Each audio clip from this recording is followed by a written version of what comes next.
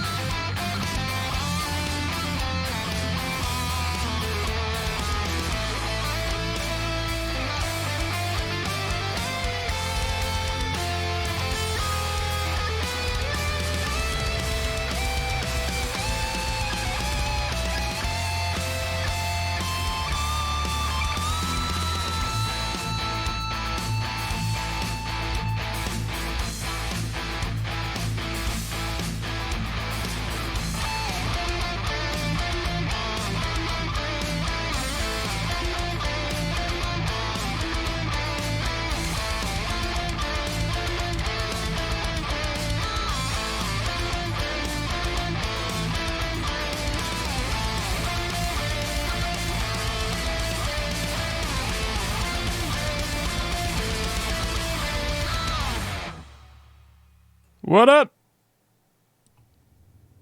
What up? What up? Ho! Hi. Hello, Dad. Hello, Dad. Here's my daddy. Here to give you a whole heap of spaghetti pile of informazione. Hello, son. We've been doing this for a while now. I know. This is the third stream we're doing this. I didn't expect it would take this long to get through all of my videos. I thought we could have gotten through it in one day, and I was wrong. But hey, Budget Green Day, what up? Yeah, I don't know, man. There's just so many videos. There's so many videos to go through, and there's like no better time than right now to make a retrospective and go back through them all. I think it's important we do it. As I said in the last stream, mostly because like I have all of these memories of all of these videos, and I don't want to forget them. I want to have them forever. So doing these streams, sharing this stuff with you guys, answering your questions has been great to kind of just kindle all of everything that went into each one of these videos. Yeah, I hope you guys are enjoying this. I promise we'll get back to the banjo runs as soon as we can. Again, like there's no better time to do this. So let's fucking keep going here. On the last two streams we talked about the first 3 years of my channel. Oh, hold on, that's spoilers. The first 3 years of my channel. Because I did weekly videos for 3 years, but I took like a few breaks in between, so it ended up being anywhere between like 2010 and 2014. But yeah, it was a lot of videos. I mean, we're going back from, this first video that I made was July 12th. I think it was, July 12th, 2010 is when GoldenEye 64 Guitar Medley came out. And that was my first real serious video that I put on the channel. I came out with a medley right before it. But I'm spoiling the end. I'm sorry, guys. There was like there was this Legend of Zelda Ocarina of Time Warp Song medley that I put out before the GoldenEye medley, and I deleted it because I thought it sounded really bad. So so we kind of went through. I did weekly videos, sometimes weekly medleys in the very, very beginning, which was crazy of me. But I was a passionate. Look at this boy. He's so excited. He's so excited to be making videos for you. And we went through all of these videos. There's so many videos here. We went through year 1, year 2, the tutorials after year 2, and then year 3 was a really big year for quality, I think, because we kicked up pretty much everything. I got a new interface, got a new camera, but we're still doing the posters. And unfortunately, the poster room came to an end after year 3, when, in fact. Hey, Jules, do you like guitar? I think guitar's okay. I think it's all right. Yeah, my posters. Yeah. No, it was definitely it definitely was a saga. So we watched the video that I put out when I moved to San Diego. So once I put out Aria's Ascent, and I got the gig with Necrodancer, and I got the gig with V and doing that album, I'd finally saved up enough money, and I was finally making money on YouTube. So I finally saved up enough money to Zerolin Gaming. Thank you so much for the 2 months. Really appreciate that. After all that, I finally saved up enough money to be able to move out. So I moved to San Diego with Jonathan Young and Rashadi B in 2015. It was actually I met them through working on Aria's Ascent because they were both people who worked on the album with me. So John was on the first track, and Rich helped mix the whole thing, but was also a guest soloist on one of the last tracks. So what happened was I decided that I wanted to do a year 4, but I remember being so stressed out about doing videos weekly, and I wanted to have more free time because I felt like I wasn't playing any video games. I moved from Massachusetts, so I originally lived in Western Massachusetts, and yeah, I moved to San Diego. It was a huge move. It was very much kind of just a yeet and forget, and it was the best decision I'd ever made, and I'm still here, so it was successful. For sure. But yeah. So there was a few videos. I took kind of a 2-year break. There was this this span right here from replay up to about top 10 video game medleys is about 2 years. You have 6 years ago to 4 years ago. That I only uploaded every once in a while. I tried to do something every month, but it was tough since I was also working on Necrodancer at the time and stuff. But yeah, yeet and skeet. Aren't there dragons out in Western Mass? There are. All right, so then what happened was I decided that I wasn't ready to jump into a weekly schedule again because I was so stressed out from year 3 and doing all those medleys all the time that I wanted to backlog. So I had been working on year 4 for a while, like probably like 2 years prior to the release of the first year 4 song, which would have been here. That would have been the first year 4 song. At MagFest, I actually played this maybe a year before it came out, a year or two before it came out on YouTube. People were like, what the fuck? Like, you played the Super Mario Galaxy medley at MagFest. Like, when is that going up on YouTube? And the whole idea was I would release it as the first video of year 4, but I kept pushing it back and pushing it back. Both year 2 and 1 did stress me out, but I just remember year 3 was kind of like it's like a marathon, like in the beginning, you're sprinting, you're full of energy, and then once you're down the road, it's like you're exhausted and you're tired. And I was very, very tired towards the end of year 3, and I wanted to make sure that I could, if I was going to do another marathon, I could make it by working smarter and not harder, and not just slapping my dick against YouTube and hoping for the best repeatedly.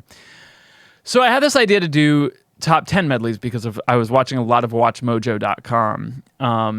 And I asked, there was an unlisted video right between these videos where I asked my followers what their favorite intro theme from a video game was. And I went through all of the comments on that video, and I took the top 10 songs and went for it. Josh Shepson, welcome. Thank you so much. Appreciate that a lot. I hope you had a good stream. We're doing part 3 of my 10-year anniversary on YouTube. We're watching every one of my videos. Yeah, so all of these medleys were created on Twitch. It was starting with Undertale early. Well, so this came out January 2nd, 2016, so the Undertale hype was extremely saturated at this point. So all of these medleys had tons and tons of Undertale songs. Yeah. Yay, congrats. Thank you so much, Josh. I hope you had a great stream, man. I hope you're doing well. But yeah, so this was the first video I did in the new space. The first music video, rather. So you can see I'm starting to set up posters and stuff, but yeah. These were incredibly hard, I remember, and I could only release one a month. But yeah. No, I still parrot. That's FamilyJules. Those weren't videos on FamilyJules. It's funny, I just listened to top 10 credits before the stream. Awesome, Ricky. Thank you so much for the 500 bits. Really appreciate that. What's your name? My name is Jules, actually. The production streams were fun. Yeah, they were really fun. I wanted to have something to kind of keep me going with streaming because I felt like, prior to this, I was streaming Tony Hawk's Pro Skater 5, and all sorts of stuff that I don't know. I felt like I was really, let's see. Around this time, I had kind of been doing some live concerts and stuff on Twitch. So this is the shit that I was doing on Twitch around this time. Oh look! Hey, if you So this was literally streamed from my bedroom, I think, when I had immediately moved to San Diego in this house. I was playing Tony Hawk's Pro Skater 5. I'm laughing because you remember this, Jebica? Yeah. Are those public? Yeah, so these are highlights on if you just go to my highlights on Twitch, you can see these. But yeah, so looks like it doesn't really Save it. Let's see. Oh my god, dude, what is going on? Hello. Okay, that was weird. Let's see. Looks like I did PO Box streams. Oh no, that was still while I was in Massachusetts. But yeah, so this is kind of what those streams looked like. These were highlights from the streams at which we were making these top 10 medleys.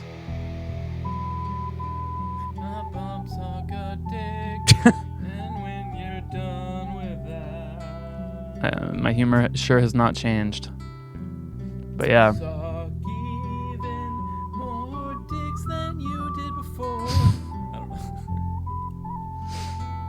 Yeah. I actually did want to drop a little reverse cymbal here. Yeah, so it was really just like I was showing every bit of the process, the arranging of it, the recording of each instrument, and making those decisions of reverse cymbals and stuff. But let's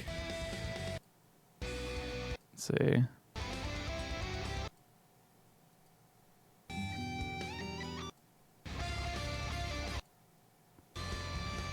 Trying to find that part.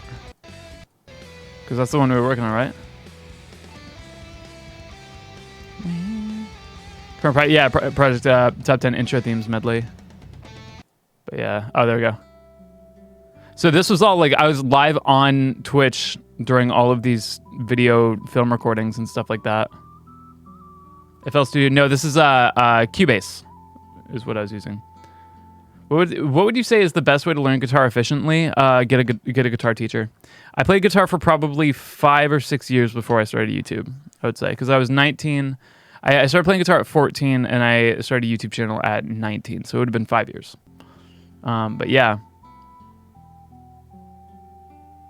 And this was also a good practice for me to kind of, be more on the spot with all of my recordings, since I was being live streamed, while I did it. But these were really fun. I think a lot of people got into the Jamly, from these streams, because I was streaming so much. I was streaming so often because I would usually have to do one stream for the arranging, one stream for just recording bass, one stream just for recording rhythm guitars, and one stream for leads. And then sometimes I would do the mixing, sometimes I'd do the mastering. So yeah, it took a while. I remember Fly is down. I think maybe my Pan's Fly was down. Anyway, but yeah. Yes, the whale decks. Yeah, and this is around the time the Dark Ages got in the community too. And now he lives with me. Just think where you guys could be. Not living with me, probably.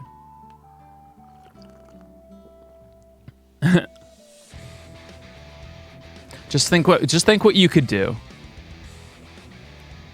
But yeah. So this was something I really liked doing as well. For these medleys, I thought it was important to have gameplay footage, just to kind of really sell the nostalgia and the memory of it, because I feel like a lot of people might not have remembered some of this music just based on the song. So I thought it was really important to have video that went along with it. And I also wanted to make it very much like Watch Mojo, where you had the number, the name. I wanted to be respectful to the composer or the distributor, and then the year that it came out, just so that it is really like a research thing. I wanted to be able to look back at these medleys when writing my own video game music and say okay, what were the top so if a game developer was okay, write an intro theme, I could very easily watch this medley and be okay, what were the ones that won and what do they all have in common? And then start there. So that was kind of my secret plan behind doing these medleys. But yeah, I thought it worked out pretty well. Thank you guys so much for that hype train, by the way. Are there any copyright concerns when showing video of the games? Not really. I've never run into problems with the video. It's usually compositional things that I'll get hit for. But yeah, so I think a lot of people came into the streams because, at least creative people came in to the Twitch stream during this time, because I was doing these production streams, and I was doing so many of them. They would be going on for so fucking long. Yep, the top 10 times people ate their ass for charity. Number all of them. FamilyJules. What's up, Larry? How you doing? Larry, I don't know if you noticed, your painting is in the shop closing theme. The place that I put your painting up in our house is like right in the background of that, and I thought it fit the video very well. So thank you again for that. Love your Undertale video. Thank you. So we keep going with this. During each video, I asked, hey, like what's, the next video is going to be this. So leave a comment with your favorite blank song. And it worked out really well. It was a lot of work to go through all the comments. The reason I didn't do a straw poll or anything like that was because I didn't want to decide what songs were available. I really wanted it to be pretty much any song goes. And I knew that because of like the popular vote system of it, that, it would never I would never have to like really disqualify songs, because the songs that would make it to the top like would probably not be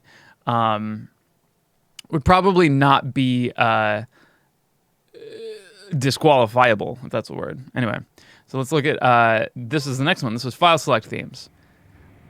I very much had Mario 64 in mind for this one.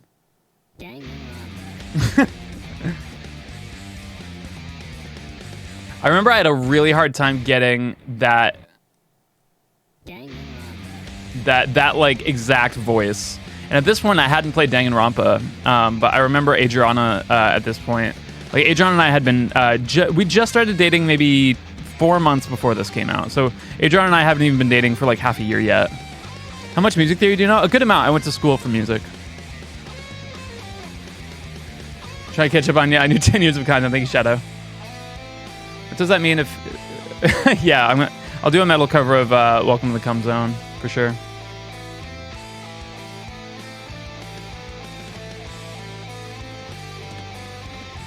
Really interesting time signature there. But let's see, what were the winners here? Yep, so Zelda... Oh, it looks like Zelda was actually the winner. So Ocarina of Time or everything else. What was...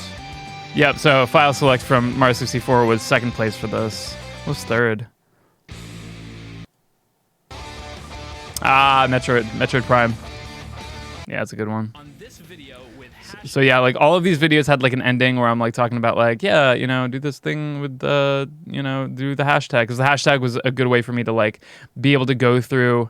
Like I could literally I could export all of these comments out to a Google Sheet, and then I could order them all by like like what do you call it? Like the first column. And so I could just isolate all of the ones that started with hashtag, and then I was able to like just count them up like that, which really helped. Yeah, I did a video with Jared Dines around this time. Here's a video with Rich, and then he was the last one. Unfortunately, they took out annotation, so yeah. I missed a 10. Oh my God. Walrus, thank you so much for the sub bomb. Holy shit. Walrus, oh my God. That is incredibly kind of you. Thank you so much for that sub bomb. Welcome everybody to the Jamly. I really appreciate that. Yeah, thank you very much. Sorry I missed that. Really appreciate that. Thank you. Why do they remove annotations? Because YouTube sucks. They promised that they would never remove annotations, and then they fucking did. Yeah, it sucks. But yeah, Walrus, thank you so much. I really appreciate it. Thank you. And everybody who's now in the Jamly, welcome. I hope you enjoy your time here. So what was the next one? Hashtag LV1. Level 1 themes. Okay, so let's take a look at that one. I don't know really what I had in mind for this one, but I was very curious to see what people voted for. And it was nice to hit this one again after I did it in that Castlevania medley that everybody cringed at.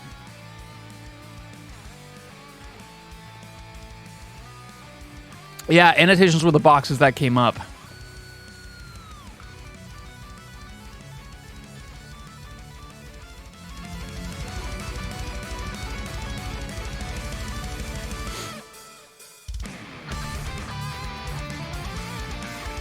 It was really fun doing all these transitions and stuff too, because like this was also a really big like exercise for me to be able to transition between songs that just like I didn't have any choice as to what song came next, so I had to try to figure out a way to make everything work. Yeah, so much Castlevania.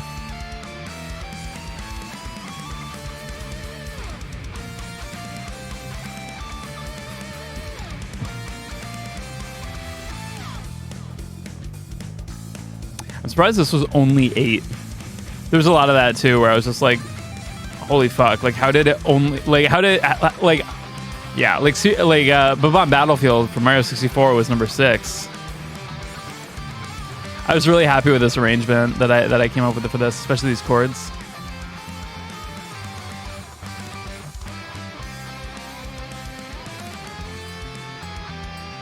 I see this on. I appreciate that, Zero Whack.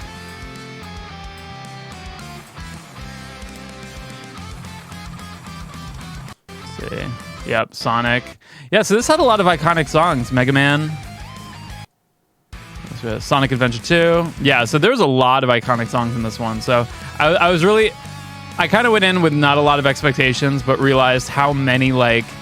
The first level in a game is a really important one to get, like, a really, you know, a banger out in the beginning.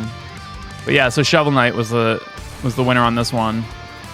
And this is such a hard song to cover. Really, really, really difficult to cover. How come you only use 5-string bass? I did own a 4-string, but 5-string gives me a lot more range. It's nice to have that low string. How long does it take to arrange all these songs? As I said earlier, we did all of this stuff on stream. Let's see if I can. Let's see. Oh wow, FamilyJules is live. Imagine that. Let's go. Do we go back here? What is back here? Anyway, yeah, I was gonna try to pull up the. Yeah, here we go. Yeah, I was gonna try to pull up. Shut up! Yeah. Shut up! Oh my god, dude, I look horrible. Shut up! Why didn't you guys tell me, like, let's watch this guy? Oh fuck yeah, I got a Streamlabs. What do I get? What do I get? I've got 36,000 points. Let's pick a card. I'm gonna gamble 18. Pick a card below. Each has a chance to multiply our wager. Bam! Let's go. Let's do it. Oh no! Oh, get wrecked. All right. Well, oops. Okay.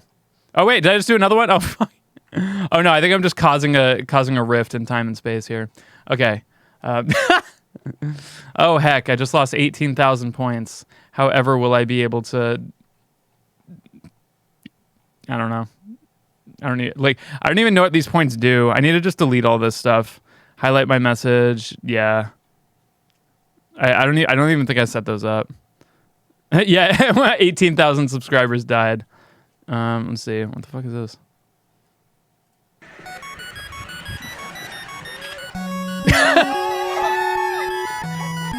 There he goes.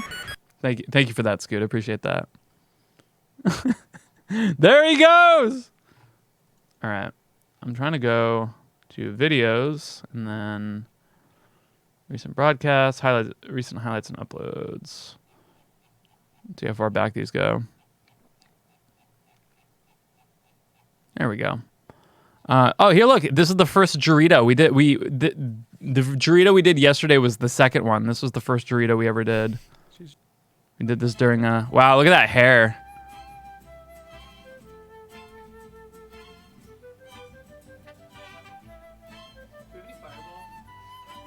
Do we have any Fireball? My God, I'm trying to get drunk.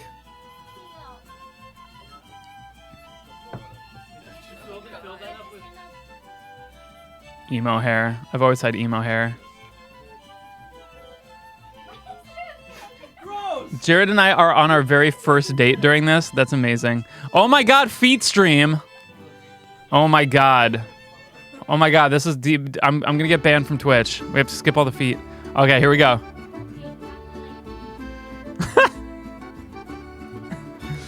Amazing. Remember I was driving to San Diego during this and came over the next day? Yeah, I remember we just had 1 million people over around this time. Hey look, Nierfenheimer. The Dorito's happening. There's Adriana. Oh no. So much feet. There's Rachel. They're trying to position me. And then Adriana put guacamole on me. This was a very elaborate Dorito. And then a giant pizza. Amazing. Okay, so yeah, that's a bad representation of what those streams were. Oh my God, Adriana got me with this. It's like so this I'm gonna warn you guys. I'm gonna warn you guys about this before, but there was a cat knocking on the door prank that you can send to people that is really, really crazily done where it sounds like somebody's knocking on a door if you're wearing headphones. So I'm letting you know right now, and you're still going to think that there's somebody knocking on your door, that when you hear this, you're going to think that somebody's knocking on the door. Adriana sent this to me, and I got. So, okay, yeah, just letting you know, it's really weird. It's really, really weird. Okay. Oh, that's cute. Hello? Oh, fuck. She even told me that it was a thing. She even told me that it was a thing. That's fucking crazy. And I actually fell for it. I was like, oh, fuck. I actually fell for it, even though I knew it was a thing, because it was so convincing. Look at me. Like it sounds like it. I'm like actually really fucking like interested in that. Now you'll think fucking. I think I used to swear. You think I swear a lot now? But yeah, these were fun. Salty Rich the Pizza Thief, Bone Trousel for Chatia, Meow Hill Zone, Addict spirals out of control to get his I fix. think you're right. You're right, Joey. Oh, dude, I'm making a French press coffee. Look at this.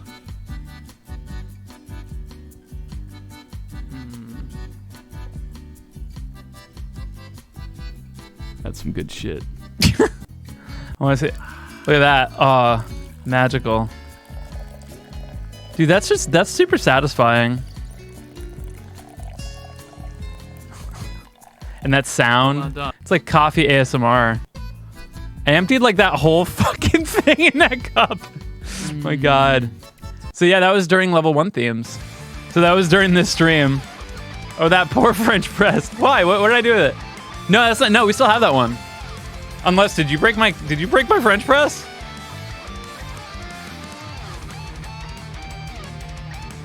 That's a tall boy. No. Nah, I'm sure he didn't. Should put butter in your coffee? Sure. Hey, you break my press? You boot my girl? Anyway, so that was fun. So yeah, I did 12 of these, one for each month. Oh wait, we already did file select theme.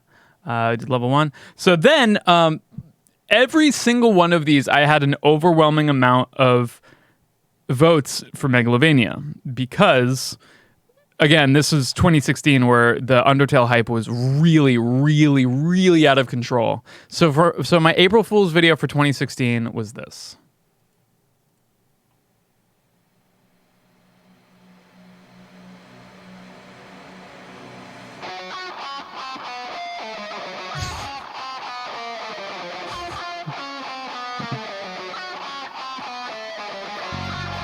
$50,000 views.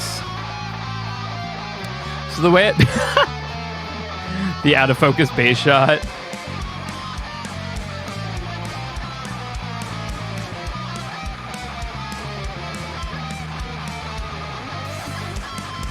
I don't think it's unlisted. I'm so over it. So I think the way I recorded this was I recorded a version of me just playing it, like not to a metronome, and then recording over that, and then like no metronome whatsoever. And then at the end, I think I just like one fingered on a keyboard to play the drums. So it's, or like two fingers, like boop bop boop bop boop bop boop boop boop bop boop bop. Like that's why it sounds so bad.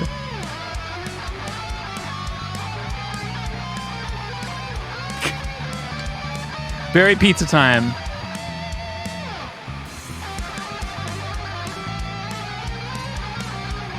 Anyway, I mean, people liked it.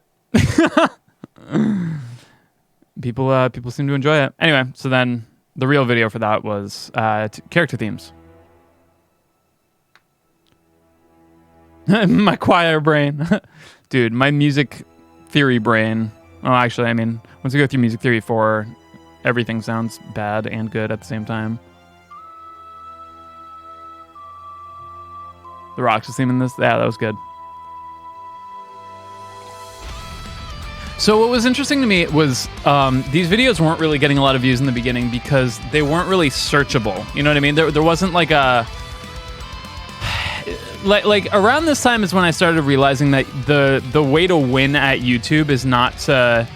Like consistency was the answer in the beginning, and then it started being about how searchable your things are and how much your videos can keep people on. So after these came out, these got a lot more views because people would find one and then they would get hooked and watch a bunch after. But yeah.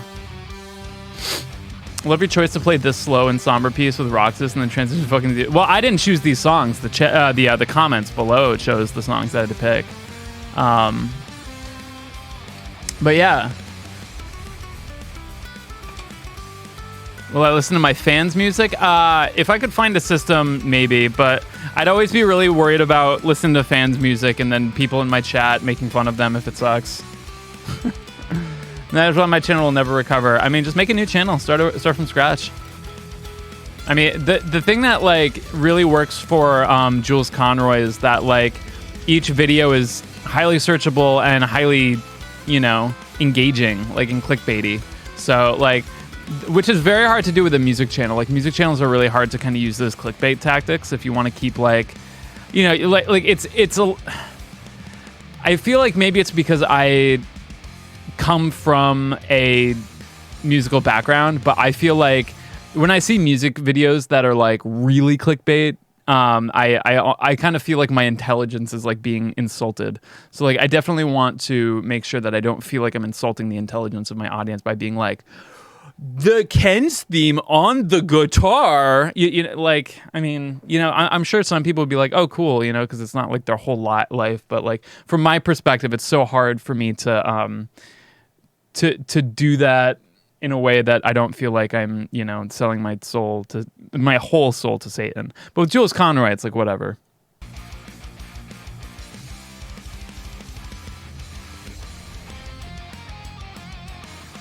Yeah, Ken's theme on the guitar, Megalovania on a doorbell. Yeah, so I guess Frog's theme was the winner for this one, which is cool. And then I think, yeah, Guile's theme was surprised Guile's theme didn't win, honestly. But like, there was a lot of really cool, like at the last minute, like something like pulled forward, and it made it really interesting. So during all of this, I was working on a thing called Shreddage 2 SRP, which was a guitar VST. This is what it looks like. That you can download, and you can use any kind of like music software at all and program guitar. So I kind of show you how I did it. Right here. And I'm actually going to copy this MIDI track down on... Shut up and play it. Yeah. So that's all fake guitars.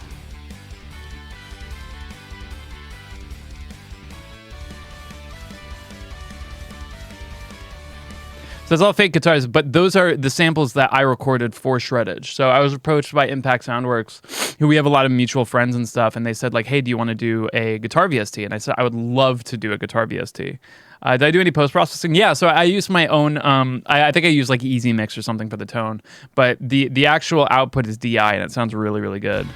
But I don't think there was any like EQ or compression.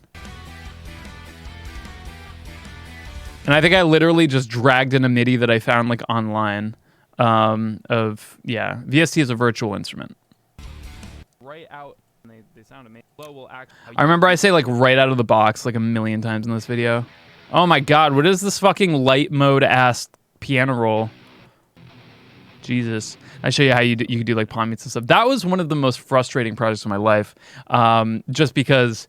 Imagine having to sit there and play every single note on the guitar in every single different way you possibly fucking can. It was really, really like it was frustrating because you know you'd have to play each one like a bunch of different times, and each one would have to like be really good. So it was just so fucking monotonous. Yeah. But it came out really good, and I still use it to this. I still use it to this day. So. But yeah, no, it's fun. It's still available if you want to get it. They actually re-released it as Shredded Serpent is now what it is called now. So if you want to check that out. And this was around the time that I did that. Well, I was doing all these fucking top 10 medleys and moving to San Diego and shit. I remember I did half of this in Massachusetts and then half of this in San Diego. So yeah. All right, battle themes. Here we go.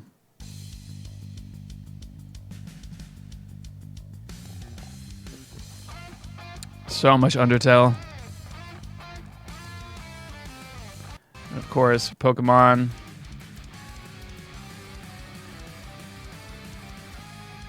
Yeah, I did an F-Zero X medley, Jade.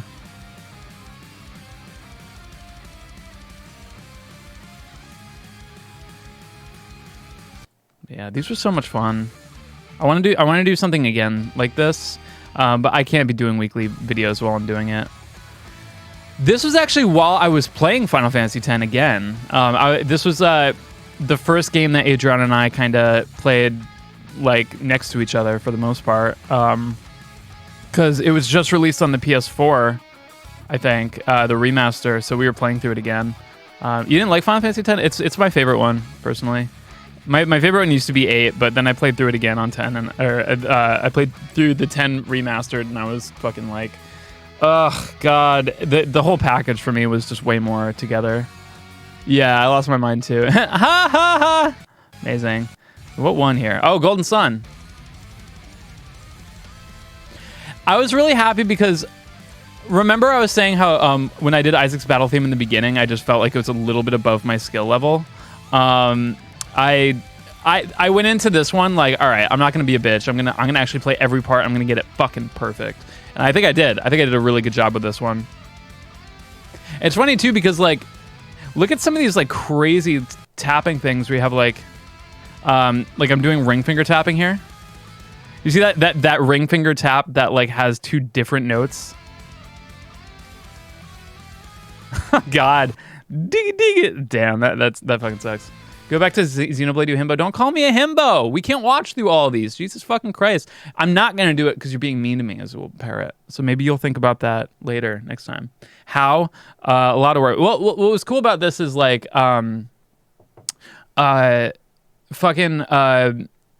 like because I had the camera on me and I was always live, I couldn't cheat, you know. I couldn't fucking like, you know, splice anything. Like I could if it was like really, really crazy. But yeah, please go back to Xenoblade. We're not doing it because you guys are calling me a himbo. Himbo is not an endearing term. That's what you're saying is what you're saying by calling me a himbo is that I'm attractive but stupid. And that's negging me. And so I'm not going to do something because that would be just conditioning you guys to keep calling me names. So I'm not going to do it. We'll listen to Xenoblade. You missed your chance now. You'll see it when it comes back because we do it later. Please, nope. Not going to do it. Not going to do it. That's what happens. Got to learn your lesson. All right, so then finally after fucking forever, okay, so I started a Patreon. Hi there. My name is FamilyJules 7X. He wants money. No. The thing was, I was really afraid of making money doing this for 2 reasons. Look at that head of hair. I know. It's amazing. Everybody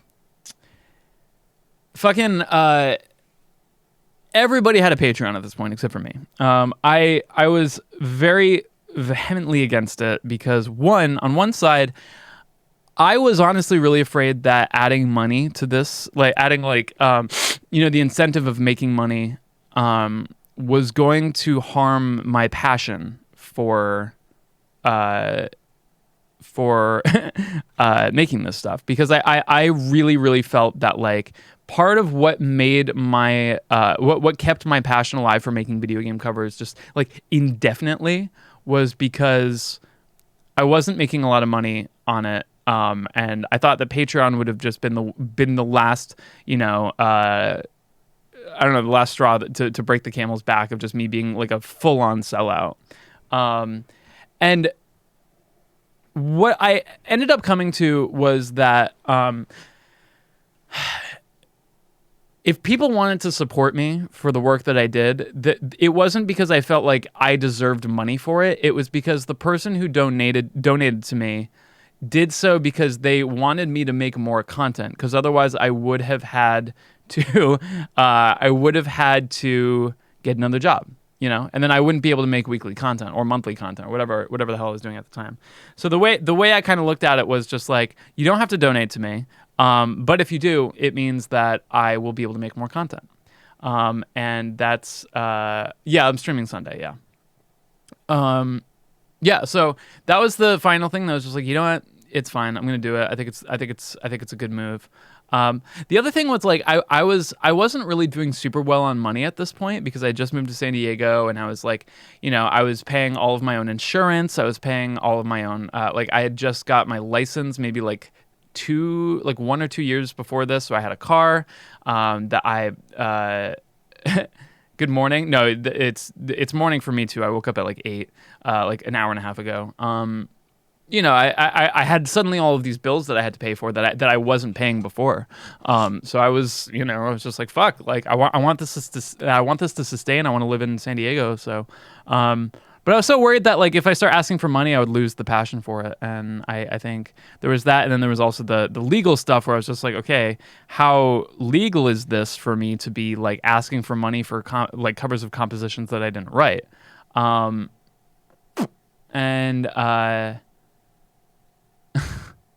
Thank you so much for 420, Mitch, man. Screw him for making money. Yeah, screw it. He's a sellout. Screw him. And we thank you so much for the 20 months in a row. Really appreciate that. Sorry I missed that 10 minutes ago. And then Mr. Sunshine, thank you so much for the 2 months. Really appreciate that. Thank you. Jules commits tax evasion. You know, this was one of the first years I filed my own taxes. And, you know, because I was 100% a self-employed boy at this point.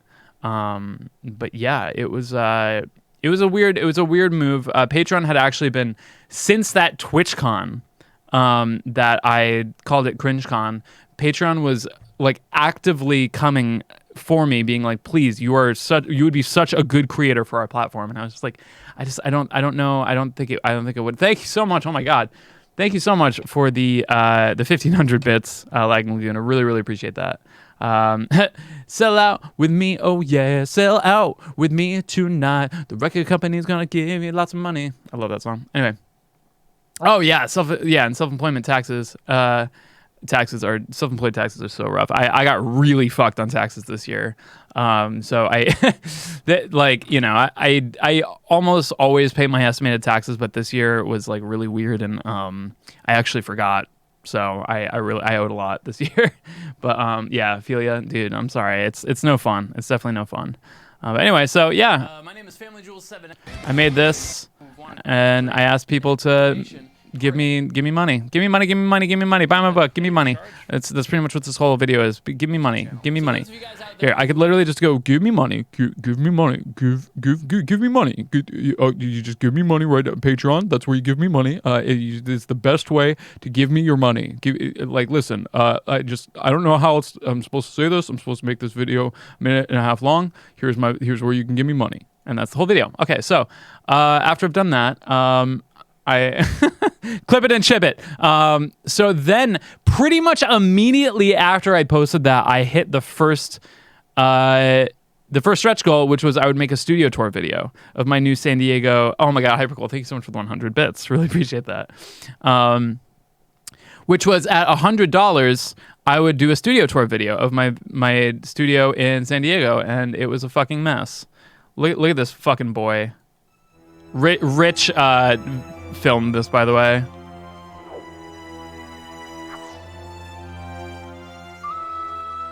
Yep, 100. Woo! Well, hi there. My name is FamilyJules. Okay, I do want to show you guys this. Rashadi B. Thanks. And you've stumbled upon my studio tour video. God, look at that hair. I'm going to show you guys around my new San Diego studio. No, stay there. I'm going to just transition. Oh my God! What the fuck?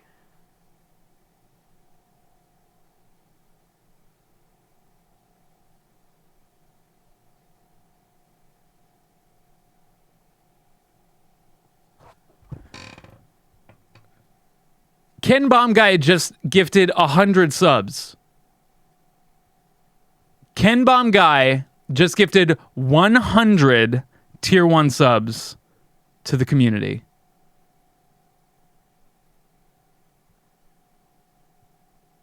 Ken Bomb guy,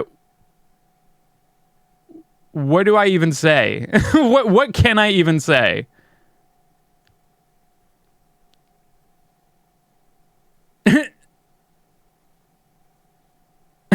You just showed that. Yeah, I did just show the give me money thing. Oh my fucking god.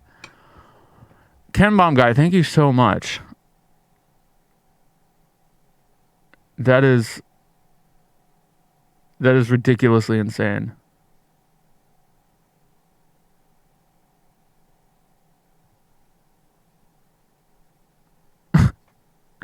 What can I say except you're welcome?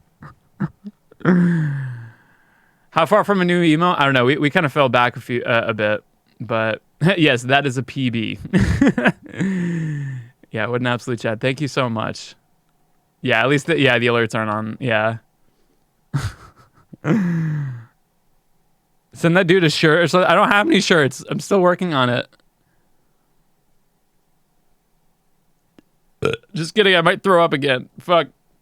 Why do I throw up when people give me sub bombs? Why do I feel like I get so overwhelmed by the that I'm gonna like I literally I'm broken. I don't know. I don't even know what to say. I don't even know what to do. I'm just fucked up. I'm just fucked up, dude. We're quite a ways away from the next emo. We're about, it looks like probably 225 subs away. So not anytime soon. But thank you so much. Play Megalovania now. I don't know if that's what he wants. What if that's not what he wants, or they want? Fuck. Can the throw up clip go on Jules Conroy? Yeah, I really like. Somebody gives 100 subs, I just go. Anyway, I'm broken. Let's just watch. Okay, I want to show you guys something really funny. And this is something that inspired me to get better at speaking. In general. I like the peach shirt. Me too. I like that peach shirt a lot. It's actually part of a girl's pajama set. There's bottoms to it of this shirt that I cannot wear. For reasons. But I like the top shirt. No, I literally no. You guys don't understand. I cannot wear them. No, like Luxor, you say sounds like quitter talk to me. No. That like Twitch would quit. I'm not sure about that. Yeah, me neither. Twitch would quit my Twitch channel if I showed that. Anyway. Room, right? Yeah, so this is Rich. There's no ventilation in here. And then Rich is getting mad at me. So walk with me while we're walking to my. Too close to the camera. The most important This is such a mess. part of being a FamilyJules 7X guitar is the guitar. So here are my guitars. This is my Ibanez sound gear bass. It's a 5. I still really didn't have a good handle on comedy at this point, did I? Seen a little bit more. This is my Gibson Explorer. I actually changed out the. Yeah. So Jack is talking about what I was going to show. So something that really made me not self-conscious, but really kind of like think more about my articulation in general is there was a joke where we were going around and watching people's talking videos at slow volumes, and mine pretty much out of everybody was by far the worst one. I sound like drunk and high and like I'm having a stroke. Listen to this shit. Well, hi there. My name is FamilyJules 7X, and you've stumbled upon my studio tour video. I hope you guys enjoy. I'm going to show you guys around my new. Well, hi there. I'm FamilyJules 7X, and you've stumbled upon my studio tour video. San Diego studio. No, stay there. I'm gonna try. Like all my words just like blend together. Like Transition, right?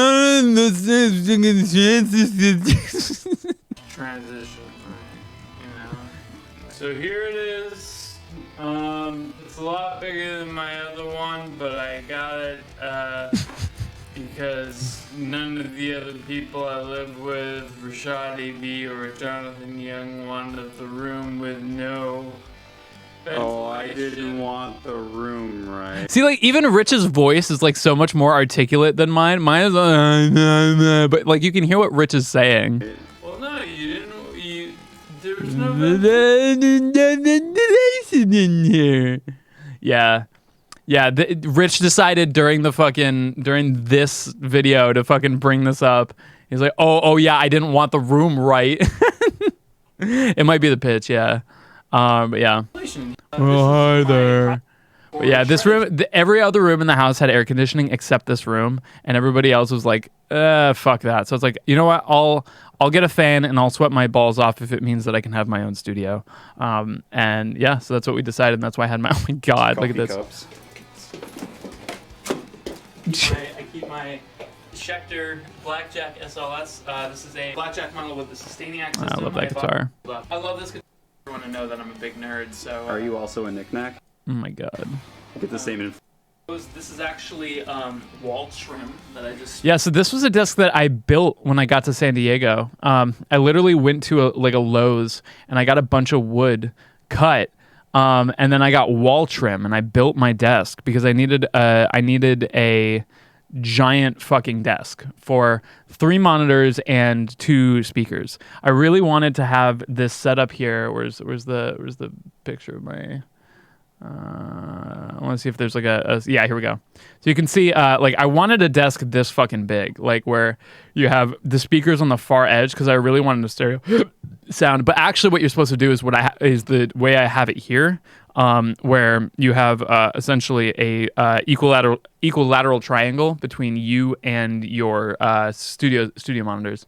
But in this case, they really were like a very like acute angle. I don't know, not isosceles. What's the one? Are you a knickknack? I am a knickknack. Patty whack. Give a dog a bone. Yeah, so this is not optimal studio monitoring, but I also really wanted to have the displays obtuse, right? Yes. Well, is that obtuse triangle? Yeah. They are thick triangles. Thank you. That's the word I was looking for. I wanted to be able to like play games with like those crazy resolutions where like it was like coming around you. But yeah, obtuse. No, I don't have this desk. When I moved to this house, I bought. You can see this desk for a little while after, but I bought a new desk and then I threw this one out because it was falling apart because I didn't build it very well. Why is it not optimal? It's just because you having it at like an equilateral triangle gives you the best stereo image for that. Waffles for Fan P, thank you so much for the 2 months in a row. Thank you. Really appreciate that. Or not in a row, but just thank you for the 2 months. Appreciate that. Cute is less than 90. Obtuse is greater than 90. Okay. Did you beat it with a hammer to show your love for it? I did not, but I probably should have. Anyway. Somewhere of that. Oh yeah, that was a blooper for GoldenEye. I had one of those the sun lamps, and it fell during the base shot, and it like fell into the camera. And so I had this I one. bought this one in my camera sitting on a T3i. before that. This is my Line 6 Pod HD. Blah, blah, blah, blah. So yeah, I gotta do another studio tour video, but probably like if I end up buying this house, which I'm working on, hopefully. I would do a studio tour video, but I feel like, well, I guess I'd do it either way. Because like if I'm moving out, I'll be like, hey, this is the studio that I've been using, and then I'll show it around. But I'll probably do one soon. Seems like a pretty sick house. It is, and I would love. Yeah, then I get to charge everybody rent. Yeah, but it would be a pretty crazy investment. I'm working on it right now. I'm talking to the landlord about possibly buying this house. That would be a huge next step. That would probably be the biggest decision I've made since moving to San Diego. But yeah, yeah, it'd be really fucking rad. I'm paying rent. I ain't paying rent no more. It's okay. Jack can pay me in favors. By favors, I mean he just has to do my videos for me. Pay rent with a hype. Yeah, he'll just open this pit every month, and then that'll be enough. Okay, so that was that. Mansion Basement. I recently did a video on IGN about this song. So this is the worst composed video game song of all time, and I covered it. Hold on. You guys should probably hear the original.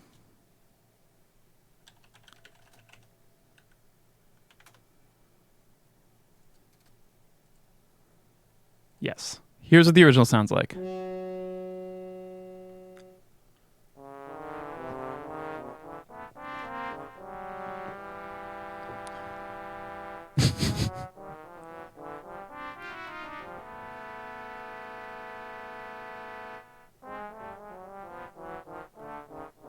Yeah, this is peak music right here.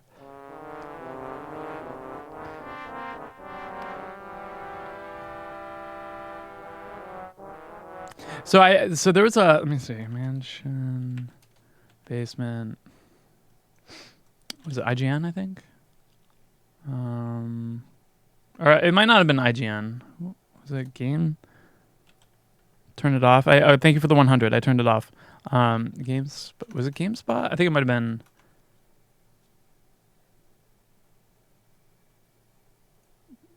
Yes. So for this video, I was interviewed as well as Adam Neely, and so polytonality just means it's a song with some keys going on. I studied classical guitar. You know, I was really fascinated by music theory, especially in some of the later courses on GameSpot's channel. You start talking about kind of serialism and polytonality. Polytonality just means it's a song with two keys going on at the same time, which sounds horrendous. I never liked it. Like, it sounds like two very clashing ideas at the same time, which is it is a mood, you know, that is a context, if that's what you're going for there. That's a mood. So I talked about how I covered it and stuff, and then Adam Neely talks about it too. And this was kind of how Adam and I started following each other and stuff and talking a little bit. But good face. But anyway, so here's my cover of it.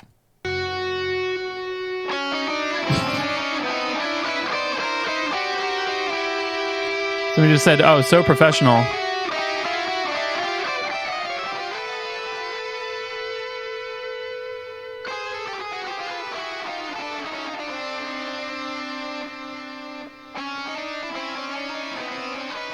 This was really hard. I know it sounds fucking awful, but think about how difficult it was to have to figure out each of these individual notes going on in the original and pull it out. There's like no rhythm to it, and it's like there is things that are patterns and stuff. It's fucking weird.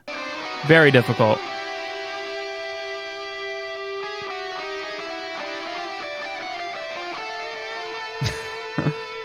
You can see that it repeats, like it's not random fucking notes. Like these notes are like there's like a line and then the line is repeated. Oh my God, Lagging Lagoon, thanks so much for the 2000s.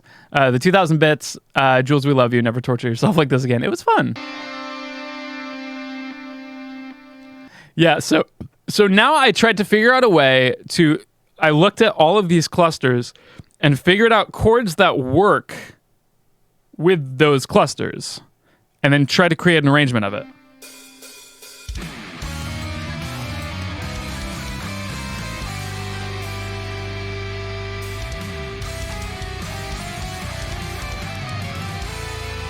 You get a major chord there.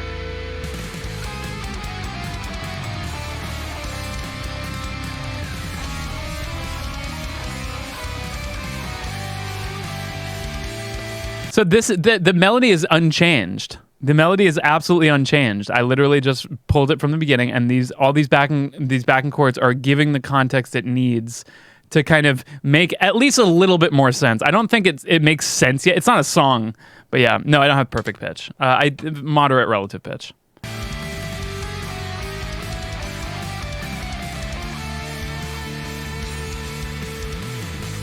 Yeah, it really was Jules Conroy content before Jules Conroy. This would have been a Jules Conroy video. You created an auditory fever dream with this cover. I know, man. It's weird. But then I ended up kind of going off on it.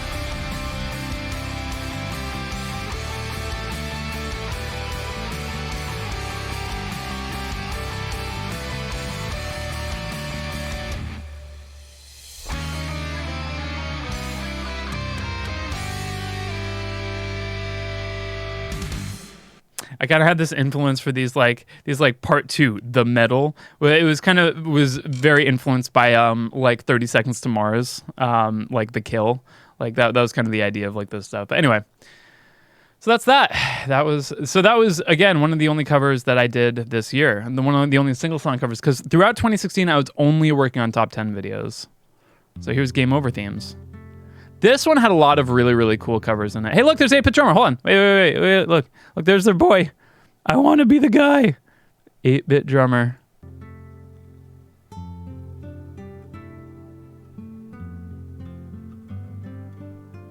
What a bop.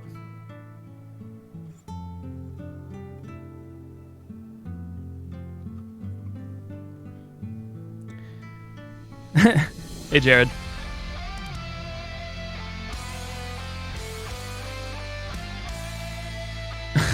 Oh yeah, this one had this one. This was probably my favorite one, because this had so many silly fucking songs in it. Like this.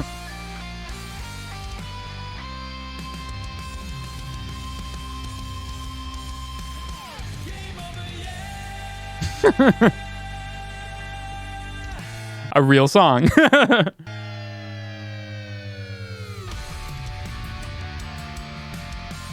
Earthbound, and then so we did You Are Dead from Total Distortion. People really wanted a full version of this, but we pretty much did the full song here.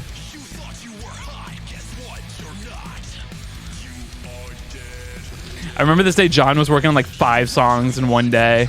And I was just like, hey, by the way, can you do this too?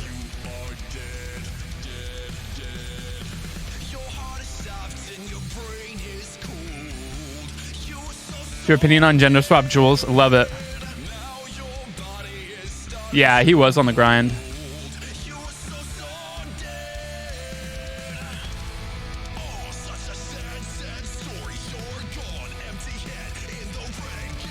How's John been? I actually haven't really kept in contact with John. He's been so busy, with everything. So I don't know.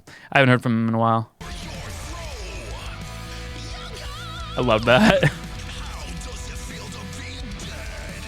So this choir had a bunch of people in it. Let me see who. I think I listed everybody who was in that final choir there. And it was a bunch of people. So Jared's in there. Ryan Lafford, Spooky Sea Monster, and then I think Aegisaurus as well. So there's like pretty much we just had a shit ton of people here, and I was just like, all right, anybody wants to do vocals on there? Yeah, Jared's in there if you listen closely. Very good. So then good old Banjo-Kazooie. And then Chrono Trigger. Amazing. I forgot about this one. I don't know how. Like when people were like, oh, the Legend of Zelda Game Over theme, I was like, what the hell? How'd that misspelled out in the description? What do you mean misspelled? Yeah, Adrian was there. That was fun for sure.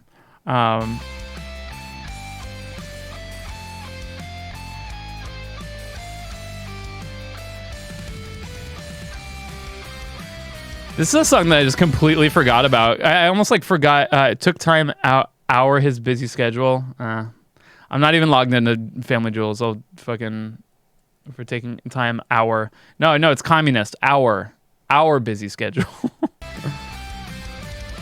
Do you miss this house at all? It was really small. It looks big, but it was kind of cramped. So not really. Especially living with like it was like 3 people. It was like Rich, John, and me. It was a very cramped house.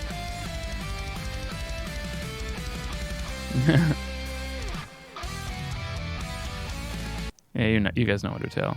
Oh yeah, this one. This is another one that I totally forgot was a thing. I think in Mega Man 3. Yep.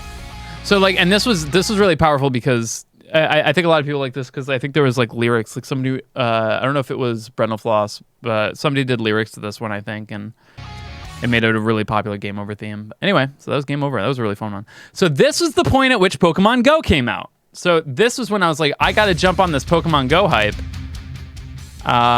So I was just like, at this point, I was just like, I remember Undertale came out and it like kind of came and went. It was Brandon Floss? Okay. It kind of came and went and I totally missed out on all the hype. So I was just like, you know what? I'm going to jump on this Pokemon Go hype. And it didn't do that well. Mostly because like nobody actually like had the music on when they were playing Pokemon Go. So, but I still enjoyed doing a cover again. So I think this was the first serious cover, single song cover I did in the new space, and it would have been like almost a year after moving here.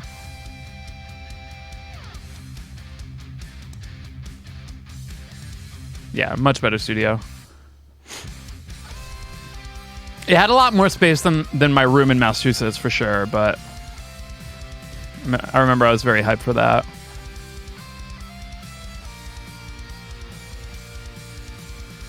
Very last single cover video. No, I did a few more. So there was that. Then I did the overworld theme medley. And this was fun because I got to do Hyrule Field again.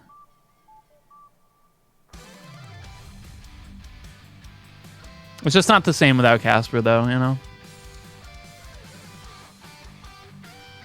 But it was really fun to come back to this.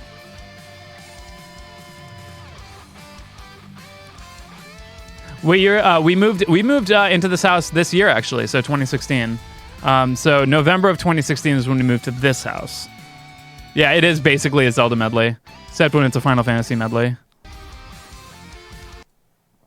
I think I made a comment to that too at the end. I was just like, "Thanks everybody for voting in this." Oh yeah, this is a good one. What else was there? Good old Wind Waker, Bep-a-doo. Twilight Princess, and then Xenoblade 1.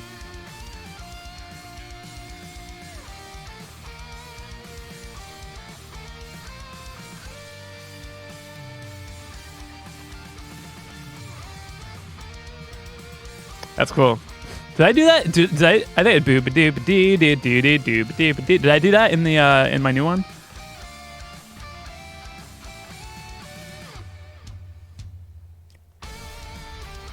I think my hit in the new one definitely hit harder than that, but anyway. Oh crap, hello, and thank you so much for watching. My top 10 overworld themes based on the votes by you guys on YouTube. Here are the 10 runner-ups. I'm going to be adding the runner-ups to the descriptions of all the previous medleys, just in case you guys are curious how close some other I guess that's the Pokemon cover, and then this is Game Over themes, and then Boy Flop with Jay Precky. Oh crap, hello. I think that was a reference to oh shit, what up? It said oh crap, hello, because that was in the oh shit, what up? Dat Boy meme was kind of hitting off. So then I did this one. This is the gym leader battle. This one hit so hard.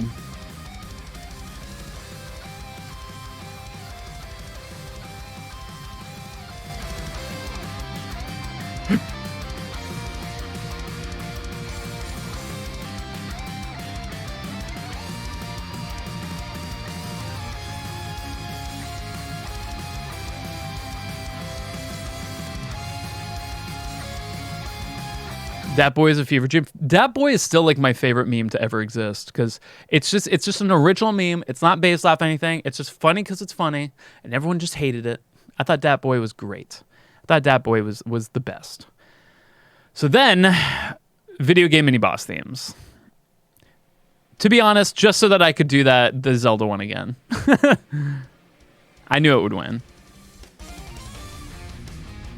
But doing this one was really fun. This song is fucking metal. Jack did this one like perfectly. I was just like, all right, I'm just gonna do my best. Do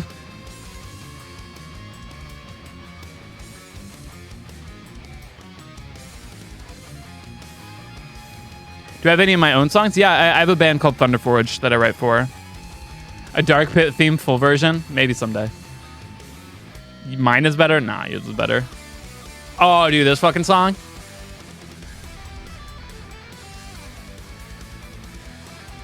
Dude, this song slaps so hard.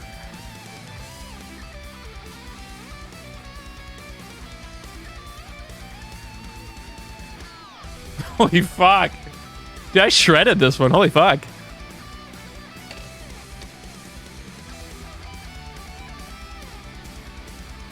Fuck yeah. Hell yeah. Fucking ghost fight or dummy fight. God. I feel like there's no cover of this song that doesn't just fucking like rupture your balls. It's so heavy. So fun. Yeah, it's the boy.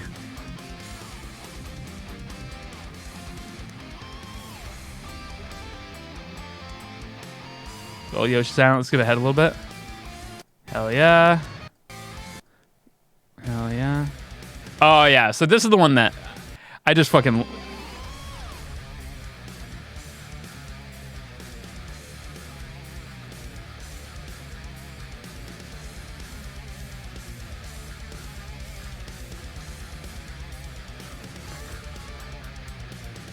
Dude, it's such a good song.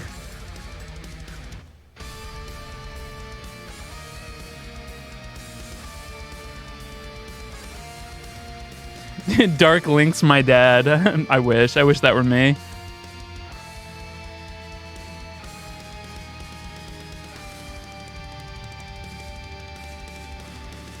Dude, that was probably the coolest fill I've ever written. That was probably the coolest drum fill I've ever fucking done on a YouTube video. Like, to this day.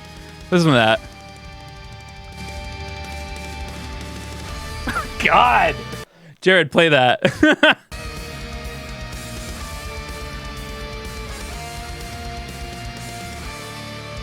All right, here. I'm playing it one more time. One more time.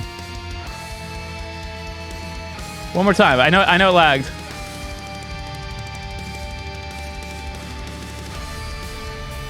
Did it lag that time too? I'm sorry. Such lag happened. Oh, who maybe somebody's fucking downloading or uploading.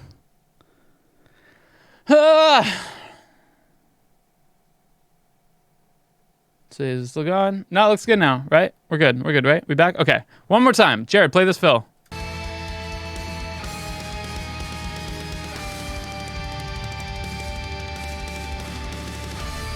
God. Hell yeah. Man.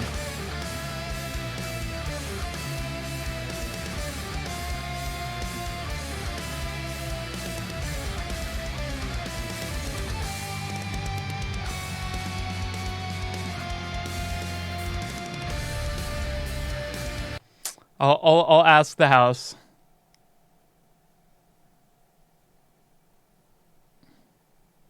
Blumpkin is banned because my Twitch chat kept spamming it and it wasn't funny anymore. Like, we had something fun and then my Twitch chat was just like, haha Blumpkin, haha Blumpkin, haha Blumpkin. And then it's like, okay, it's not funny anymore. Let's see.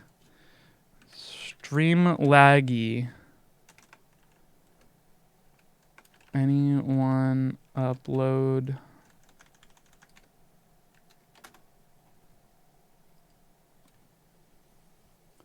Because chat kills jokes. Chat just gets excited. But then once it becomes spam and everybody just says, haha Blumpkin, I have to just ban it. I have to like, just control. I just have to like quarantine it. Just quarantine it for a little while. It'll come back. Anyone torrenting porn? Probably everybody. No one-way ticket to Planet Comedy. What a good melody there. What else we got? Yeah, here we go.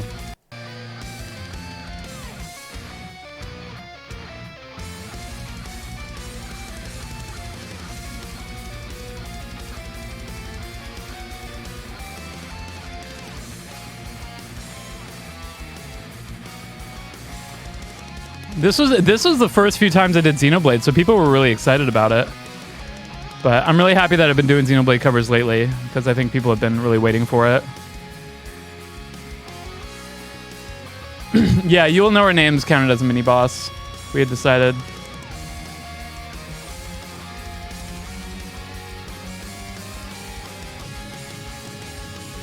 Ready for the hit?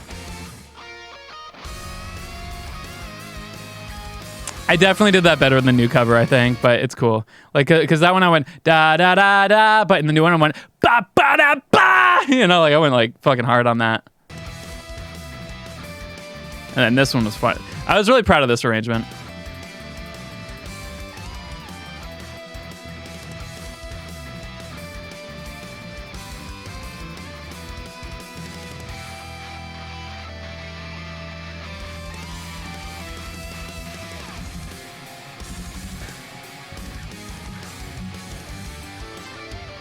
Jack, did you write that? What the fuck is that? That's like a Singularity riff. What the fuck?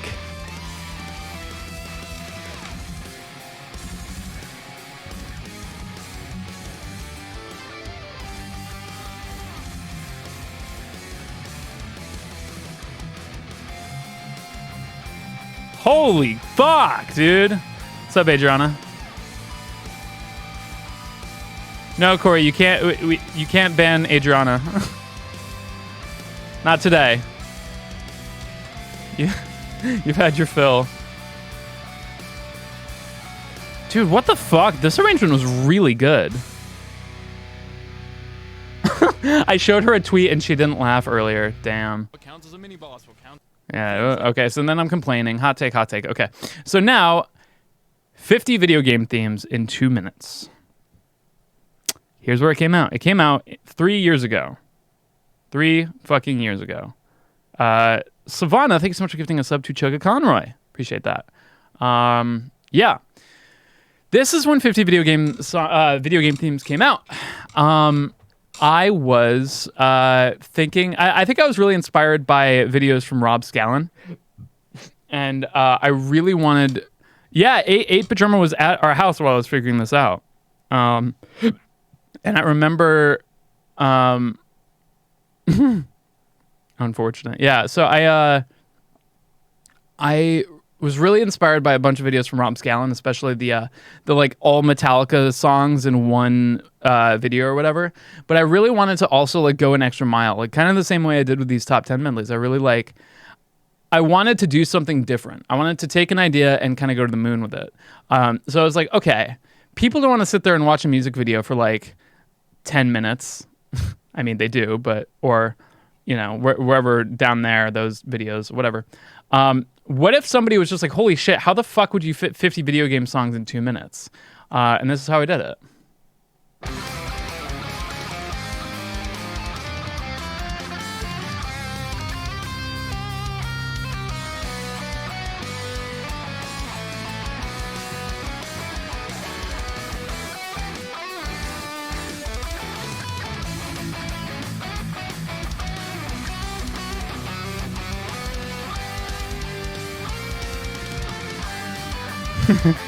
Yeah. So a lot of the trick here, and a lot of what I think people kind of felt with this, was that the transitions were too fast. So in the beginning, I actually got a little bit of negative feedback for this, because people were like, what the fuck is the point if you're only going to put like 3 songs, you know? And I was like, but that's not the... You're not watching this to, like, this is supposed to be like a gimmick video. It's supposed to be something where you're like, wow, that's really interesting to see you do something like this. And I don't know. I mean, I was kind of like let down by it, because I was just like, there's, dude, look at this Yoshi. It's fucking multi-dimensional Yoshi right here. Multi-dimensional. Hey, what's up, Chugga Conroy? How you doing, man? Brought out the ooh woo. Yeah, this is a picture of Yoshi evading taxes right there. There he goes. that's him in the act right there. But I felt kind of robbed, because like robbed. Mostly because like around this time, I felt that YouTube was not like. The videos that were getting the most views and the channels that were doing the best were channels doing things like this, like doing things like 50 blah blah blah that you wouldn't blah blah blah, or like, you know, like here's 10, you know, like all the Jared Dines videos and all the Rob Scallon videos. Like the channels doing like covers didn't really seem to be doing well in 2016. So this was my attempt to kind of like find that medium ground between the two, and it did horribly. And it was mostly because my subscribers didn't vibe with this, because people subscribed to me because they wanted to hear me play the fucking song, and I wasn't doing that. Like, you know, so like in the beginning I was kind of sad about it. I remember being like, oh, come on, man. But it definitely popped off over time. You know what I mean? It needed to hit the audience that wasn't my initial subscriber base. And I feel like since I was making so many videos, it was hard for me to like keep track of any individual, you know, cover. So it really takes until I come back and look at it later to be like, oh, that actually did work out, you know. But I definitely kind of was a little bit let down in the beginning of this, but it definitely picked up. I mean, it's got 250,000 views, so like, it definitely did very well. But yeah, you need to watch it a few times for sure. But it's supposed to be like enough of the song for you to hear what it is. But yeah, I also do remember there was a huge indent in my guitar that you can see pretty badly here. So look at this. Huge fucking gash taken right out of my guitar right here. Really ugly. So I don't know what happened. I think during one of my recording sessions, I'm not really sure when it happened. I think my guitar got got gutted by one of my desk mount clips because I think it was just too jagged. So it rocked it too hard.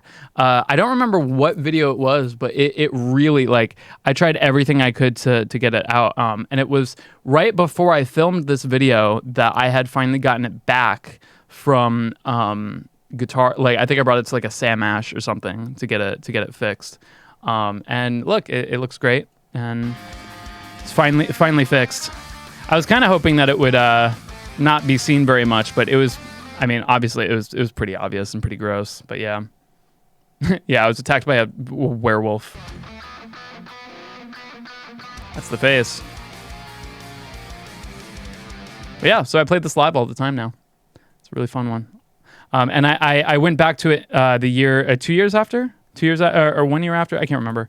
But yeah, a lot of you guys remember I played that for Proton John during the first Coliseum, which would have been 2018. I think, right? All right. Top 10 video game shop themes. This was one of the hardest ones, but definitely one of the most rewarding.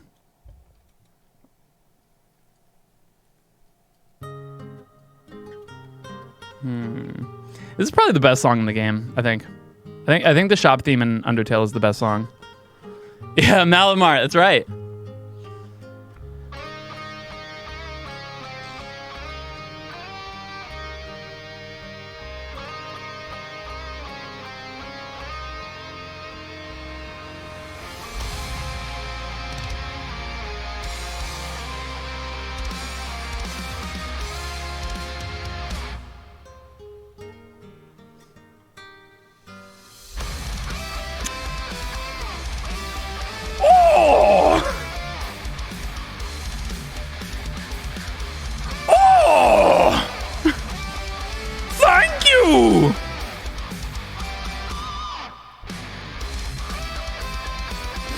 God, this song slaps. Beetle is my favorite character from Zelda. Thank you.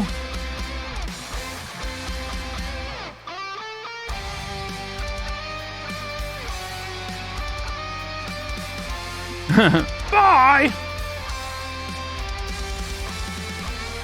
Damn, there's a lot of thump in this cover.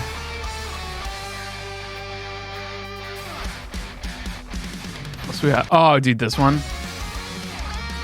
This song is really tough. Look at these taps.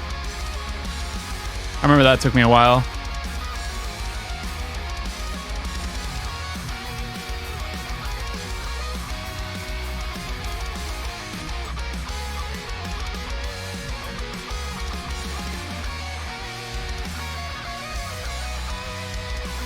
It's really good. And then hold on, just look at my face here.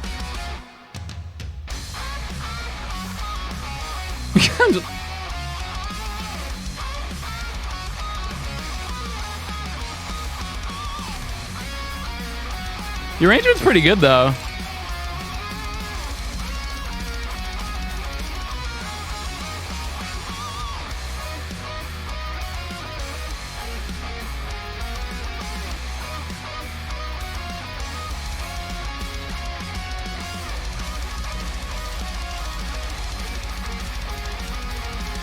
God.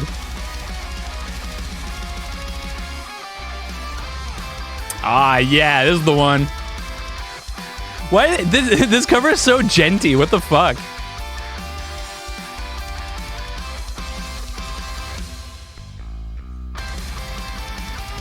God. This one was a lot of fun. I had a lot of fun with this one.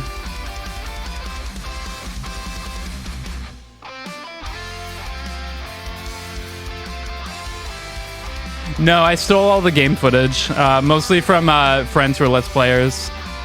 So, like, you know, like Masay and Ella and stuff like that, mostly. I think there's one from Reese as well.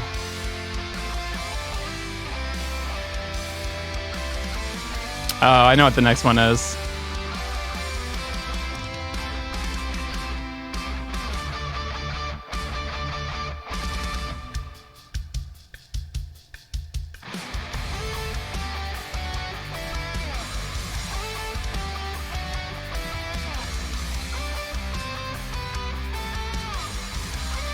Yeah. Interesting chord choice.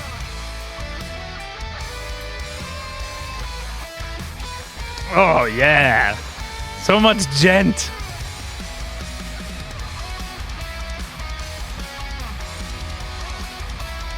Man, yeah, good times.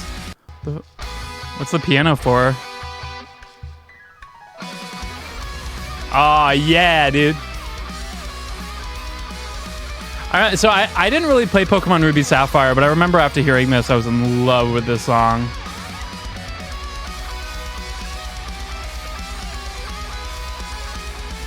Hey, look, I have that keyboard right here.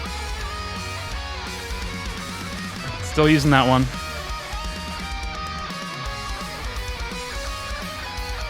Yeah, was it? This is probably the Chugga Conroy Let's Play. Yeah, it's probably Meals. Yeah.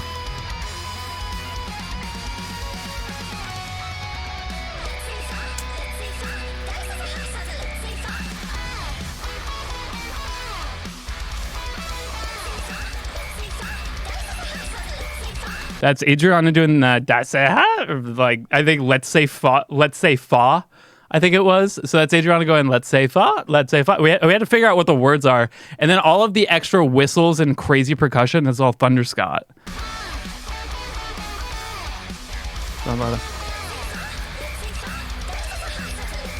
Yeah.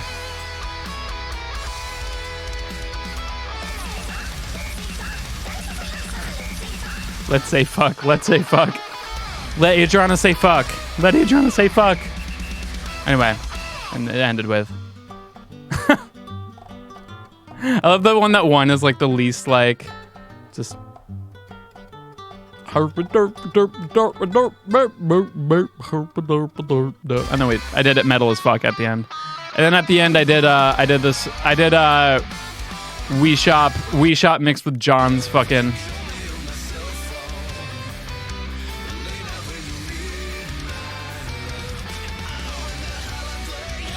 Oh man. Hey, Travis. Dude, when Travis comes in here, it's so it hits so hard.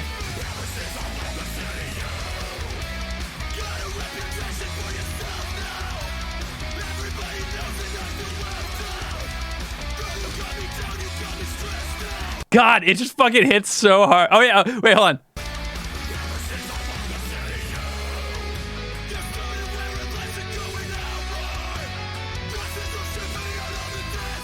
This is the best part. It's funny because everything cuts out and Travis does a scream here that it just like sounds like he's like going like way too hard. Yeah, I can win. Yeah, I haven't talked to Travis in a while. I hope he's doing well. All right, let's take a look at. We're almost done with top 10 medleys. Final level themes. Here we go. Oops, spoilers. Oh, I liked how this one started. Because I think this is a Pokemon Mystery Dungeon is what it started with. Skip the awesome transition. I know, we can't go through everything, unfortunately. I want to try to get through Year 4 tonight. But it's already 10 p.m. Oh, dude, this This was fun, really emotional, but it's the next song that I think I was the most proud of.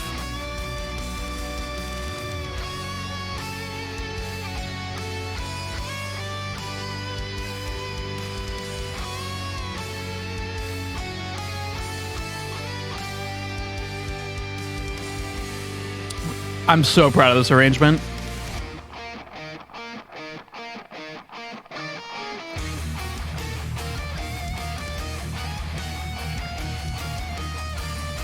Dude, that hits so hard. I've always like, to this day, I usually can't listen to my own stuff like until like weeks after because I just hate it because I'm stuck with it for so long. But even during this time, when I did the arrangement for the castle, I was like, holy fuck, that's fucking cool.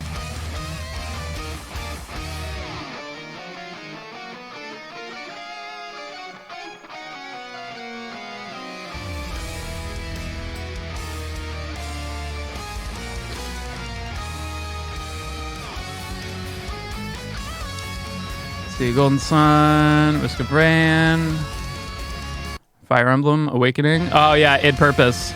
So this was really the first time I heard and did a Fire Emblem song. It would be many years later until I became a full-blown Fire Emblem fan myself.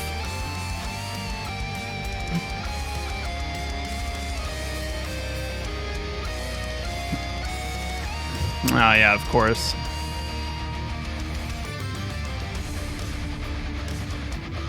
I remember I actually bought some, so Impact Soundworks is the company that did the shreddage too, the guitar VST that I made, and they have a really, really great shamisen library, I think is what I use for that. So like that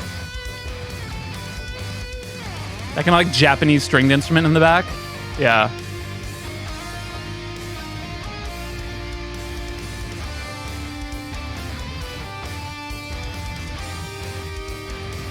Get that red coin. There it is. The 120th star. Get it, Mario. Don't fall off. I'm glad you guys enjoyed the sub 1 hour video. The unedited run is going to go up on Saturday.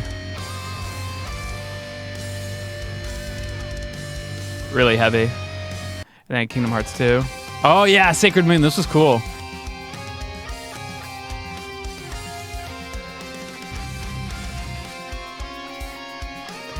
This was interesting. I remember I fucked this up during the stream. Like, so we did multiple streams of this where I got the rhythm wrong.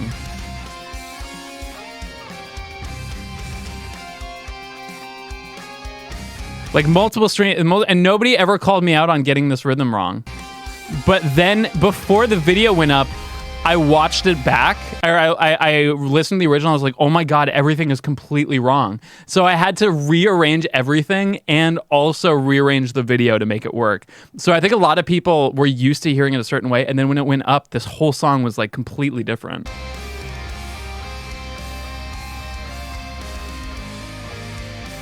But I didn't tell anybody that. I wanted to see if anybody noticed, and nobody did. That's not from the HD remaster. I wouldn't know. See, that's also the thing with like not like I didn't really play a lot of Kingdom Hearts 2 because I didn't really like it. I played a lot of Kingdom Hearts 1, played a little bit of 2, and it had all the same problems I didn't like in 1, so I didn't play much of it. So when I do songs from games that I haven't played before, I constantly make mistakes like that. Like it's so like I don't know. It's so like I almost feel like if I make a mistake, I'm making like a like. You know, I don't know. I'm committing like a treasonous act to you know the people who really enjoy it, like you, Cole. Like I mean, but that's the thing. Like I want to respect these games, but it's so hard because I haven't actually played. Hey, what's up, Hannah? I actually haven't played you know some of these games. It's hard. You can put a vibrator on the controller, have it beat the game for you. It makes sense. Said Tech Pigeon.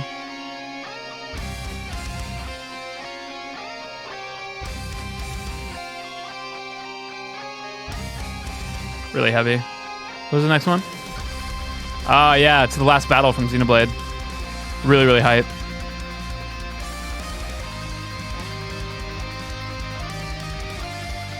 spoilers. Hold on. All right. Well, I mean, I know some of you guys are probably playing Xenoblade, so I'll skip that one. But it's a good song.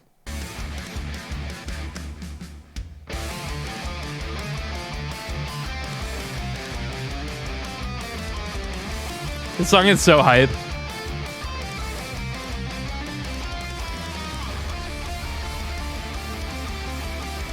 I remember I didn't have a really good delay for this, so I literally just copied and pasted the lead that I recorded for this and then put it on another pan to get it clean, because I feel like there was a lot of delays in that just kept on saturating the sound of it.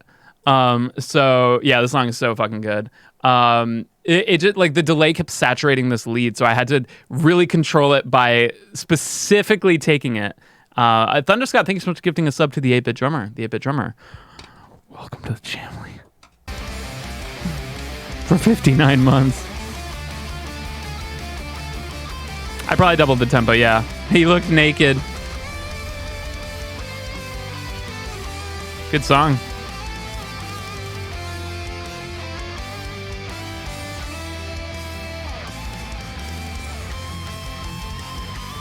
We already did the Xenoblade part.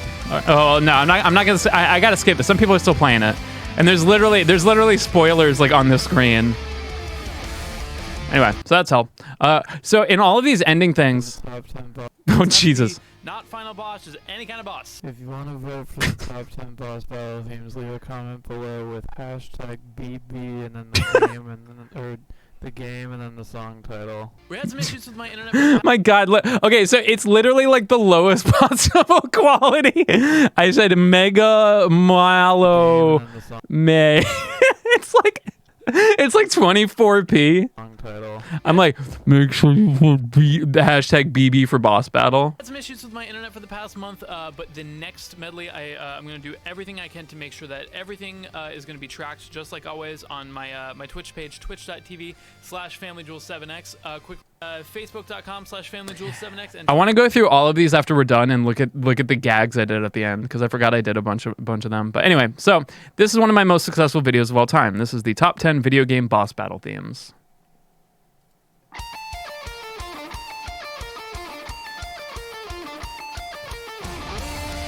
And look where I am. This is the first video I shot in this room. I had just moved here.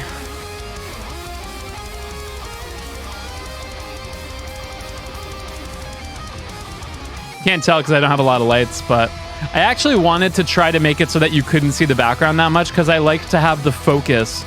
This was around the point I decided that I was tired of the posters in the back. I wanted more of a focus on the guitar and the instrumentation and stuff, and I felt that the posters were just too distracting. So I played around with it here, and I really liked this, but I did feel like it was a little too much, because there was some interesting stuff that I wanted to have in the back, and now we do that. I have the lights and shit. Yes, and the change to 24 FPS, which was actually John and Rich who convinced me. They're like, dude, just do 24. It looks better, and it does. Yes, so I got a new bass and a new guitar, I think, right? Yeah, so this guitar is new, and the bass is new. I bought a new rhythm guitar. This was around the time that I had fully been sponsored by Schecter. So I don't think I was with Ernie Ball quite yet, but I definitely was with Schecter. And Schecter had been... Schecter and I had been talking about, they were like, hey, yeah, like we'll not like I still had to pay for the guitars. I don't even know if I had artist price at that point, but I don't even know if I was an artist. I think I was, but it was still like, we were kind of still moving.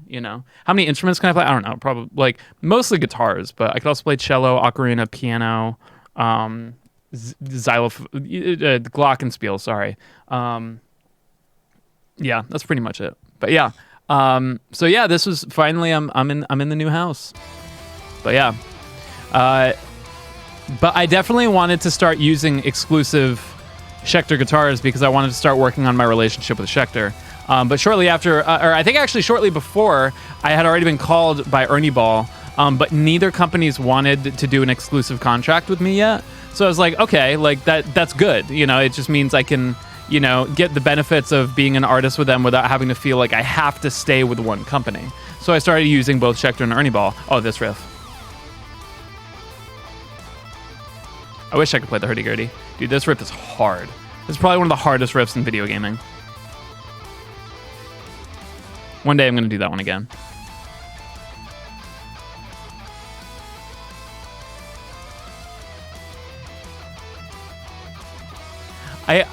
So for Schecter, I reached out to them, and Jack really hooked me up because Jack's dad knows one of the guys at Schecter, and that's how we got hooked up with them. But Ernie Ball reached out to me without me reaching out to them at all. But yeah, here you go.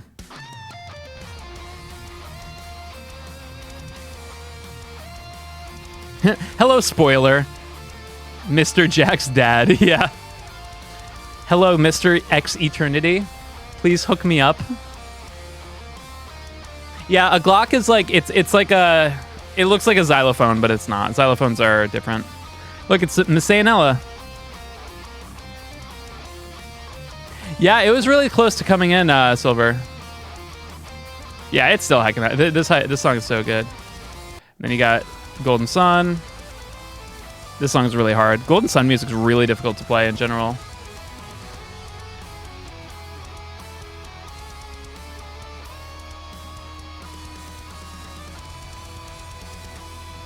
And then what do you got? Oh, yeah.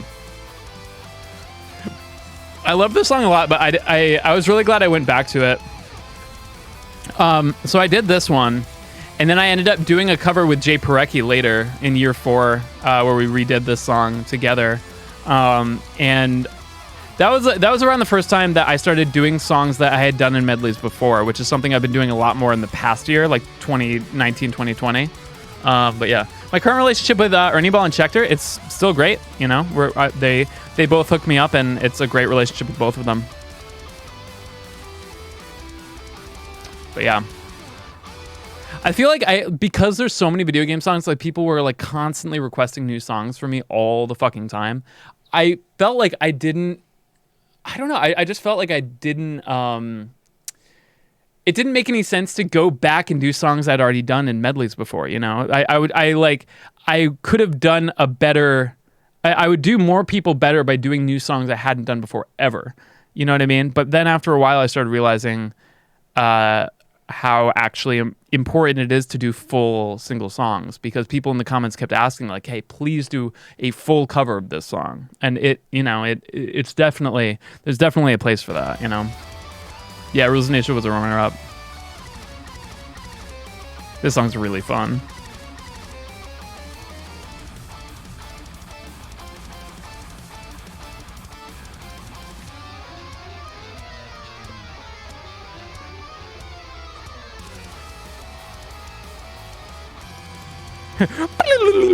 Those fucking like orchestra hits, like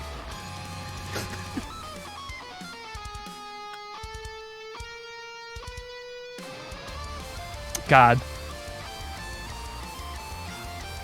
I didn't play a lot of Secret of Mana, man, but music's really good. Anyway, so we got some Pokemon.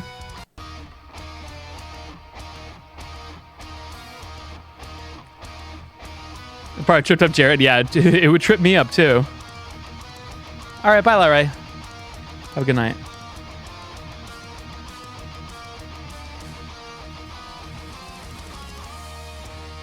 Dooga. Versus Lance. And then everyone knew what was coming up. I was going to do boss battle themes. There's no way that, like, even to this day, like, Megalovania is like... Is there a boss battle theme that is more popular than this?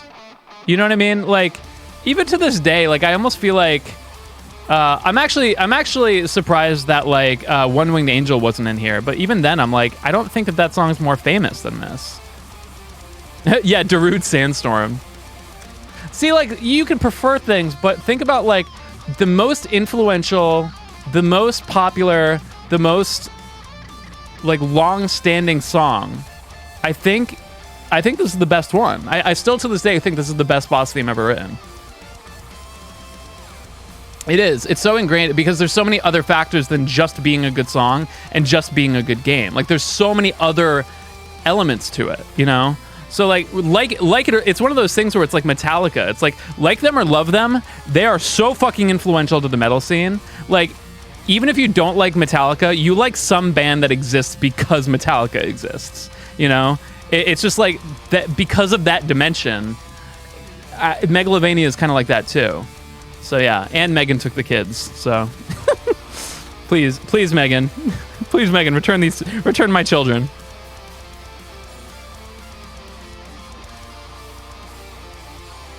Megan Lasagna. I want to see me be excited about the new house that I might buy someday. Hey, what do you think of the new studio? Sucks. You have the fucking lights off. Hey, what do you think of my dark room?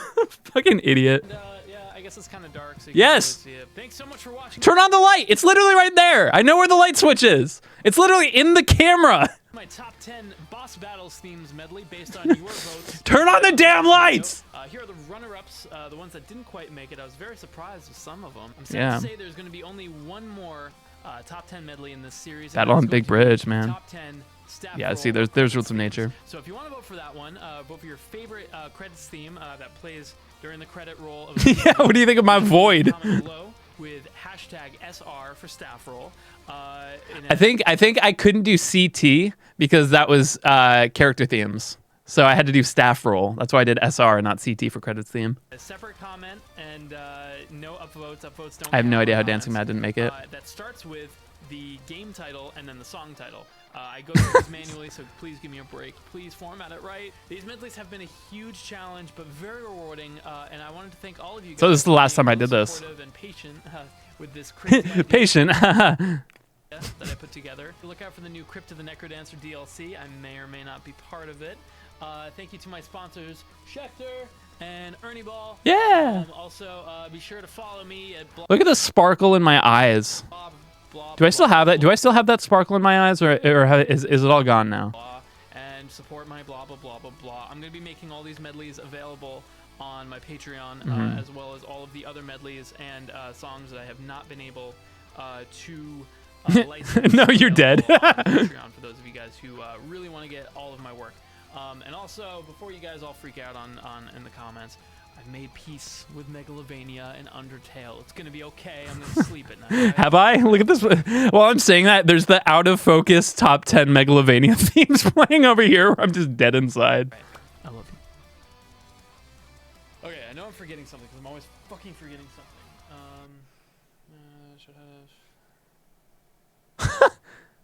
I put that in the corner because I forgot to talk about Twitch.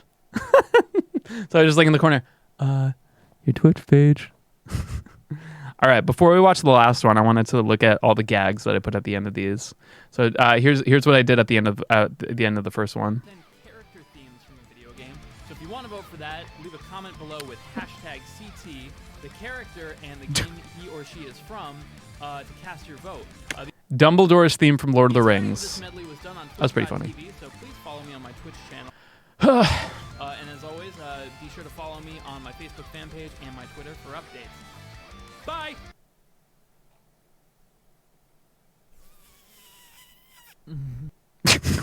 Okay.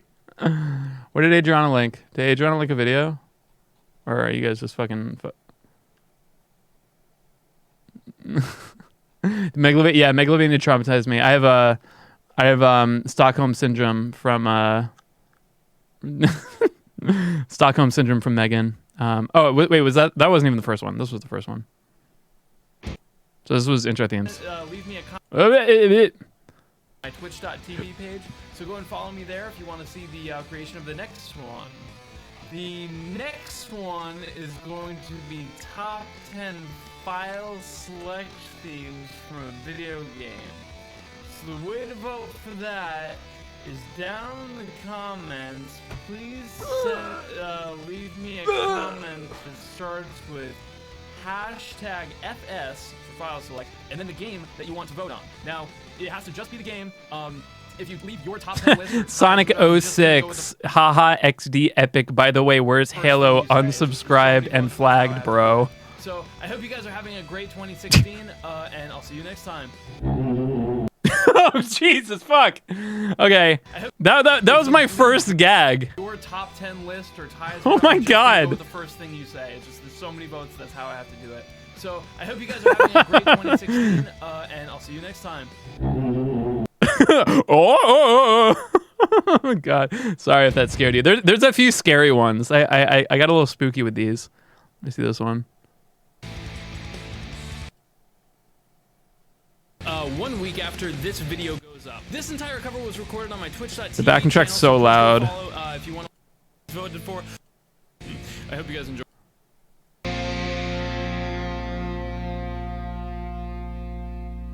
Oh. I hope you guys enjoyed this top 10 medley of all the songs that you guys voted for on the last top 10 medley for your favorite file select themes from a video game. If you guys want to vote on the next top 10 medley, which is going to be level 1 themes, top 10 level 1 themes from a video game, please comment below on this video with hashtag LV1 and then the name of the game with your favorite level 1 theme. I'm going to be tallying up all the votes 1 week after this video. Just kidding, bad video, disliked. On my Twitch.tv channel, so 47 people follow, disliked if it. you want to watch the recording of the next one. And I'm going to be playing MagFest in National Harbor, Maryland, somewhere in February 18th to the 22nd. I hope to see you guys there, and if not, be sure to follow me on Twitter or Facebook to see what I'm going to be up to, when I'm going to be. Ryan, thank you so much for gifting 5 subs. Holy shit, thank you so much. It's really nice of you. Holy God. Make it 48. All right, 48 dislikes. Bam, done. Streaming the next medley, and of course, when I'm going to be. Follow my own advice 5 years later. My performance at MagFest is going to be. So, thank you guys for watching. I'll see you next time.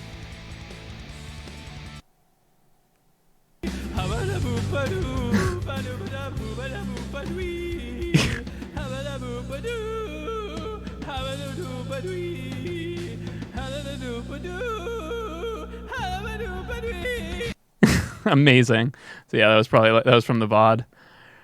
Okay, so then we did character themes. Let's see what I did at the end of that one. The next medley, which multiple things, none of your votes are going to count. I see you guys doing that. Don't think it's getting. I'm talking about people who like do multiple. Of course, this was streamed on Twitch.tv.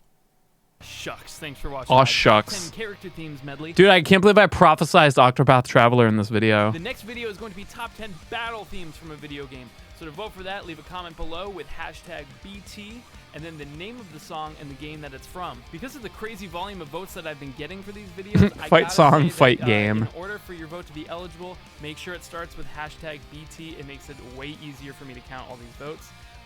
Also, this is normal battle themes, so no mini bosses or bosses just yet. There will be a medley for that. Also, as always, you only get 1 vote per person. If you vote for multiple things in your comment, I'm only going to go with the first thing. And if you use multiple comments to vote for multiple things, none of your votes are going to count. I see you guys doing that. Don't think it's getting past me. Also, this was streamed on Twitch.tv, the entire creation of this medley. So please follow me there if you want to see the next medley, which I'm going to be doing after I get back from the East Coast for PAX East. And as always, any updates about PAX East or other things, please follow me on Facebook.com/FamilyJules7x and Twitter.com/FamilyJules7x. So I'm going to go.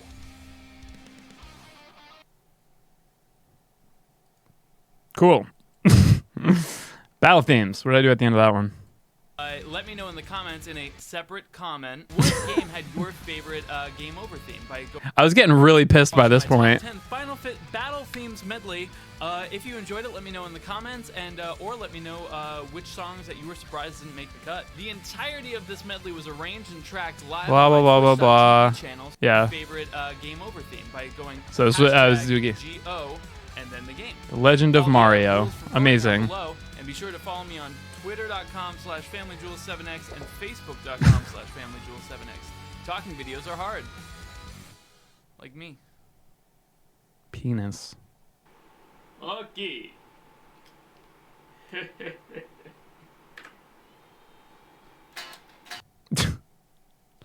What a goof. What a goofball. Wait, no, hold on, not that one. It was game over themes. Yeah, that's a very strange mouth. Was this the scary one? No, this is the Dorito one. Shit. Well, thanks so much for watching my Yeah, so you go through this whole medley, you just hear me go, shit! game over themes medley. The next medley is going to be top 10 overworld theme. So if you want to vote for that, leave a comment below with hashtag OW with your favorite overworld theme, and maybe it'll make it in the next medley. I just You're an overworld, started up my Jules. Patreon, Got him. Page, so if you want to support the making of more of these videos, please be sure to check me out there. And if you want to watch the creation of the next medley, follow me at twitch.tv/FamilyJules7x. And if you like this video, be sure to like, comment, and Oh yeah, that is the scary one. That one apparently scared the shit out of Jared. next. And if you like this video, be sure to like, comment, and Apparently Jared saw that and like actually like shot himself the first time he saw that. And then there's the Dorito. I'm sorry, Becky. I knew it would probably scare you. It absolutely. Yeah, I remember Jared. You were like, "What the frick, Jules? It scared me." I'm like, "I'm sorry, Jared. I didn't mean to. I thought it was funny." And then this one. TV. So go follow me there if you want to see the creation of the next medley. And the next medley is going to be top 10 mini boss themes. So to be able to vote for that, leave a comment down below with hashtag MB and the video game. The Legend of Jonathan Young, a Rashad to the No past. final bosses yet. I promise that'll Mini be boss soon. theme. So if you want to be in the loop, When can I vote for Megalovania, Jules? follow me on Facebook and Twitter. That's facebook.com/FamilyJules7x and twitter.com/FamilyJules7x. And don't forget to like, comment, and subscribe to my YouTube channel. Jesus. Trust me, I was unraveling a long time ago. You guys are seeing me unravel. This is I feel like this is the beginning of my unraveling. Was the top 10 medleys. And now we're 5 years down the ravel hole, the unravel hole rather, ravel. Jesus. All right, what was that one? That was Overworld. So mini boss.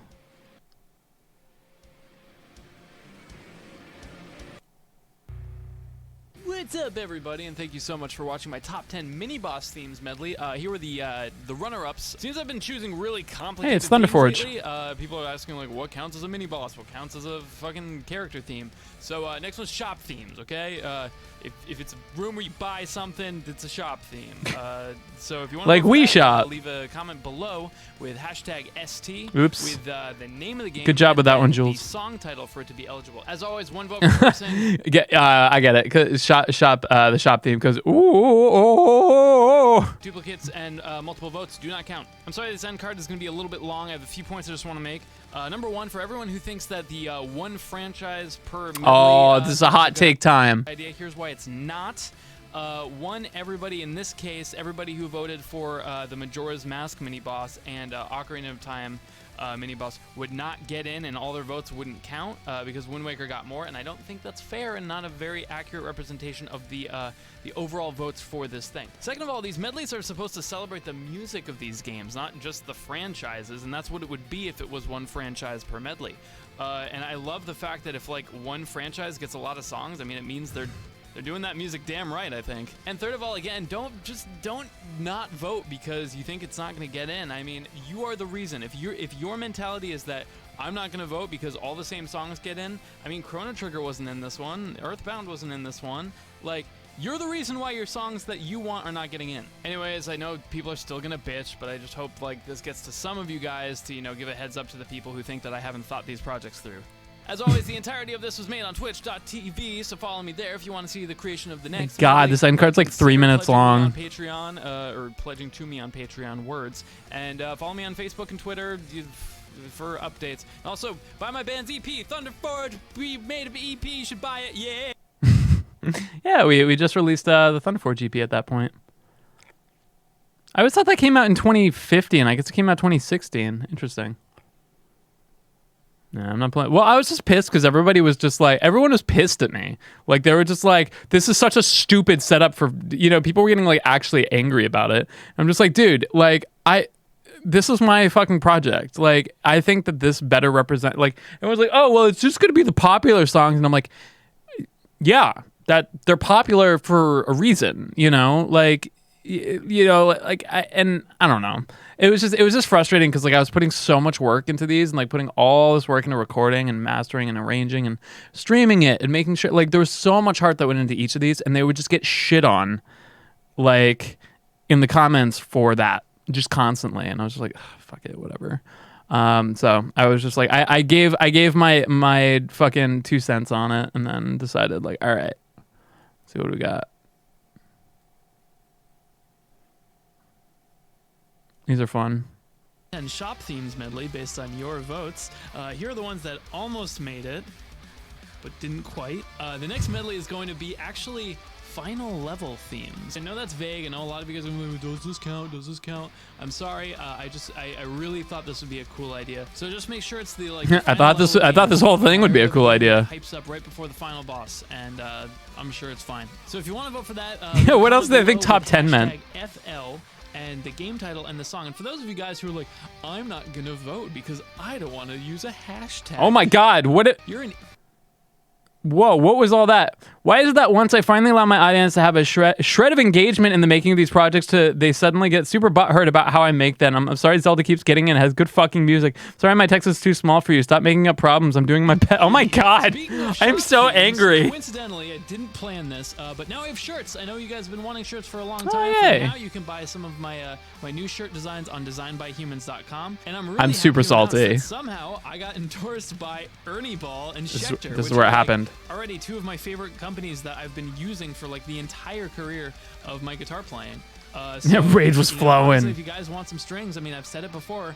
Go to Ernie Ball if you want fucking awesome guitars. Check out Schecter. They're like, Personally, Lux also, was still thank mad. you, Yeah. IK Multimedia. You guys sent me an iRig 37 Pro and hooked me up with Miroslav Philharmonic and said just use it in a video and credit us. And you know what? Honestly, like go check them out. They make amazing stuff for guitarists and music producers alike. So check out their website. Still use it. And I don't know, get some cool shit. And of course, if you want to watch the creation of the next medley, this entire That's so medley was Tim. done live on Twitch. Check out my Twitch page, FamilyJules7x. Twitch.tv/FamilyJules7x. And for all other updates, of course, follow me on Facebook.com/FamilyJules7. But I promise. And also, I know people. It's gonna be slow. Friend. Oh yeah. Who was the secret? That was a secret collab. Yeah, my friend made that shirt, so I knew people were gonna be like, "Where do you get the Beatles shirt?" That's where I got it. All right, and then the gag for this one. We already saw the gag that I wanted to see, which was the one that scared Jared. You guys have been very patient. So for the second to last medley, yes, the second to last, it's going to be top 10. This boss was themes. this was the Doesn't have to last be final Boy Flop boss, doesn't have to episode. be not final boss, just any kind of boss. If you want to vote for the top 10 boss battle themes, leave a comment below with hashtag BB and then the game and then the song title. We had some issues with my internet for the past month, but the next medley, I'm going to do everything I can to make sure that everything is going to be tracked just like always on my my Twitch page. This is the first. Wait. What was the gag and shop themes?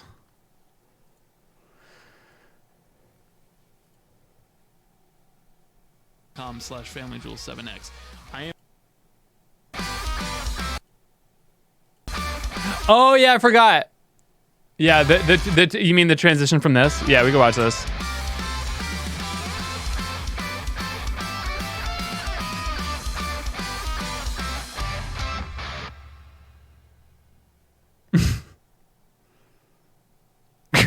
Why am I so mad? Why am I so angry? Thanks for watching my top 10 shop themes medley based on your votes. Here are the ones that almost made it. Yeah, I think I was just like, there were so many shop themes that were just so silly that I was like, oh, I really wanted to do like the castle. Well, that was a silly one. Quite. I think I really wanted to do like potion This shop. medley is I remember going to be that. Actually, And then yeah.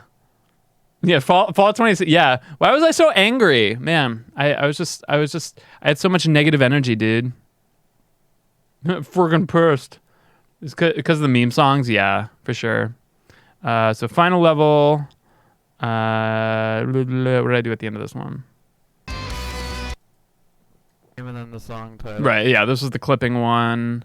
And then I'm talking about this shit. and while I was at TwitchCon, Jules said, please, don't vote for Megalovania. And they did. And they did. They voted for Megalovania. So let's watch. Also, before you guys all freak out on in the comments, I've made peace. Yeah, with so and then I made peace with Megalovania. Okay, so then finally here was the last top 10 medley. Fuck, hold on. I frigged it up. I frigged up. 1 second. Let me scroll back down there. Yeah, this one was fun. This one had a lot of collaborators in it. Dude, I'm trying to do the mouse click, but every time I do a mouse click, I get 2 tabs. I don't know why that is.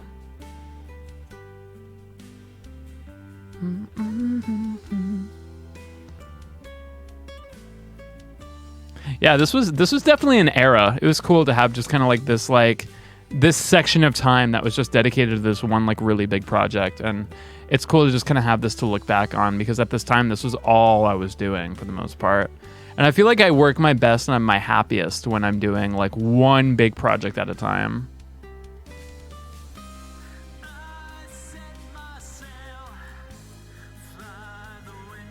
So I remember Adriana was actually in Georgia at this time, so she had to record her vocal part from home.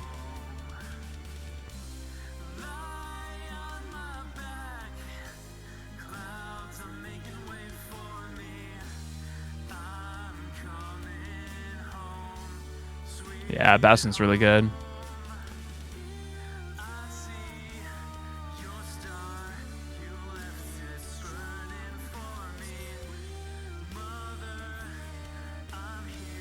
Thanks, Tato. And then...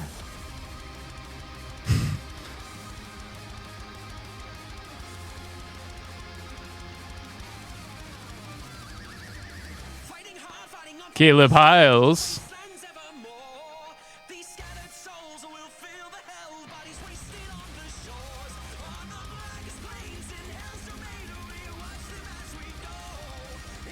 Yeah, very big mood whiplash.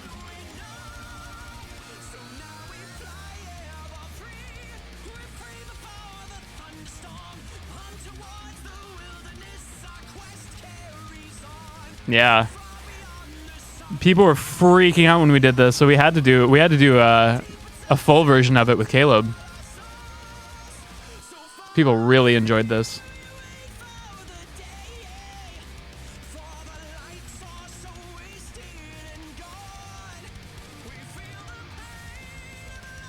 How hard is that song? Honestly, not as hard as some of the video game songs, but it's still very hard.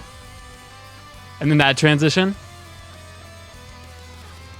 Caleb had to do that like modulation with me.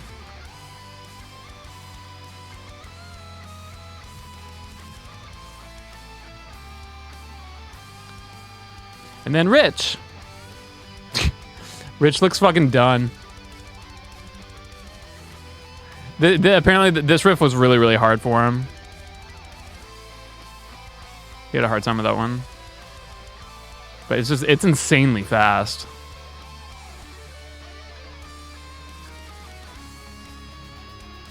Yeah, that's why I really wanted him to be on that one, because Rich really likes the Gen 3 soundtrack. Rich looks different, yeah. Boy, yeah. I love this song so much.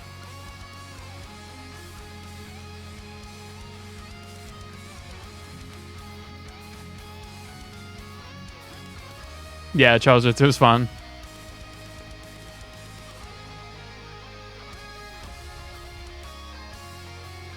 Yeah, this is cool.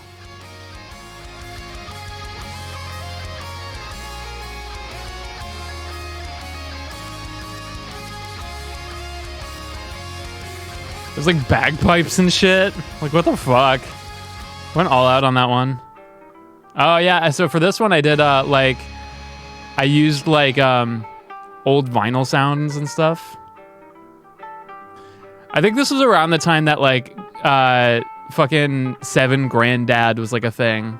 Yeah, it's a Steven Universe shirt.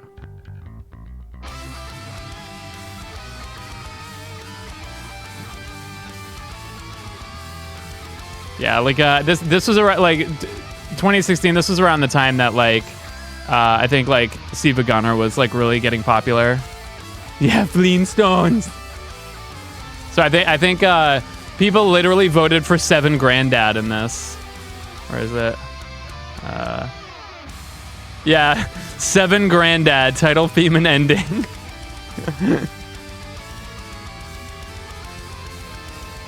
It was the 20th place one. Yeah, this was cool. Very hard song as well.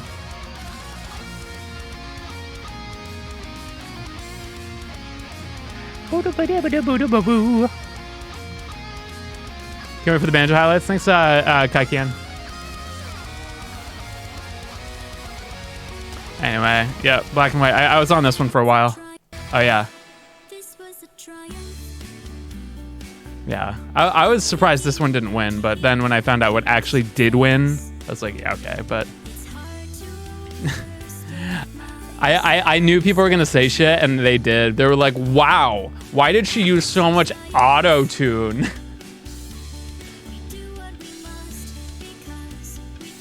It's because she's a robot. Yeah, it's because Gladys. It's okay. People are stupid.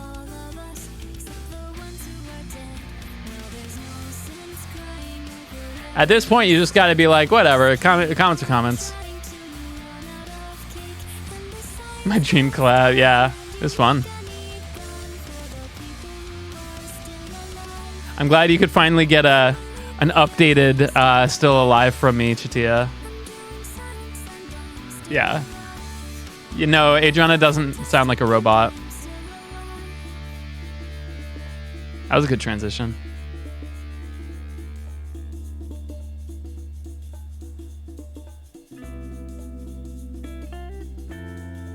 I could do all these like jazz chords and stuff. This is fun.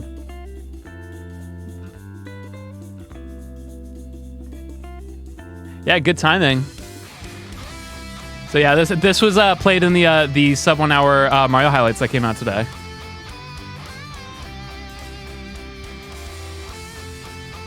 You guys can thank Cole in the chat for doing such a good job with all those edits.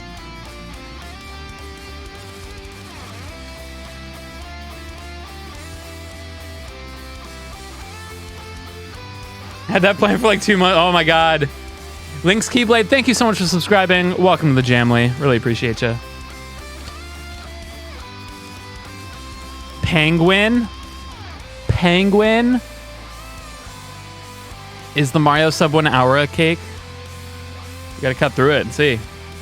Yeah, it does need. This needs way more Mario screaming for sure. This was emotional. I remember when we were streaming this, my internet died, so nobody got to hear the end of this, unfortunately. Like when I was working on it.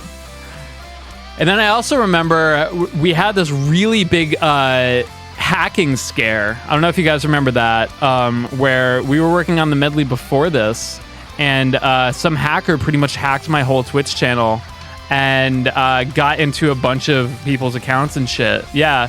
So we had to get a mod. Oh, wait, hold on. I'll tell that story in a second. But so at this point in the medley, I showed like highlights of the stream. So the Dorito, where I've always been showing like the stuff, like there's Adriana pulling my face, and Jack, there's Jan, and then me shooting Nerf darts at, yeah. I feel like that was like really emotional for a lot of the people that like watched the streams for so long. Yeah, it felt right. It felt right to do that.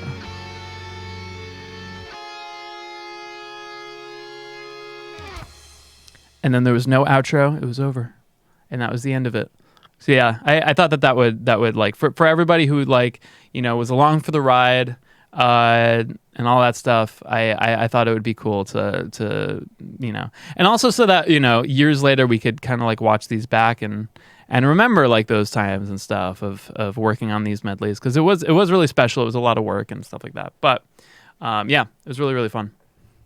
Creeping with the strings, yeah. I think that's what it does at the end of the original too, unless I'm high as fuck. So then I talked about how 2016 was a very 2016 was a transitionary year for this channel. It really was. Like I kept thinking about how like there was not just moving, but just in general, the idea of like what I wanted to do with the channel just felt like such a huge like move from like the first 5 years that I'd done with FamilyJules. Like 2016 did feel like the year that it was like, okay, like things are changing. And yeah, Yeah, I'll finish the hacker story. Yeah, somebody just like had my password from, you know, like some big data leak, and then they came into my chat being like, "Oh, I hacked you," and I'm like, "No, you didn't, because I have two-factor authentication." So they couldn't actually get into my account, but like they were able to get into one mod's account and then send out a bunch of like outdated information, like a whole bunch of like old, like my old Twitch password, like they sent it out to that to people, and then like one of my like, I don't know, just a bunch of shit. It was really stupid, and we took care of it. We just pretty much had a mod come in or an admin come in and purged. I think Chatia, were you still an admin at that point? Yeah. So Chatia actually used to be a Twitch admin, and yeah, I think I don't know if it was you, Chatia, or Finn, who came in and just purged every single mod in my channel. I think my favorite thing was what happened for about 20 minutes before you looked in the chat. Dude, I was fucking like really, and like I was working, you know, I was really working, and then the chat was just exploding, and I was just like, what the fuck is going on? And then I kind of scrolled out. I was like, oh, okay. I was just kind of like, all right, I guess we got to deal with this. So like, I didn't take the channel down. I think I just played some fucking like weird fucking music, and I was just like, all right, we're gonna get through this, guys. Yeah, they leaked my password 12345. Yeah, but yeah, so it was what it was, and then we dealt with it, and then they, no, that was it. I mean, it was spooky at the time, but it was fine. It ended up being all right. But it definitely made me like have to like unmod like everybody, and I still haven't like remodded everybody like 4 years later. When I started in 2010, I wanted to make Yes, I was very happy I had two-factor authentication for sure. He literally like he was just like, "Hey, could you tell me the code that's on your phone?" And I'm like, "Are you literally the stupidest human being on this planet?" Yeah, anyway. Game covers, like some of my biggest YouTube inspirations, CS Guitar 89 and Daniel Tidwell. But I didn't just want to do that. I wanted to take the next. Oh yeah, that's right. So just to make sure that every mod, because like I had hit up Parecki, who was hacked, and I was like, "Hey, Parecki, like, let me know that it's you. Like, tell me something that only you would tell me." And then he couldn't. When he couldn't, I was like, "Oh, holy fuck! Like, he's been really, really fucking hacked." I was just like, "Holy God!" So yeah, I had to ask everybody who I needed to make a mod to send me a screenshot of them with how to sex a drummer. Yeah, you had a tab open that was like how to seduce a Twitch drummer or something like that. And then I can't remember. I think Corey sent me something with a tab open of like, I don't know, fucking horses or something. Yeah, Thunderscott, you don't have to tell them what you sent me, but yeah, it was for the best, so that I made sure that everybody who was modded were, and I wanted them to show that it was they had two-factor authentication as well, because that was what I need. I needed to know that you had set up two-factor authentication, and it was you who was doing it. Because like the last thing I needed was for this person to have a two-factor authentication on a thing that they could now mod my channel with. So I was just being super sure, and never happened again. We've been squeaky clean since. Step. I wanted to do something bigger. I wanted to do something bigger. I wanted to do something bigger. I wanted to do something bigger. So I was the only one who was doing video game cover songs weekly. And I made a challenge to do that for 3 years straight. And I did. 5 to 6 years later, that format's been used by so many people on YouTube, so many amazingly talented musicians on YouTube. So when I was done with that project, I couldn't stop thinking about, okay, well, what's the next big thing? How can I push this niche I found even further in a way that nobody else has? So I decided this year... Disinfect that mic before you let anyone use it. Oh, whatever. It's only Adriana. ...to mix it with a guilty pleasure of mine, which is top 10 videos. By making the voting open... Look at this fucking, like, mood, too. The project would be a huge stepping stone for this channel in making something really big, really massive, and very unique at the same time. But ultimately... What is this, like, meditative music going on here? It was a study for me. I wanted to be able to take the songs based on you guys, based on such a huge sample pool of the best video game songs in each category, and study them and learn why. Just a Why little are they bit. the best songs? Why It's do a- people there's love just a them so little bit of much? Corona. Don't I worry. knew, you know, just going into it that it would receive a lot of negative feedback. It didn't receive a ton of negative feedback, but the stuff that I realized very quickly that I couldn't deal with were how many people made so many challenges to the system at which I was doing these medleys. Fuck the system, man.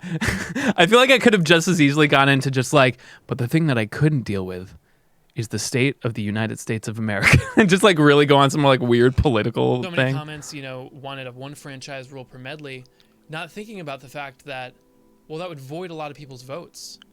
You know, somebody votes for Song of Storms, but a lot of people also voted for Song of Time. If Song of Storms wins, everybody who voted for Song of Time is voided. And I didn't think that was fair. But most of all, I didn't think that would be an accurate representation of the absolute best music. It's possible for one franchise, even one game, to have, you know, 2 songs. that But are the Nintendo. But the real problem is society. among the best songs in a category. And I think people miss the point that, you know, I'm not making this for you. I'm making it for me. This entire channel, all these 6 years of all this work that I've done, it's not been about you guys. It's been a bonus to receive What a jam. all of the amazing feedback from you guys. But in the end, it's about Why is this so emotional? What the fuck was I smoking? challenging myself to make the absolute best content I possibly can and become the best musician that I possibly can. There were so many comments, you know, uncomfortable with how I was doing things. And I wanted to let you guys know that I heard you guys out. I considered all of your opinions. And I think you're all assholes.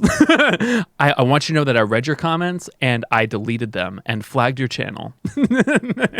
And ultimately, I never changed how I went about doing these. And I'm very happy. I don't give a because I'm fuck. very, very happy with the result. However, now I'm at the point where I feel like, you know, I have such a big audience now. There's so many of you guys who are following me that now the best course of action Smoking is tinsel, not yeah, probably. to have you guys be the integral part, but ultimately do what I personally, passionately, purely want to work on. And I think that's where this channel is going to move on from now. I'm very excited to announce that 2017 is going to have much more videos than this year. I'm going to be again focusing on shorter videos, shorter cover videos, rather At 2 hours and 38 minutes, and now I'm at 80 with 10 minutes off that time. That's how fucking competitive Banjo-Kazooie has gotten over the past, like, fucking forever. Yeah. That's fucking crazy. That's insanity. just a hobby that I wanted to pick up. My band Thunderforge released their first recorded work, Call of the Conqueror, our first EP, which has been in the works for many years. That came out this year. I started my Patreon, which allowed me to make a living despite not being able to sell these medleys. But most of all, the biggest change in my life was getting to move to San Diego, California in 2015 with my now, you know, 2 of my best friends in the entire world, Rashad E.B. and Jonathan Young, and now Travis Cart. We just moved again to a much nicer house, and I could not be happier with where my life is right now. Dude, 2016 was a huge fucking year. It was a fucking huge year. Like, that was fucking I mean, I forgot how much of a fucking like pivot my life took that year. And that all happened within the past year. I know this has been a very strange year for my channel. I've been doing things like top 10 medleys, 50 video game songs in 2 minutes, you know, strange covers. But this was the year that I decided I was going to push myself out of my comfort zone, try to do bigger things than I ever have before, and different things, regardless of what I thought my audience would think. And I'm really happy I did. I couldn't be happier with the projects that I put out this year. And I wanted to thank you guys. I wanted to make this video to thank you guys immensely for all of the support, believing in me, going through with my stupid ideas. Say the dick I joke. want to make this video to say happy holidays. Dick I joke. hope you guys all have a safe holidays. Too I love you serious. guys, I really do. And tell you guys that 2017 It's gonna have a big is dick. going to be a much bigger year. For Much this bigger channel. dick. I'm going to be releasing some of the biggest projects. I'm gonna release my that I dick promised pics. You guys have all been waiting For my over a dick. year for. So until next time, I'm FamilyJules.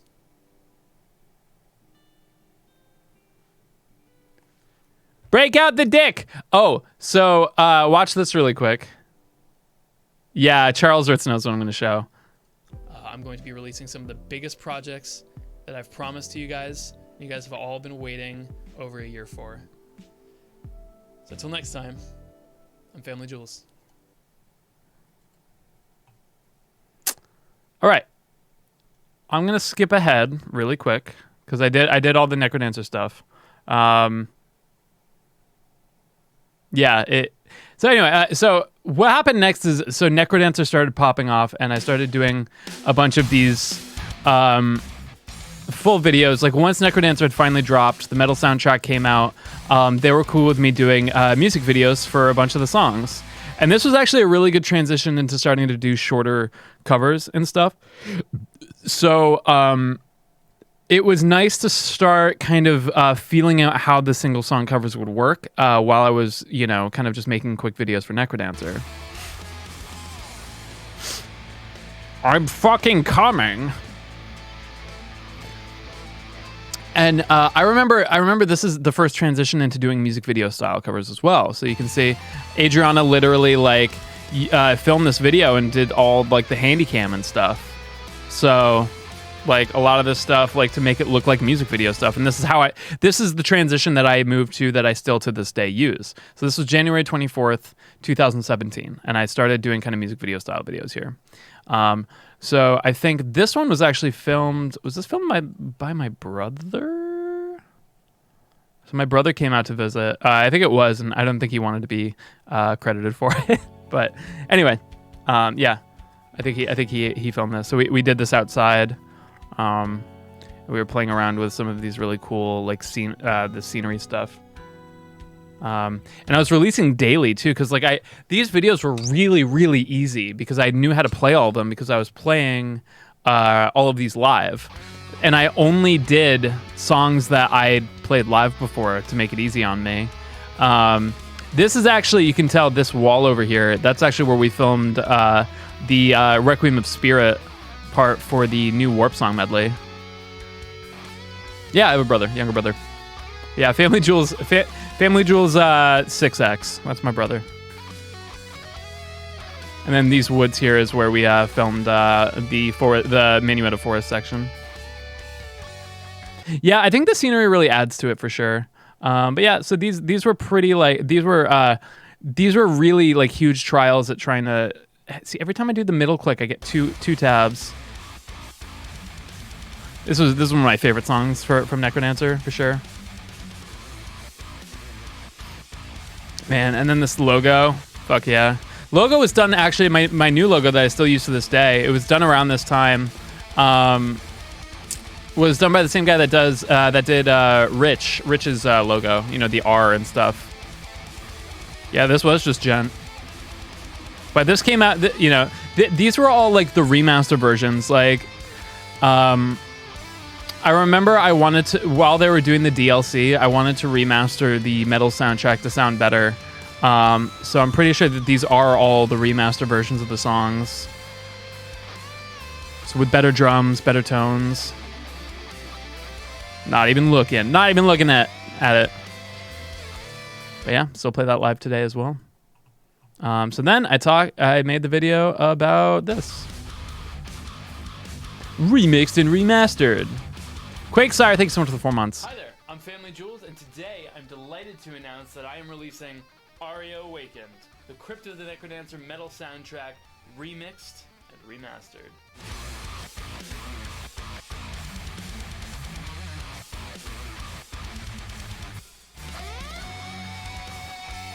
God, an hour and a half album. For $10, what a steal! Awakened features all of the new tracks that came out with today's Necrodancer DLC, the Crypt of the Necrodancer Amplified, as well. I'm so glad I got better at talking in general. Release Aria's Ascent, but re-amplified, How many takes does each video produce? A lot. It depends on each one though. So here's the before and after.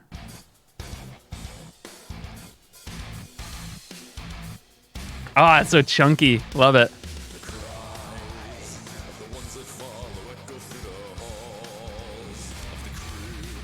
And then that one's just fucking, it just spreads out. It's cool. These transitions are cool.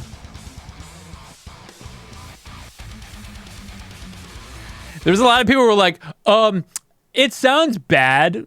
Like, some people were like, I really like the old versions better. And I'm just like, okay, that's fine. You're entitled to your opinion. But man, it's just like when you hear them next to each other, they just open up. It's fucking cool. However, this isn't imagining by any means of these tracks. These tracks on Aria Awakened were given the time and care that they needed. That they didn't get in the beginning, you should know, because holy fuck, the deadlines were rough. But this time, because like they didn't even ask me to do the remasters, because it was a project on my own terms, and I was like, at the end, like either they're gonna want them or not. You know what I mean? The fact that I just kind of did them, I was just like, all right, we'll see if they want them. But it's more for me. I was able to really, really, really take the time and make sure that all the tracks were like as good as they possibly could be. To be carved into exactly how I wanted them to sound in the original game. And now I can give you guys these tracks with the DLC tracks as well as new tracks featuring vocals from Travis Cart on the intro track and Aaron Gray from Killing the Messenger as Fortissimo on Malevolence. The unholy moly of the world bully, I will crush those who oppose me, just like mommy told me. You can buy this 33-track album, almost an hour and a half of music, for only $10 on Bandcamp, iTunes, Spotify, Google Play, and all of your favorite stores. Some of them might be a little bit late, but just follow me at FamilyJules7X on Twitter and FamilyJules7X at Facebook for all updates pertaining to that. Now, I know that even still you guys have heard the differences between these tracks. Some of you guys might not care about the remasters and just want the DLC tracks. For you guys, I have actually released a completely separate EP only with the DLC tracks called Aria Amplified. And I'm really glad that I was able to. Adriana actually did this album art, which was really, really cool. Yeah, I think this was probably a smart move. But yeah, Adriana made this album art. And then this album art, where is it? Where is it? Did I show it? Well, this album art, the Aria Awakened album art, was actually done by Aaron, who is the singer on Fortissimo. So where is it? Yeah, this one. This guy. He did the album art for that.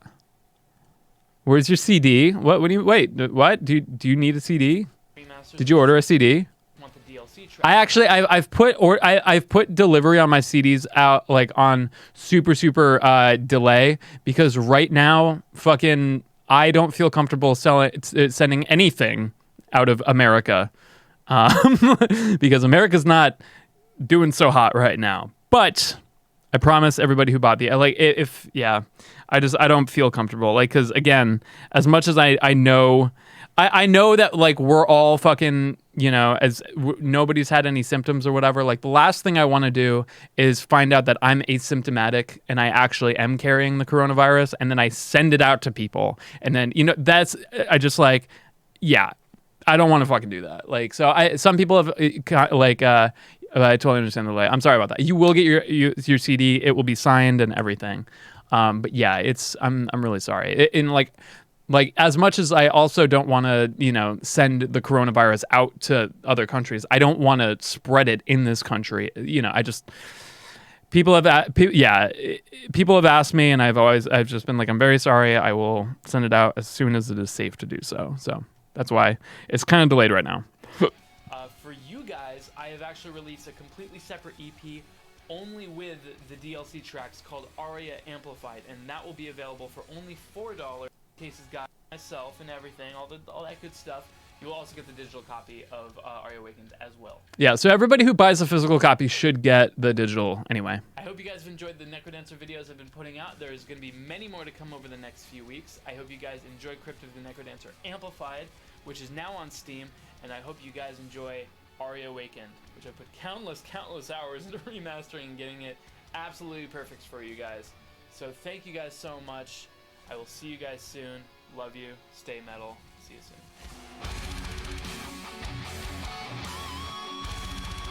I was getting better at this whole like so somebody asked in the chat earlier, they were just like, you know, like how long did it take, like, are you a fast learner? And I would say that out of everybody I've ever met in my life, I am the slowest learner of anything ever. Like, I'm just persistent as fuck. One of the things that I've had a really hard time learning and being good at is speaking on the internet, like literally just doing what I'm doing right now. You guys saw where I started. Like, if you guys came to the first 10-year anniversary stream, you guys saw where I started with this stuff. It was rough. It was very, very, very, very, very rough. And I stayed rough for a very, very long time. I would say the same thing happened with guitar. You know, I did not learn guitar very fast. I did not learn skateboarding very fast. I did not learn speedrunning very fast. But I am persistent. I am very, very, very persistent, and I have a lot of motivation to be bad for a long period of time and get better eventually. Because I know that at some point somebody will say, like, man, you're talented. I wish that I was talented as well. And I could tell them pretty much objectively, like, statistically speaking, I'm pretty sure you could pick this up faster than I did. So you should start today. Because I'm really, really fucking slow. But yeah, I didn't learn to social very fast. Dude, social interaction is really, really hard. I mean, and I feel like I was a really unpopular kid in middle school, and I worked really hard to be likable in high school, and I did a pretty good job. I was a pretty popular kid in high school, but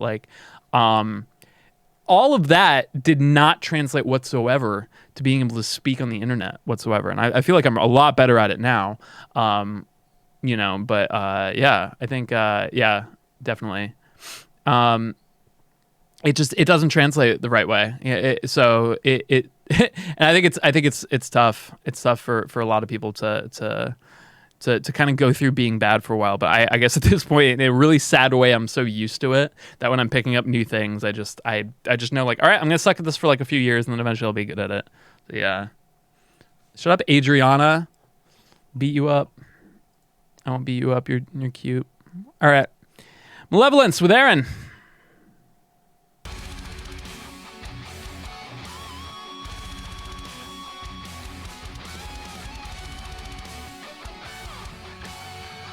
Ha ha ha ha.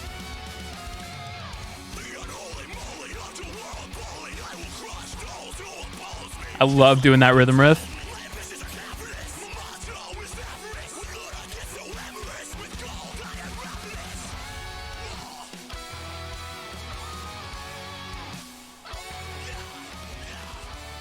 I still really enjoy this whole format. Like, dude, like, this video looks so good, you know? Got the lyrics.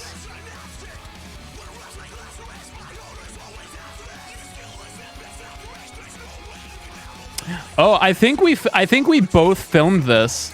So I think this shot's on a tripod that has a camera shake on it. Aaron's filming these ones, and then I'm filming the ones of Aaron.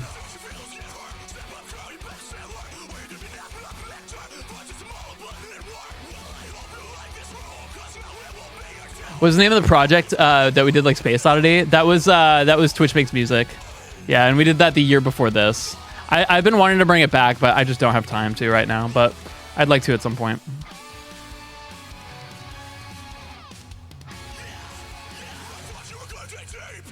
I really enjoyed this version, but if you guys haven't heard it, Adriana did a version of this as well on Chipsel's album, which we should listen to really quick. Fortissimo. Good answer. Chip. You guys want to hear Adriana rap?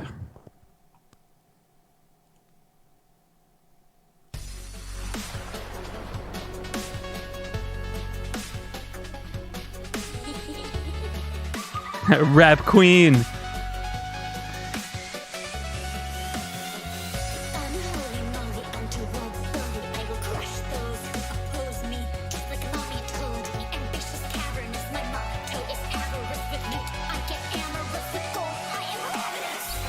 So good.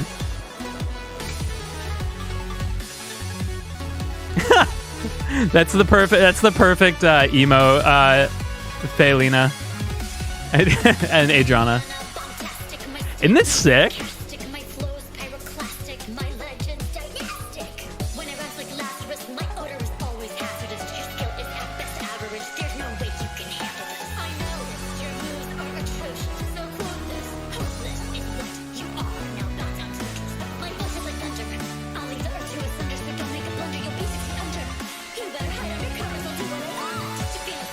So I want to have like a version where all of the versions like mix. It'd be sick. Because Megaran did the original one, so the one in the game is Megaran doing the rap. It's so having like all of these like mixed up would be so sick, and like maybe like switching. I don't know. It's a really cool song. So and this was the final one I did. So this was a song that Danny specifically wrote. I'm pretty sure to fuck with me. I don't know if it was specifically to fuck me up, but he sent me this song. He sent me this song, and he just in all lowercase just said, "Sorry." It was just the link to hear the song when he was done with it, and he just said, "Sorry," just SORRY.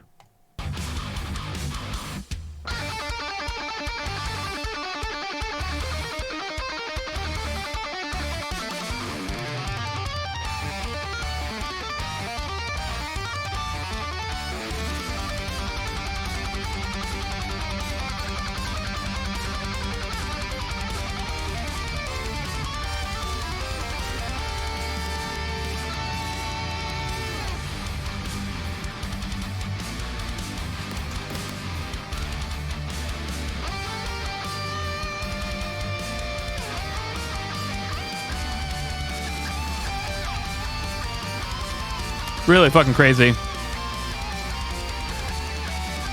Why do I doubt he was actually sorry? I think I also called him out. I was like, you're not fucking sorry. All right. So I'm going to say that the beginning stuff was not that hard. It was not that hard. This is the hard part.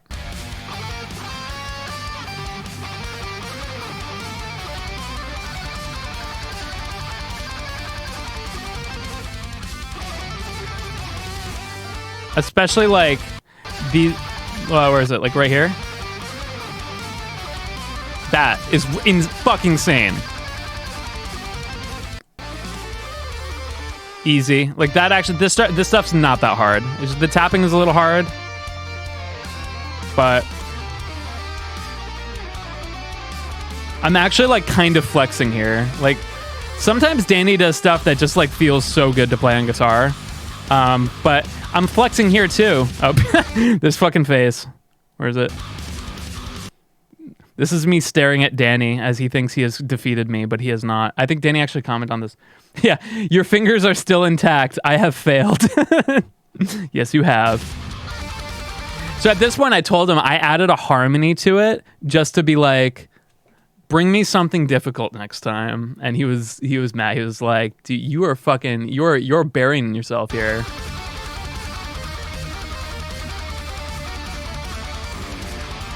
Hey Jules, how's your broken hand?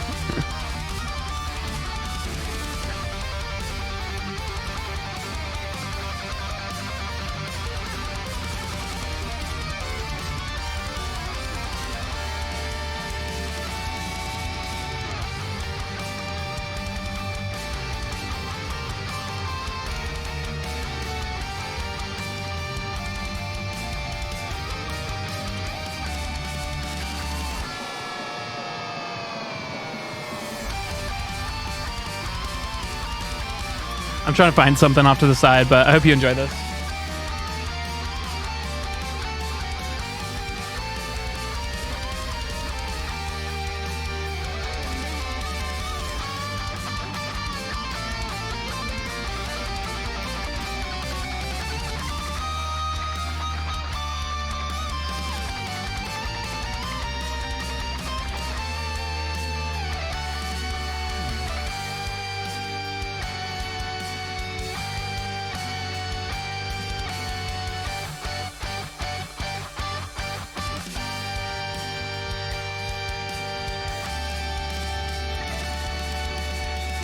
I can't yeah, making some smoke faces. I can't find it, but so I actually did play this live once.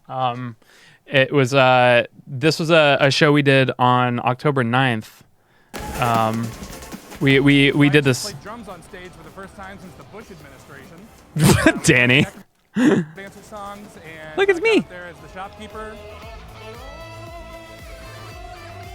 Me and A-Rival. This was such a cool show. A-Rival and FamilyJules were both there, and we kind of did a 45-minute set of all of our versions of the tracks, just kind of mixed together. Then after that, Chipsel came on. Yeah, that was fun. And Adriana actually did the rap live at this show as well. Then Caro Benito. Yeah, and KKB played that. Super Square. A lot of Man, fun. Super Square, yeah.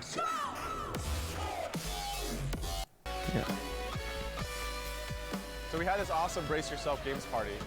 At that party, we announced a brand new game that we were working on called Phantom Brigade. Oh yeah, that's cool.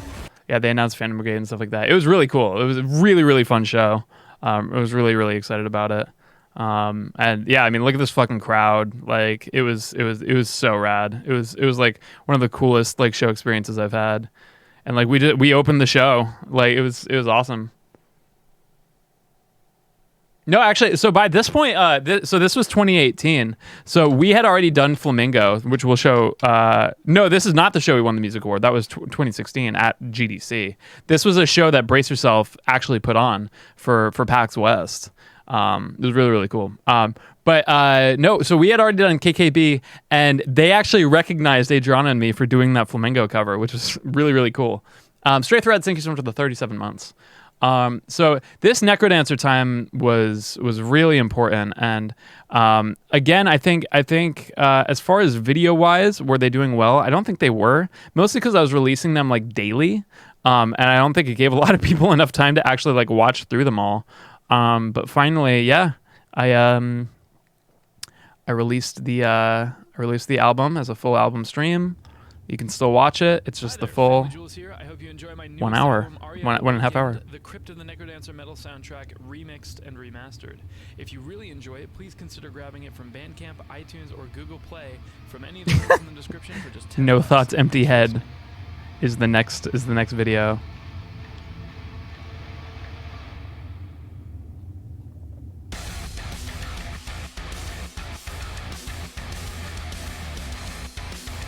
Yeah, I had like the new intro and stuff. I was definitely inspired by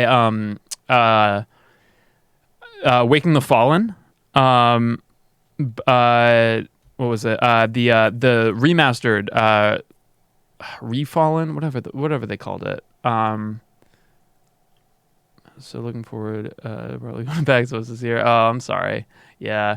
I definitely want to go like super hard with this, and Travis was part of the original one. I mean, a big yo show. So this one is a medley of the Zone 5 music.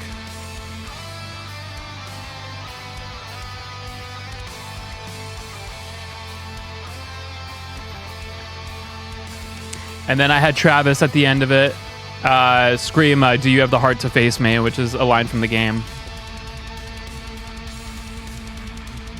I remember specifically like one of the biggest changes between the two albums was something that like was the drums. I was having a really hard time getting the drums to sound right, and Jonathan Young actually was a huge help because he helped me realize that my snare drum lacked character. It didn't really have like a lot of bottom end to it, and so that's something that I worked on a lot for these tracks. So when those snares hit, they really like hit you in the chest, which was kind of like what I was trying to do. But then here you go. Here comes Travis.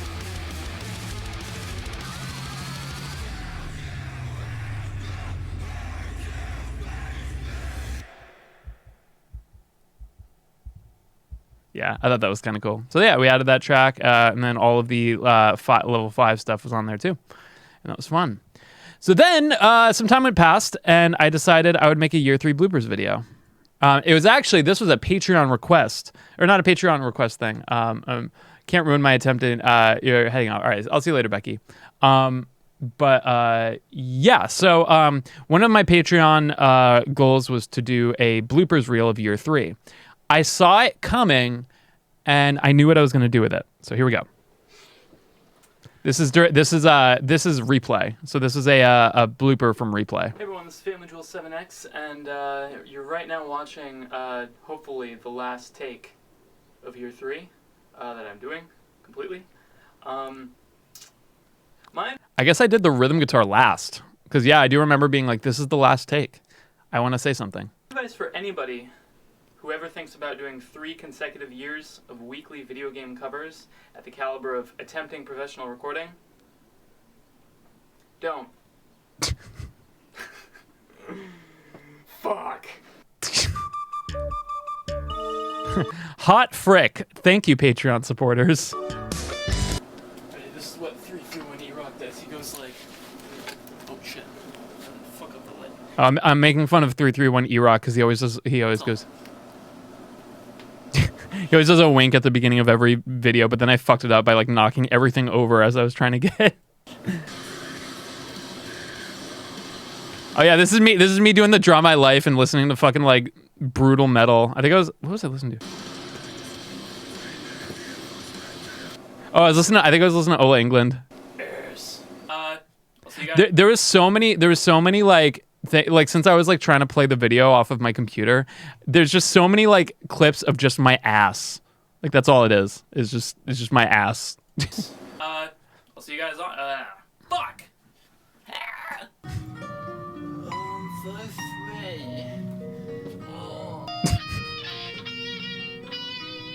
I'm just fucking around here. I think I like burst out laughing when I heard that. Beep.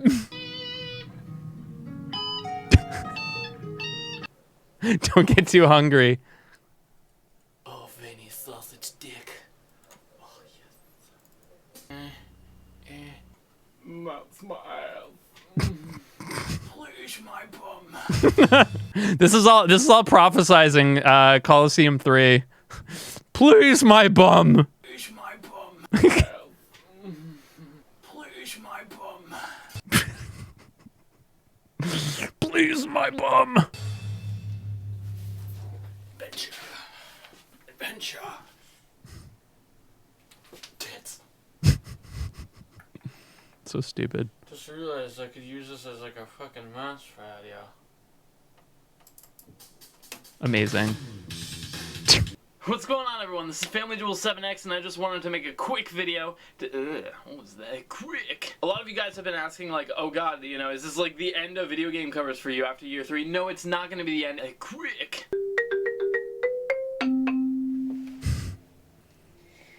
Yeah! I really don't want to have to buy this place a new room, but I just wanted to make a video to let you guys know that my Christmas holiday fuck. What did I fuck up? My Christmas. Oh, I didn't want to say Christmas because I was afraid of. I wanted to be PC. Fuck. I literally I was like, okay, I'm just gonna say Happy Holidays. Like that's all I'm gonna say. And then literally the first thing I say is like my Christmas. Fuck. Like. Oh shit!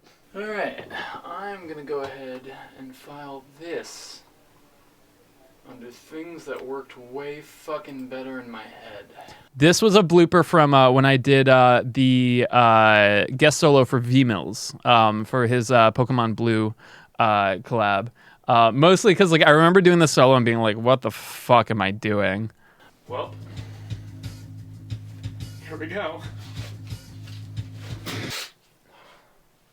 Hello, I am FamilyJules 7X, providing you with a rendition of Johann Sebastian Bach's Flute Concerto, arranged for the tenor ocarina. Here we go. Jesus. That sums us up. Jesus. You get it. I swear a lot and mess up talkie update videos. Can I be real with you? I never intended on making a real bloopers video. Nope. This is an announcement video. Want to see something cool? Here it is. Oh god, you know, is this like the end of video game covers for you after year 3? No, it's not going to be the end. Hey everyone, my name is Jules. I go by FamilyJules7X on YouTube, and if you're watching this, then it means that I've finally completed my 3-year challenge. Maybe... My what? How many? Maybe some other stuff too. A big new project for YouTube. but unfortunately, like the size of it, way bigger than I initially imagined. 2017 is going to be a much bigger year for this channel. I'm going to be releasing some of the biggest projects that I've promised to you guys. You guys have all been waiting over a year for. Oh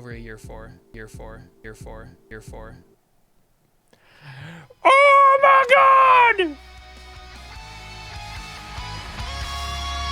3 isn't an even number. I don't know why I said that. Year 4! Oh my God! Oh my God! Ah! I can't wait! What day is it? I missed it! Yeah, so that was my announcement video for year 4. It was really stupid. So I'm gonna go get some coffee and then we're going to bang through year 4 tonight. Are you guys excited? I'll be right back, but thank you guys so much for joining me thus far. I will be back shortly. Don't go. Don't go anywhere. I will start it since it's a long medley. But yeah. So what was interesting about this is I played this live, the Super Mario Galaxy Guitar Medley live 2 years, I think, before this premiered on YouTube, and people had been asking about it on Twitch. They were like, "What the fuck was that medley?" I think it might have been a year and a half. Yeah, it was.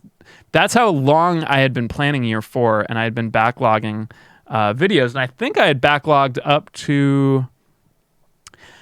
There was a few videos that so I had done this one, and then the Undertale medley, which would come later, was actually done before. I think halfway through the top 10 medleys. So this was done and this was done. And I decided I wanted to get a good amount of covers backlogged before I started. And that way I would be like 4 to 8 songs ahead of time. Just so that I didn't always feel super fucking pressed to make a weekly video. I wanted to have some weeks where I could just take it off. But yeah, so that was the idea.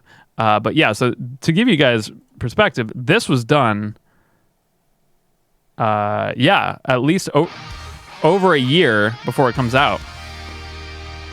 But yeah, Super Mario Galaxy. So I'm gonna go make some coffee. I hope you guys enjoy. I'll just leave it on the screen.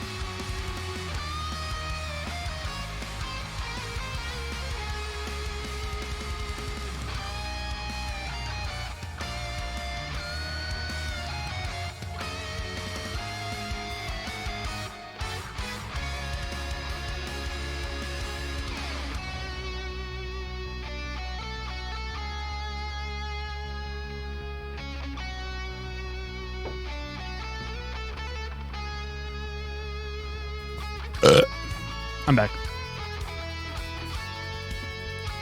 I was really inspired by a lot of the music because I mostly heard the music from CS:GO 89's channel for this game, and I think it really inspired me to because like I never owned the game. I never owned a GameCube, and then when the Wii came out, I don't remember buying it for some reason. But I like Summer for those of you guys who are curious. That's why I moved to San Diego. But yeah, Galaxy was 13 years old. My God. Still can't believe KKB recognized you. No, it was pretty cool. They were so nice. I love those guys. But yeah, I just remember I was really inspired by CS:GO 9's covers of these songs. And actually, yeah. So one of the things that I wanted to do was I wanted to take it to the next level from the other years. So the first year was just kind of like, you know, willy-nilly, whatever I wanted to do. But I really wanted to kind of keep challenging myself with these years. So year 2 was the first year that I started incorporating a medley a month. And then year 3, I also did a medley a month. But this year I wanted to do something different. So the thing that I did was I promised that I would do a collaboration every month as well. Somebody had told me a few years prior that I was the YouTuber that never did collaborations. And it kind of hurt my feelings. And I was like, I do them sometimes. So I just remember being like, you know what? Fuck it. I'm going to make sure that I do collaborations. I want to be one of the YouTubers that does the most collaborations. So, yeah, there was this and it was fun. Final Battle with Bowser. Yeah, I mean, you know, this was a medley that I'd been sitting on a very, very, very long time. So it felt really good to finally release. Look at that tapping shit. It's crazy. Anyway. So there was that. Collabs, but not many of them were on your channel back then. Yeah, definitely. Do a collab with Johnny Abma. I'd love to. Once we figure out something to do, we'll definitely do it. This was shortly after I had done a playthrough of Shovel Knight on my stream. No, actually, I think I did. I played Shovel Knight on Twitch like all the way through. Right before I moved to San Diego, and I'd wanted to do this song for a long time because this song was stuck in my head, and I really, really, really enjoyed just like the whole toneness of this cover, or like the song rather. So I really wanted to have fun with it and like try to think of like, all right, how could I like, you know, develop on it.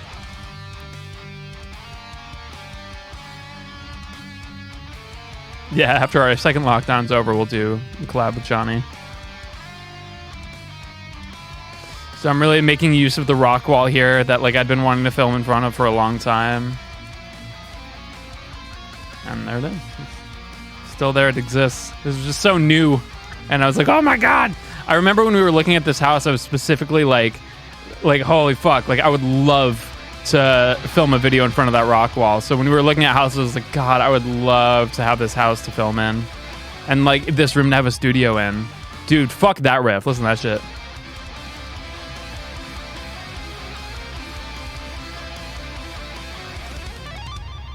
God damn.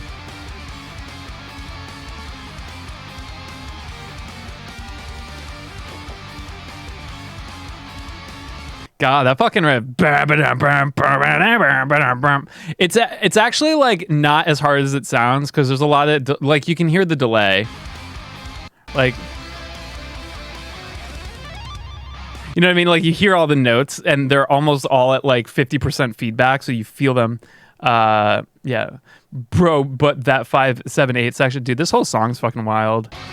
Actually, the harder part was getting those sweeps in the back clean.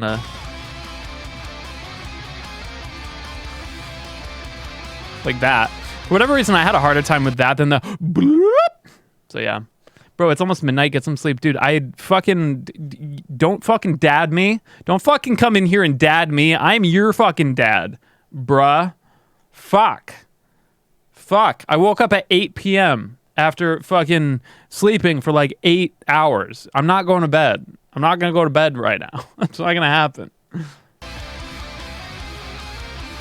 You go to bed. Are you winning, Dad? Nope. Anyway, yeah, Shovel Knight music is the fucking goat, and that's just how it is. So finally, after having fucking a million hours, probably even a billion hours in RuneScape over the course of my life, I finally did my first fucking RuneScape cover.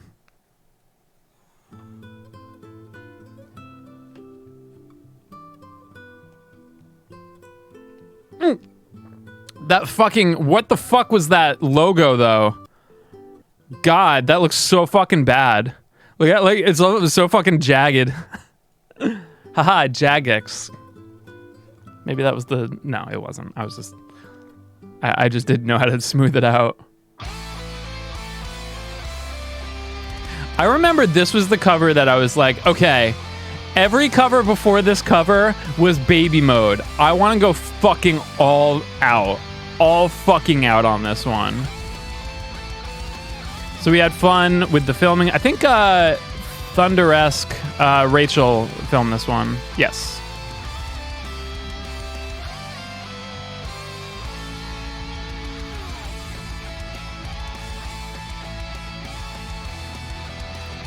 So that rhythm in the back, and then listen to Meshuggah once.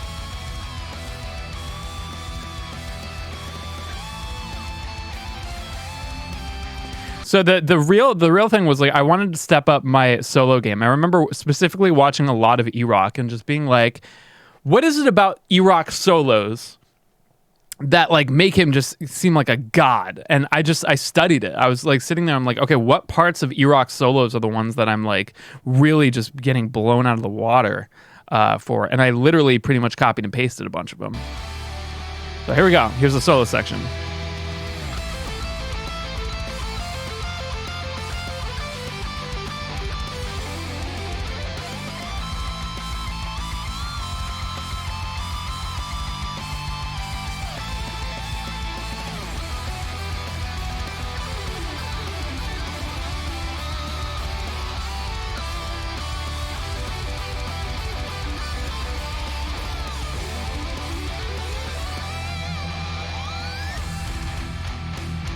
So a lot of really like harmonized scale runs, a lot of sweeps, and then a lot of like really kind of Iron Maiden-y kind of inspired melodic lines and stuff like that.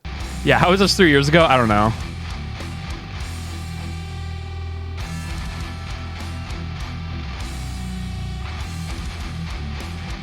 And I think I definitely like that was like a really important solo for me to write, because I think you can start to see a lot of my soloing habits now develop from this point. Like that solo that I wrote for this song really kind of gave me a better framework moving forward.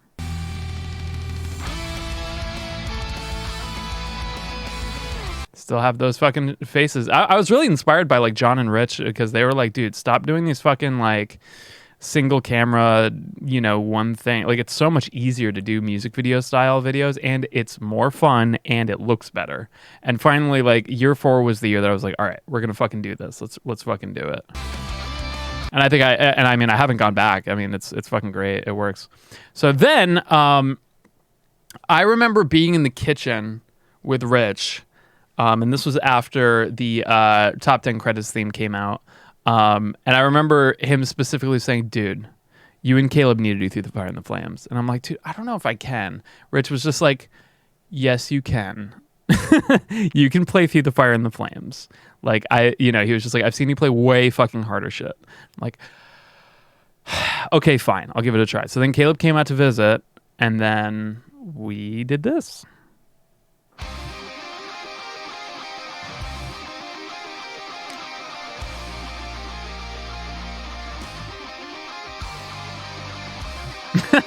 Congratulations, Eternal Hex, on the engagement.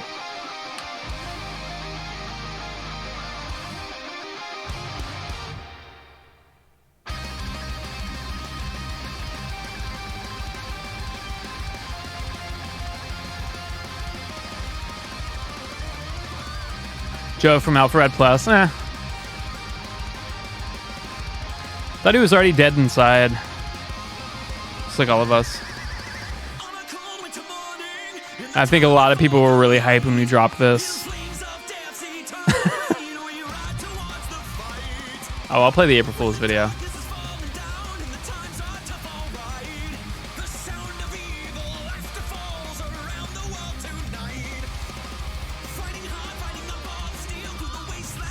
We had so much fun with filming like these wide shots, but I remember these close-ups were like miserable. I remember because I had to do them like section by section because they're so hard. I remember Rachel filmed this one. She just wanted to go to bed. She was just like, "Please be done." Like, okay, I'm almost done. I promise. I remember specifically Caleb also being like, "All right, what do we do?" And I'm just like, "Dude, don't even fucking think. Let's just have some fun." Like, I don't want to cover Through the Fire and the Flames and make it like serious. Like, come on. We gotta have fun. Yep, there was a lot of references in this.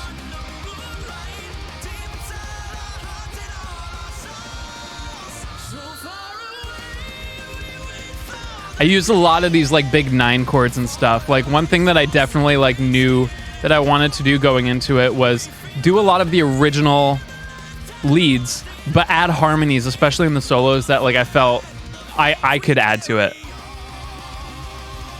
So here's one of the things I wanted to add into this. I wanted to have a bunch of video game references and see if people could hear them. So here's one of them.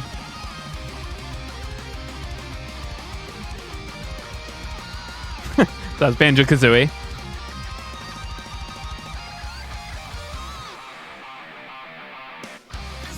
I loved this cut because it wasn't planned. This was a completely different take from this, but it looks like it moves from this camera to like another camera that's going at the same time, but also this face. Like, you see, he like pulls his mic up. I don't know, I love this. Like, it looks like it was planned. My song.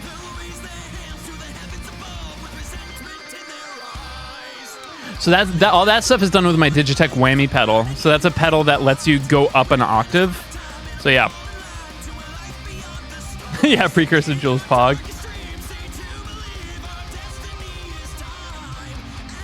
I love that part. Anyway, you've heard Through the Fire and the Flames. Blah blah blah. Yeah. Okay. So here's next video game reference.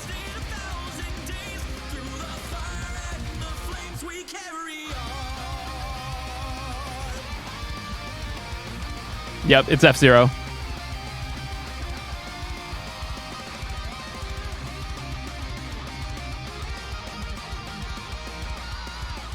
So this is all this original solo stuff.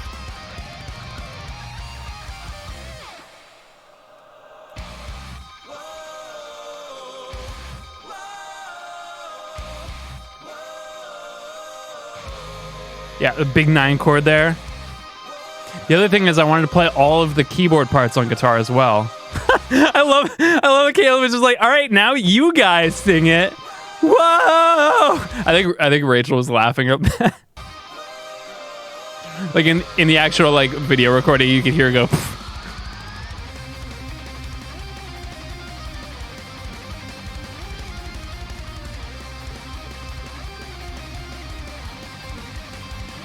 This was a lot of fun. I feel like I just said, all right, here's another one.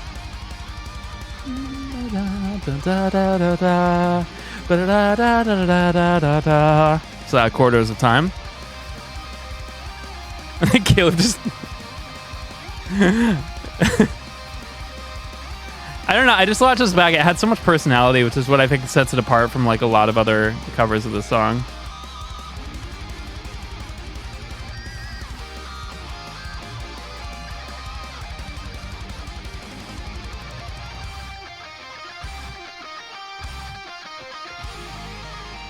All right, this is my favorite part.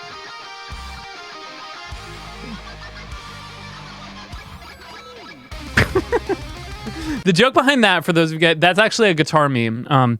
There was a video that was going around because Herman Lee from Dragon Force did a lesson video on the solo for this, and he was showing how he made the wick wick wick sound, and somebody like really offensively put like a bad Asian accent over him, and then he was just like, "This is my pedal that makes it so that I just sound good. I just play." Yeah, Herman started. So like he did this thing where like he was like, "This is how to make the video game sound," and like he takes his whammy bar, he puts on the strings, and somebody superimposed a bunch of like stupid video game like sounds, and one of them it just goes. Like he puts his like the whammy bar across and goes, "It's a me." Like, so I was just like, I knew I had to fucking like throw that in as a reference. Herman Lee was shit on your head. I wish Herman Lee would shit on my head. Go Caleb, get it.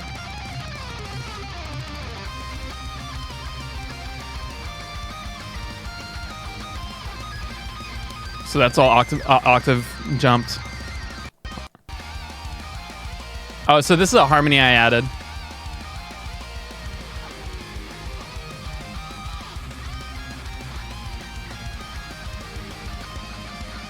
There's a lot of fun stuff in this. What else? So there's another one. Yeah, Gourmet Race.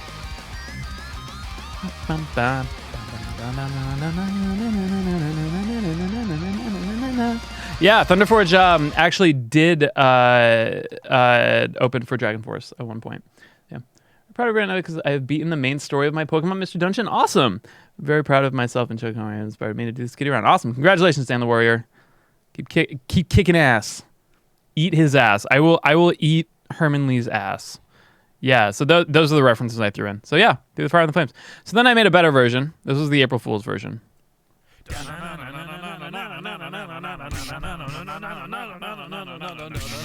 I should send this to Herman Lee.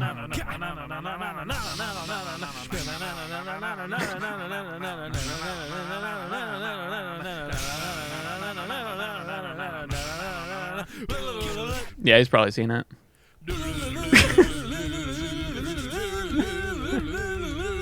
Did I help you come up with this idea? Probably.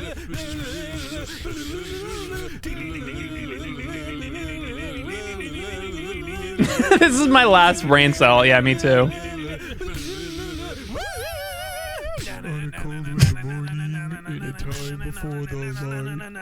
This took, somebody said, how long did this take? This took me nothing. I literally hit the record button while watching the video, and you'll hear me in the video just like slapping the desk and just screaming. Like literally just like, I did 4 takes, like one where I did the vocals, one where I did the guitar, one with the drums, and that's it.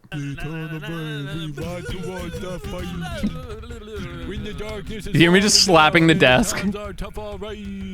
The sound of evil falls around the world tonight. God.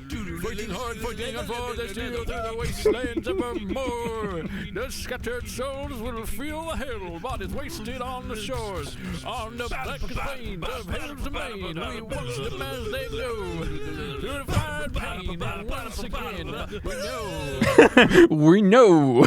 So now we fly ever free, we free before the thunderdome. On towards our wilderness, our quest carries on. Far beyond the sundown, far beyond the moonlight. I respect that I had different voices. It is. It's the full 7 minutes. For the lives are so wasted, Edgar. We feel the I forgot. Edgar.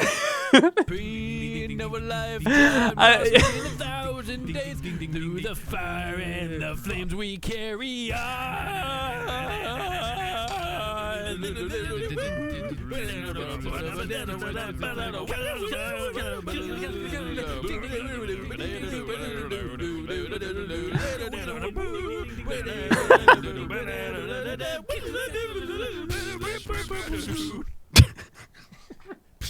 As the red day is dawning and the lightning cracks the sky, they'll raise their hands to the heavens above with the red resentment in their eyes.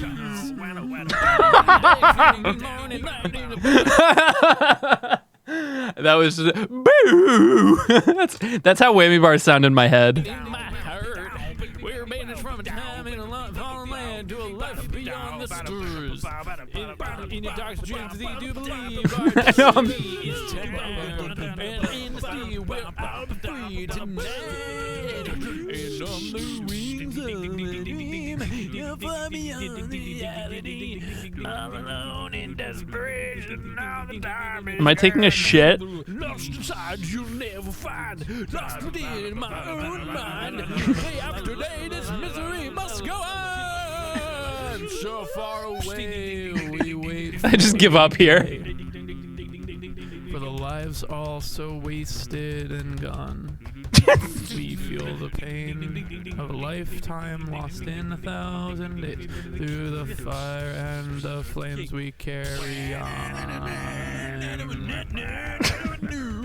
Carry on.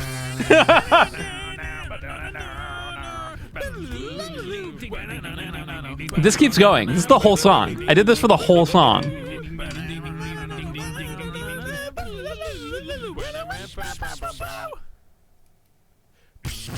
Whoa. Whoa. Whoa.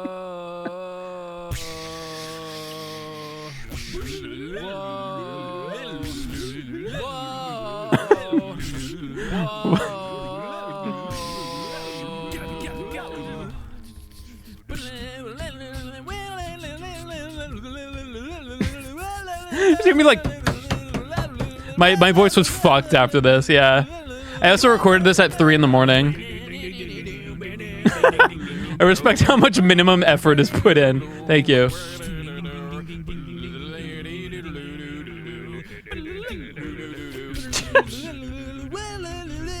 So like I just done the whole song, so I have the whole thing in my head. So I don't have like any problem like singing the whole solo. Ride. Ding ding ding ding ding.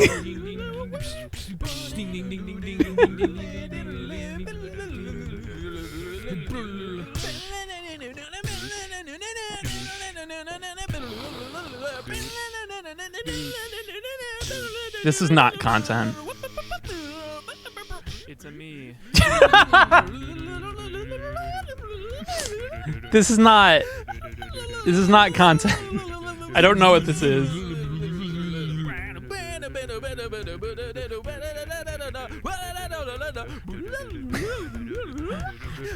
That's a sweet big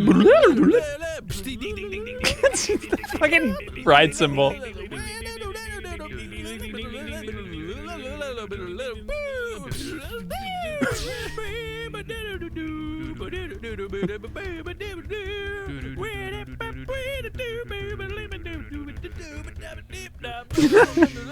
Dude, my voice is dying just doing the guitar stuff.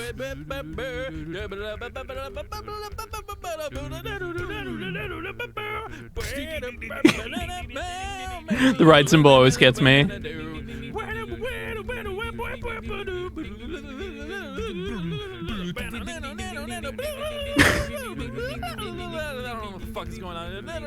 don't know what the fuck's going on there.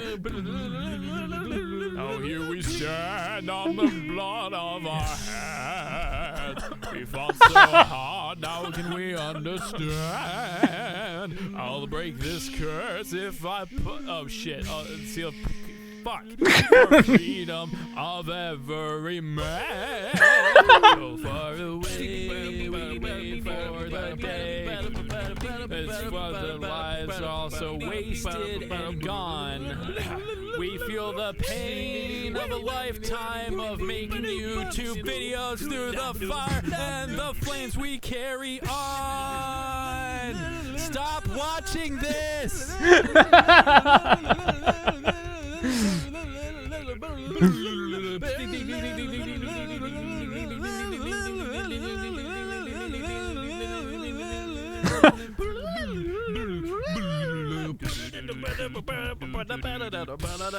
Ah, yeah.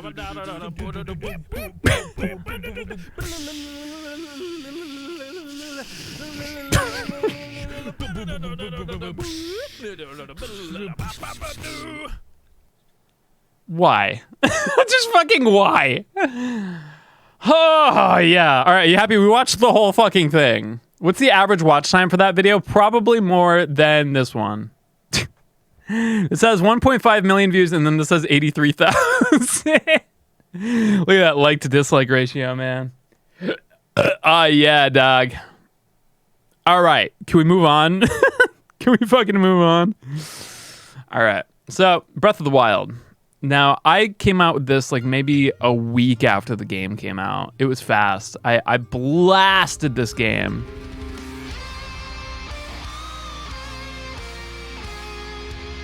And I loved it. And I loved the music. And I kept myself off the internet. And when I came back, I was floored to see how many people hated the score to this game when it came out. And I feel like it's calmed down a lot more. Like people have definitely like opened up to it more. April 4th was a month after. Okay. So then yeah, I blasted the game in a month. At least the story mode. Enough to be able to get to the end at least. Yeah, I didn't put Cass's theme in it because I think I was gonna do it on its own, but I never ended up doing it. Well, people thought it was too empty. People thought there wasn't. They were expecting fucking Ocarina of Time and like there to be all these like crazy melodies, and there really was. Like this theme is so fucking interesting. Like the chords in this are phenomenal. Like it's really, really cool.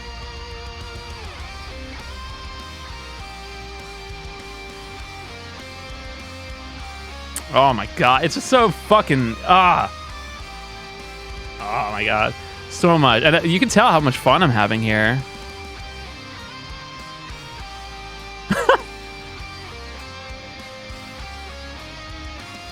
Yeah, it seems really good. Now, I remember this was a song that I absolutely could not do.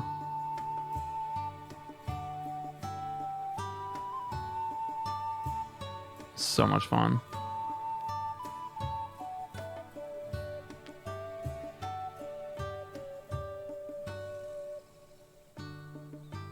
Are you Team Birdman or Team Fishman?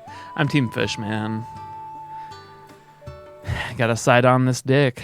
All right, so then the idea was I wanted to do all of the themes for the beasts, which again, people didn't really seem to remember that much, which is strange because I thought they were so memorable.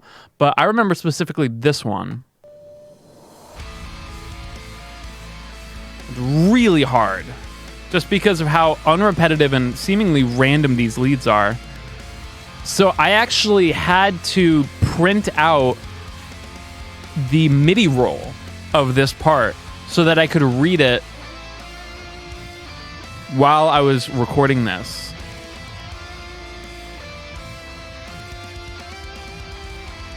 Yeah, this was the order I did them in. I did Ruta first. So I did Ruta, Redania, Meadow, and Nebra. So I did a counterclockwise.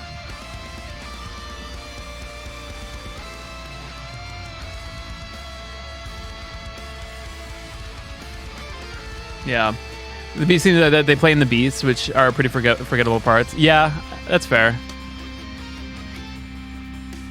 Love this song. This song's so fucking good. It was such a pleasure to work on the just work on this medley. It was so fucking good.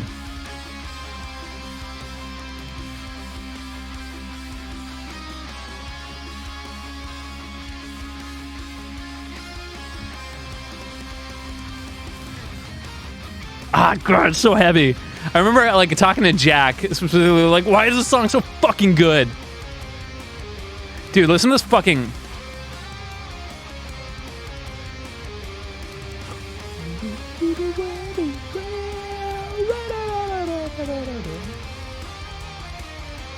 Okay, ready for the greatest hit in fucking 2017 game soundtracks? Here it is.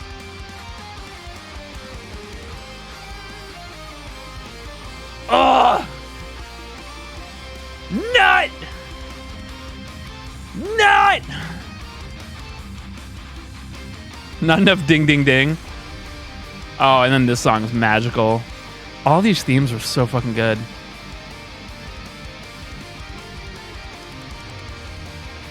Oh, okay. This is the first. Okay, so this is the first time in all three parts that I actually got like the hair to stand up on the back of my neck.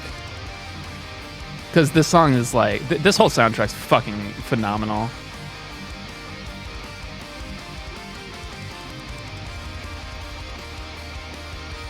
It's so good. Yeah, Meadow is just so fucking good. I know, the chords. And I just love that fucking, like, the flutters, you know, on this part.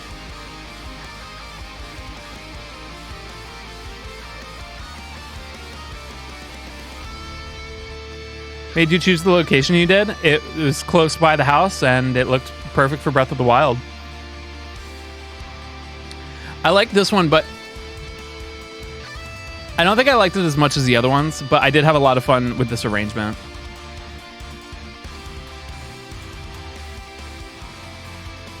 Is slapping bass the equivalent to a donkey punch? No. Don't make it weird.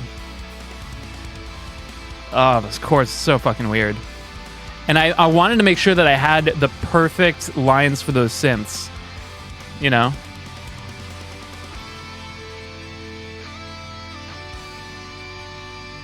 But then, of course, this is the song that I think everyone should cover. This is like one of the greatest 5/4 songs ever written.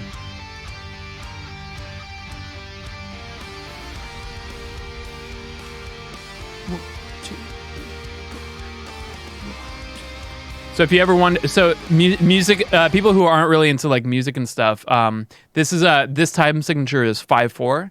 Usually with a song, typically you have a 4/4 pattern. So 1, 2, 3, 4. 1, 2, 3, 4. Dun dun dun dun dun dun dun dun dun dun. Somebody wants someone who's gonna roll me, right? So you have like a 4/4 time. This is counted in 5. It's a very strange time signature. 1, 2, 3, 4, 5. 1, 2, 3, 4, 5. 1, 2, 3, 4, 5. 1, 2. Oh, and then it changes, and then it flips there. 1, 2, 3, 4, 5. 2, 3, 4, 5, 6. 1, 2. And so then it goes to 6 there, I guess. Yeah. I guess I probably thought of it in 4/4 or maybe 6/8. 5/4 to 6/8 or something, or 6/4. 5/4 featuring 4/4 and 6/4.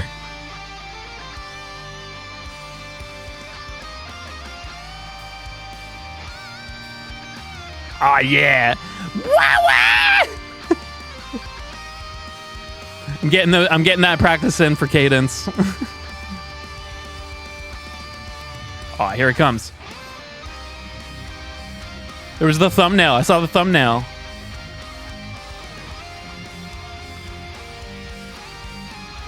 God, it's so good.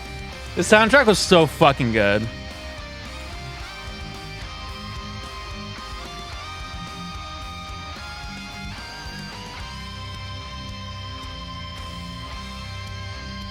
Yeah. So that was the sound of the Sustainiac. So this is something that, you know, I don't know if like a lot of, hey, what's up, Chumney? I don't know if a lot of, well, there's a lot of guitar nerds here. This guitar right here, the Schecter Blackjack SLS, has a system in it called the Sustainiac system. What it does, I don't know how it fucking works, but it uses one of the pickups to infinitely, dude. You guys talking about Ganondorf. It's coming. Don't you guys worry. Stick around for that one. It keeps the notes going forever. It just sustains forever. And then what it also can do is it can hit overtones so that the note goes fucking like up a bunch of octaves. So that's what that sounds like. When you flip that on, where is it? I think you can see me go. Yeah, so you saw me flip it on right there? Yeah, it's in 2316. I don't know what all this 19.8 stuff is talking about. It's 2316 is what Ganondorf is in, which is way dumber. It's a random number generator. So this was my first sponsored post, kind of, not really. I have done Bloody Tears. So I've been wanting to do the Final Fantasy VII fanfare theme forever. But I couldn't figure out a way to do it, but then Ernie Bell reached out to me to do a video on paradigm strings. And I was like, okay, well, this works because I can make a cover of it and then talk about paradigm strings and make the video be long enough. So this is what we did.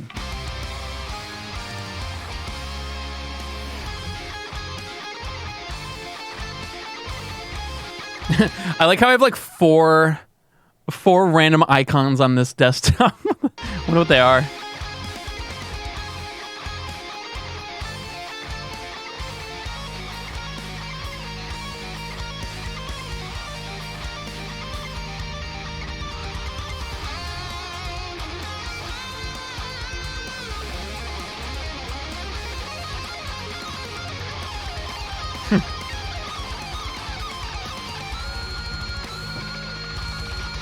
So here's me trying to break the string by pulling the highest note on the note on the 24th fret a full step and a half above the those are my feet pictures. But then I talk about the strings. If you really want to see people like your favorite like me and you like to So this is something that I've always been kind of like approached by, companies like, hey, will you do the sponsored video? We see you get views and stuff, and I would always be like, I don't feel comfortable doing it. Like, I can't really figure out a way to do it in a way that's transparent and doesn't feel super like, not shilly, but like, not feel out of place and not feel like super sellouty. And I didn't really care about selling out so much as like, I think it was like, I wanted to make sure that it fit. Forced. I didn't want it to feel forced, and it always seemed to feel forced. No, I never break strings. I feel like as long as you restring your guitar enough and you clean your guitar, you should never break strings. But yeah. It's not even authentic. I mean, I think we live in a cool age now where I think YouTubers in general, it's accepted to take on brand deals. So I wasn't really worried about that. I just felt like for a music channel, it didn't really fit. So this was a perfect fit. So this was the first time that I was like, I did a video that was like, hey, Ernie Ball asked me if I would do a video and talk about these strings. That's what I did, and it felt really good. Didn't you say? Yeah, I was trying to break the strings here, but I couldn't. So like, I was literally like, I'd played on these strings for a month prior to this, and I still couldn't break it. I couldn't break them. And then I had I showed some videos of. Where is it? I think I showed, where is it? It's like a video of like Paul Gilbert in here trying to break the strings. Where is it? Me trying to break these strings. Oh, yeah. So, wow, John Petrucci on my channel. That wouldn't be the first time. Or, I mean, that would be the first time, but that wouldn't be the last time John Petrucci's on my channel. Yeah, and that's Paul Gilbert fucking... trying to break the strings by stepping on it. I was like, I could make a video where I'm trying to break it, but I don't really have a lot of guitars, so I'm not gonna do it. It's my dad, my daddy JP. Okay, this is a really cool cover because I remember one of the first times Adriana came out to San Diego. I remember we were playing through the remastered version of Final Fantasy X. And I remember there was one point where we had played for many hours, and then we were at the part that Servants of the Mountain play. And I remember we just both passed out because we'd been playing for a while. And I remember just waking up and just hearing this song, and it was so haunting and so perfect, and like the feel of it was just so fucking good.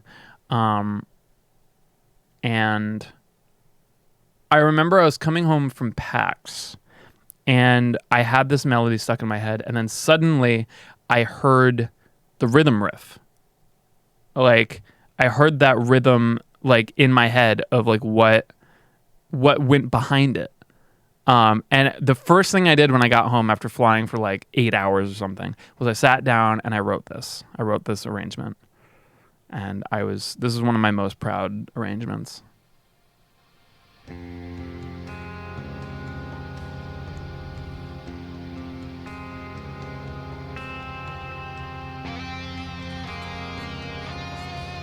So you've also got, We got like talking in the back and stuff. It's very like Godspeed. So that's like Kamari saying some of his lines like in the back. It's actually a peacoat and a scarf. It's not a turtleneck.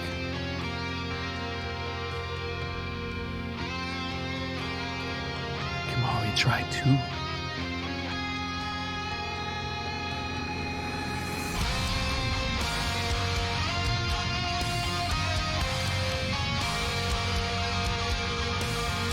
I wanted to kind of make the illusion that it was cold, but it wasn't. I'm in San Diego. Because this is part of the game where... All right, so here's the rhythm move.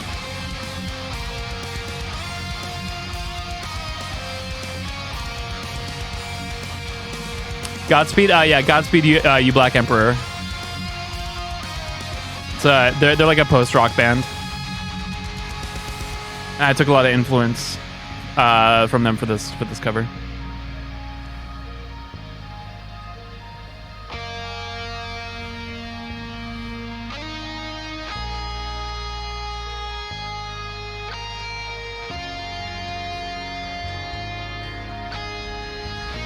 Yeah, this was a vibe.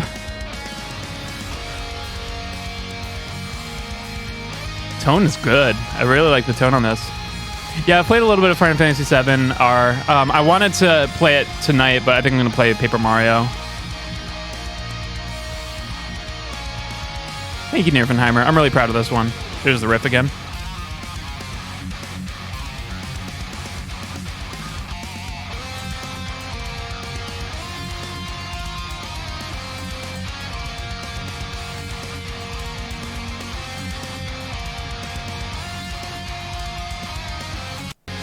Anyway, yeah. So I had a lot of fun with this one. I think that's Rich's coat, too. It's not even mine.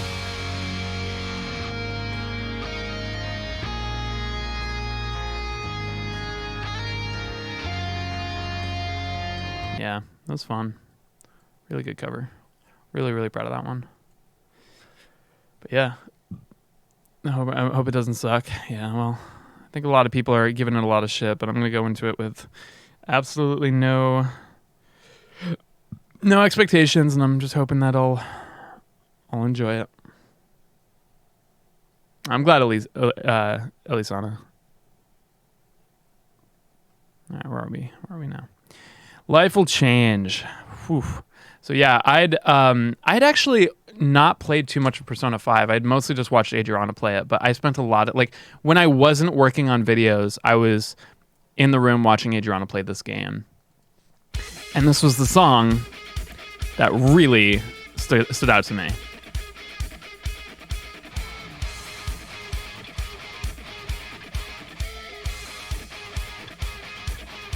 And I remember Adriana being like, "Look, it's you. You're the main character." And I was like, "Oh, this would be great to cover because I could just be me and be fucking be Joker." Looking thick Joker. Yep. Was she living with me at this point? Yeah. For the most part. She kind of slow transitioned into living with me. She was like kind of back and forth between her home in Georgia, but eventually it was permanent at one point. She just stopped going back. No, you can play Persona whenever you want. They're like Final Fantasy. You can play anyone you want. Yeah, so the Persona 5 arc is very long. I would say that we're still in it. You know what I mean? Because like I'm still covering Persona tracks to this day. Go to bed, Jules. I get it. I get the meme.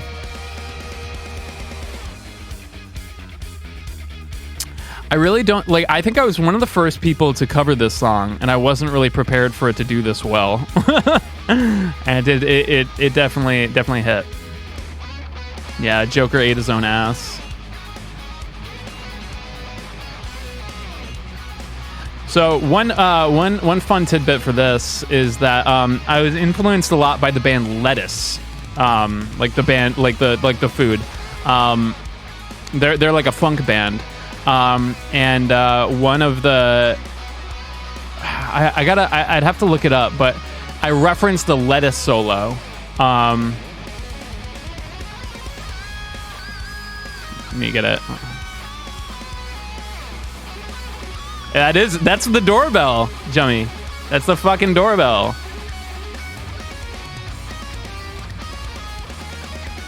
Yeah, so ba-da-ba-da, ba-da-da-da, ba-da-da-da, ba-da-da-da-da-da. Let me see if I can find the song and get this VOD muted.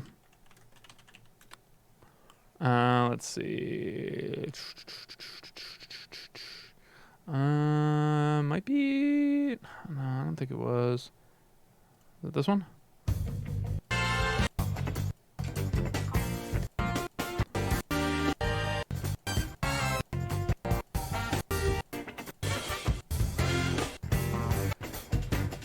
It was on Fly. Let me see if I can find it. Just so I can show you specifically how much of a fucking fraud I am. Was it? No, it wasn't that one.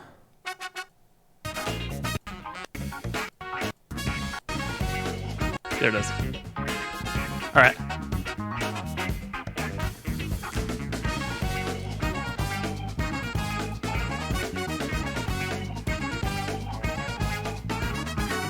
So this is lettuce, and that's literally... yeah, there it is. That's where I stole that from.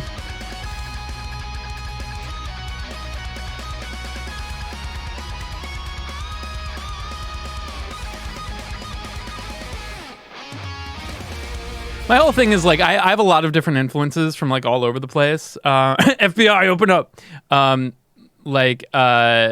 So I like to like work stuff in there because it's like who the fuck is gonna think of using like lettuce in the middle of a Persona thing? And I think that what that does is it really kind of like opens up a whole new like I don't know just possibility in general, you know, like trying to use like ideas from other genres and other things is how some genres are born, you know, so like you shouldn't be like afraid to do that. So yeah, lettuce. All right, so this cover is one of my most disliked covers of all time. This is Snake Eater with Adriana.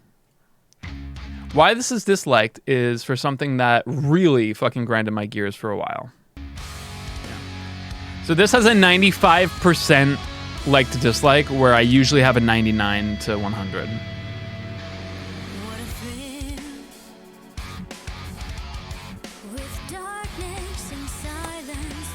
So a lot of people really like seemed like they felt like, well, first I want to be positive. Like I felt that my arrangement of this was fucking really good. I took a lot of time making sure that this whole rhythm riff is just like, it's fucking modern, it's fucking genty, it's fucking prog, but it's also respecting the original. And yeah.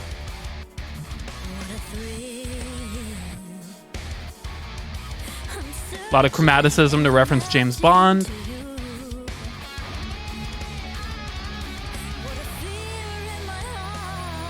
I think a lot of so in the comments it seemed like a lot of people disliked this because not that they felt that Adriana's voice was different. They felt that Adriana's voice was not deep enough to represent the game and the song. I mean, we did the song the way we wanted to do it, and we were both really, really happy with how it turned out. But I mean, that's the thing, is like people are entitled to their opinions, and I feel like it's too harsh to drop a dislike because of that. You know what I mean? But if that is enough to make you dislike it, then yeah, you're totally, you know, you can dislike it. That's fine. But I remember I was really sad because like I was really excited for this to come out because this is one of my favorite songs. One of my favorite series is Metal Gear, and to see people not vibe with this one, it was hard. It was hard for me. But yeah. She sounds just like David Hayter. I know. Yeah, it's definitely different, and that's the thing. It's just like we had fun with it, but we made sure that we still respected the original, you know? It just seems kind of weird that, like, you know, I don't know.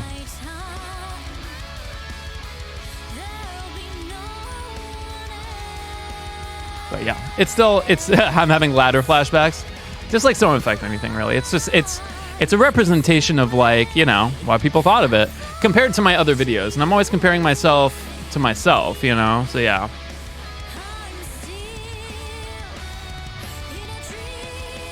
I mean, it doesn't matter. Like promote a video less. I mean, it's fucking doing like it's 300,000 views. It's not suffering. It's fine. It's just it's sad to see that people didn't vibe with it for kind of a fucking silly reason. But I mean, I understand. I mean, you know, I do. I do. I don't want to be the person that's just like, I don't fucking get why people just fucking blah, blah, blah, blah. Like, you know, if you dislike a song, you dislike a song, and that's why this exists. You know, I think it is what it is, and I don't want to silence people who think, you know, who if they dislike it, then they have their opinion, and that's they're totally entitled to that. But I think it's sad because at the time I was really, really excited to put this out and really proud of our arrangement and really proud of what Adriana did, and to then see the comments and then to see the dislikes, like more than because it's embarrassing to like bring on a guest onto your channel and then for them to see that it didn't get the same amount of it didn't get like the same amount of likes that, you know, my videos would normally get.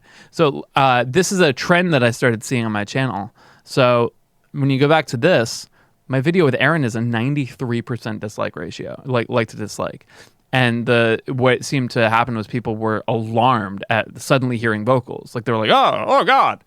And then, let's see. But I mean, Through the Fire and the Flames did very, very well. But yeah, later you'll see this cover with John at 97%. Let's see. Let's try to find another one with vocals here. No, I don't really see any other ones with vocals, but yeah. So I actually almost kind of started shying away from doing. Oh well, Otherworld has vocals, but I guess that one's kind of different. But it was tough because like I was starting to see a correlation between having a vocalist on my channel and the dislike, the like to dislike kind of going down, which is sad. Yeah. So I almost didn't. Yeah, people are very picky with vocals. It's yeah. So, because I mean, everybody has a voice, so everybody feels entitled to an opinion about voice, for sure. But yeah, I was really happy with this arrangement. We still love it. We still play it live. But that was something. Oh yeah, Weight of the World was tough too. But yeah, I think, and we don't want. Well, that's the thing. We don't want to replicate the original. The original already exists. If you want the original, go listen to the original. We wanted to do it like this. And if people didn't like it, then they didn't like it. It's just, I guess what I'm saying is like, I think it was sad because of the expectation wasn't met, because we were really like, oh man, people are going to love this. People are going to go insane. And then they didn't. After a while, you know, I think definitely most people like look back on this video as being pretty good. But yeah. Ukulele, 30K views after 300, 900, 63, 42, and well, 42. But again, it's not about the views. I was really in love with the soundtrack to Ukulele. I enjoyed my time playing ukulele, but obviously, like I had a lot of the same problems that a lot of other people did. Yeah, so year 4 was was the year that I started doing consistent music video style videos. That was actually Travis's ukulele. I borrowed it from him. See, it's weird because like time feels like it's kind of stood still and moved super fast in the past like 3 years. But it's crazy to me to remember this time because like,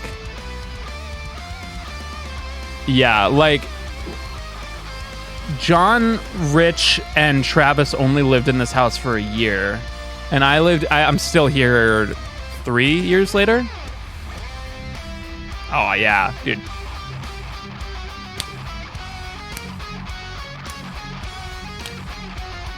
Dude, that slaps so fucking hard.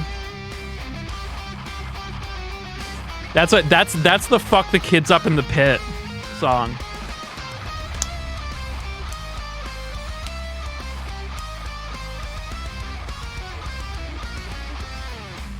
God, it was chunky.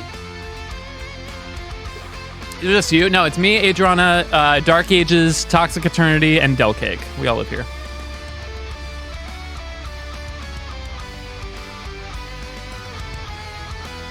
Yeah, that's awesome.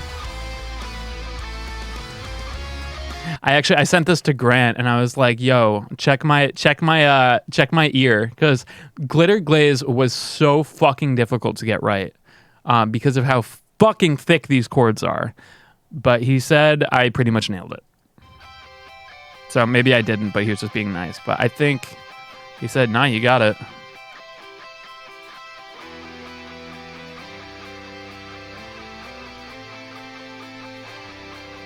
Even right here, it's just... God. It's just fucking like Super Saiyan Grant, man. How many guitars do you have? Like, more than 5. I think I have 20. What a supportive father. I know. Hey, Nina.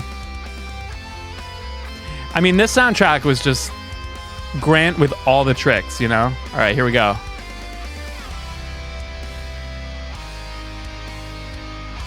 Oh, this chord right here. Ah!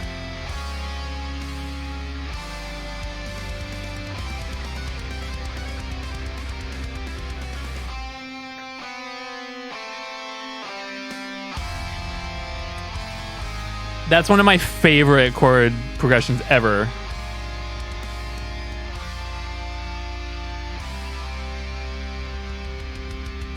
Here we go. Yeah, Moody Maze was cool. What did I do for Capital Casino? Oh yeah, this is pretty much just fucking Yaz.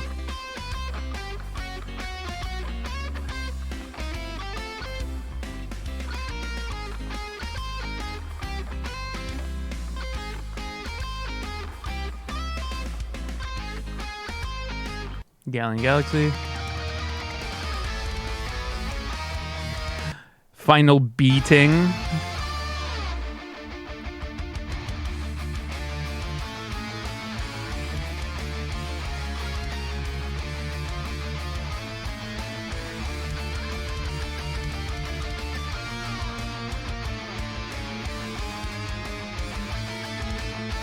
Yeah, it was fun. Anyway, ukulele. It was a lot of fun. The music is so good. All right, guys, here it is. The dumbest key signature, the dumbest time signature in the history of probably forever. The Ganondorf battle theme from Ocarina of Time.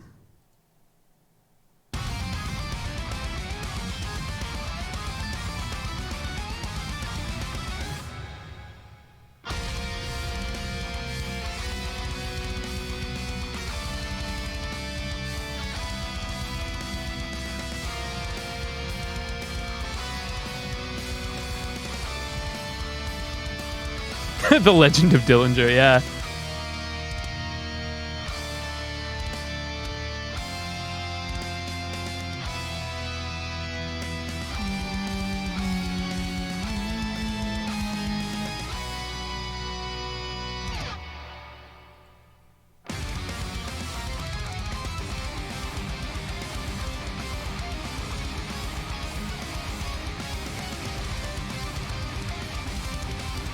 '16th. Yeah, we're playing tennis. The most epic tennis match of all time. So the way to count this is not 1, 2, 3, 4, 5, 6, 7, 8, 9, 10, 11, oh, literally Greek just asked. 1, 2, 3, 1, 2, 3, 1, 2, 3, 1, 2, 3, 4, 1, 2, 3, 1, 2, 3, 1, 2, 3, 4. So 1, 2, 3, 1, 2, 3, 1, 2, 3, 1, 2, 3, 4. So three groups of 3, and then a 1, 2, 3, 4. And then 2 groups of 3, and then a 1, 2, 3, 4. 1, 2, 3, 1, 2, 3, 1, 2, 3, 1, 2, 3, 4, 1, 2, 3, 1, 2, 3, 1, 2, 3, 4. That's how to do it. So listen.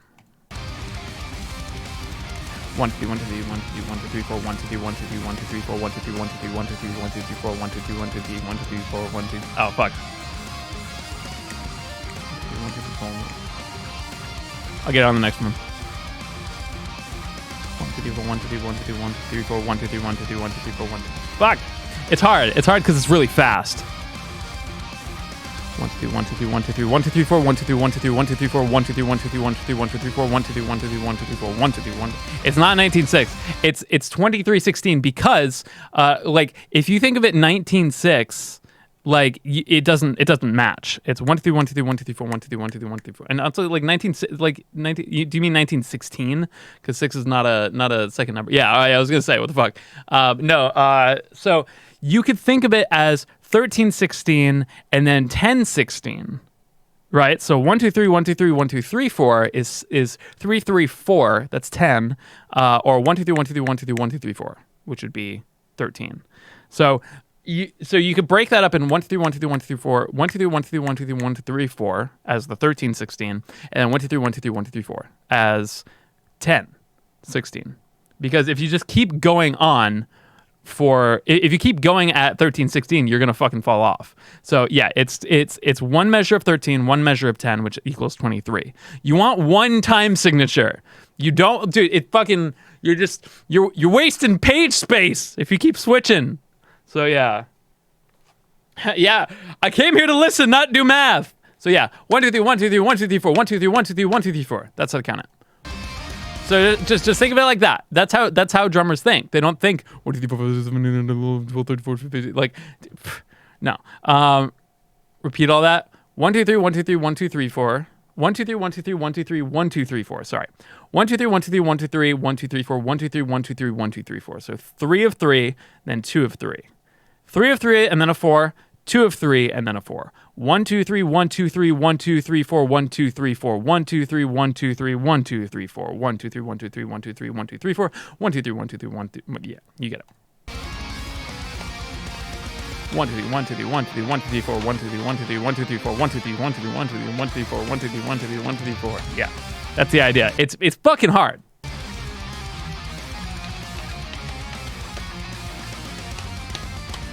And then it switches back here. This is not the same time as 1 2 3 1 2 3. It's fucking crazy. Anyway, it's fun. So then I had fun with this, but I wanted to extend it because it is kind of repetitive. And at the end, I decided to do this. It is very similar to the fairy flying theme, but the fairy flying theme is actually 13/8, I think. It's technically 12/8 with an added eighth note at the end. So can't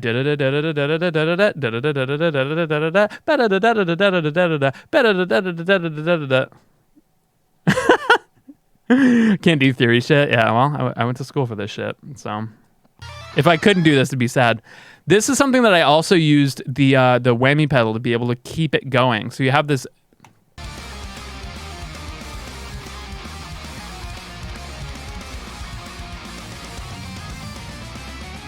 It's almost as hard as Smoke in the Water. All right.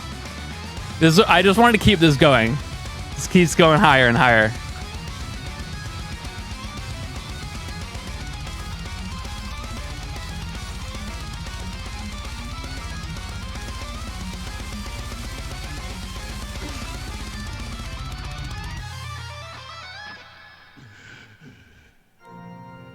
Me after recording. And then...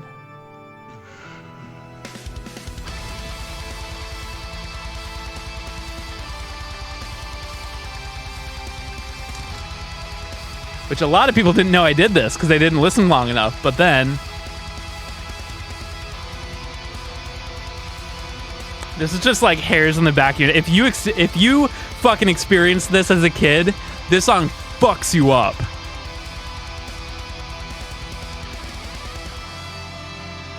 And the thing that sucks is like I would have liked to do a full version of it, but that's the whole song, and that repeats. So I thought a better way to do it would be to incorporate it into the Ganondorf battle cover.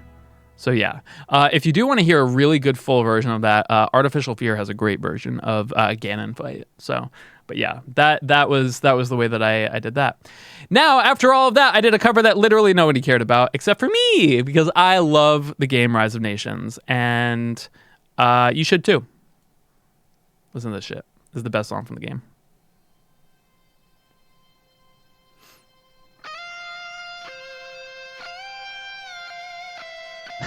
You hearing Kokiri Village? Yeah.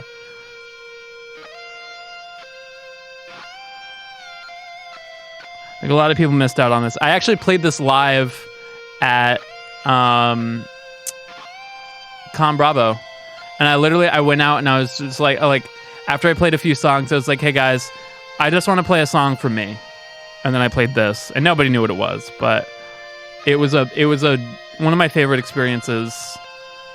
Getting to be able to play a song like this that's so important to me that nobody fucking cares about except for me, was really cool. Across the pog, I love it.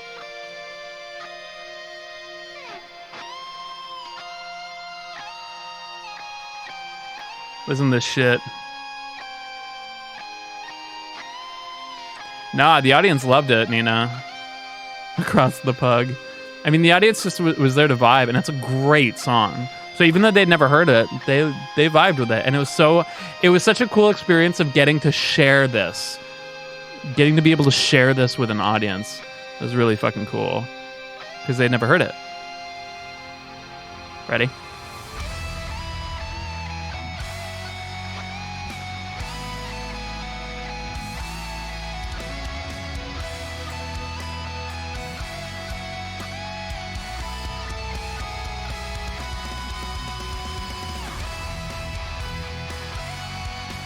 Oh, I forgot about that. It's a vibe, right? Yeah, so Starblock says, didn't the composer comment on this? Yeah, so the composer commented on the first one I did and actually got a hold of me. Dwayne Decker was the composer for Rise of Nations. And we had been in talks since that first one. And he was like, hey, when are you going to cover another Rise of Nations song? And I was like, I'll do it soon, I promise. And it took 7 years. But then I did, and I sent it to him, and he was so happy about it.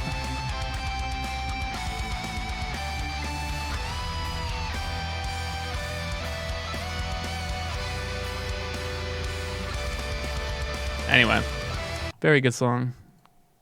Keep it going.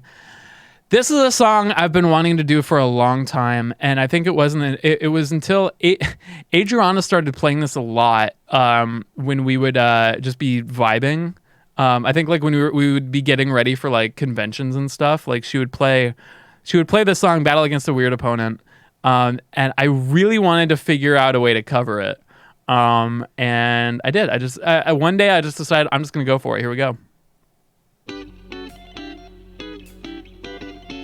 I didn't want to use any sound effects. I want to do everything on guitar except for the drums.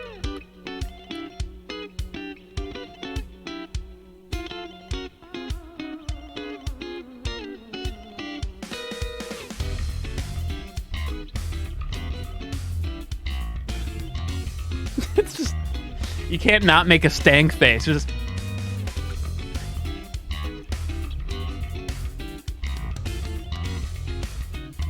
Yeah. I love this part.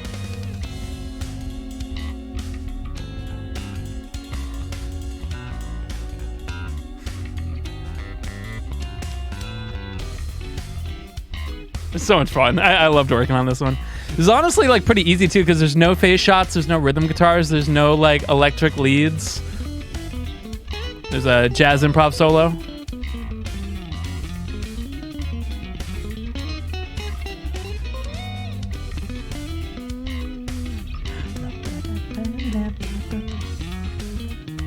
Here's that. This is a weird outside solo.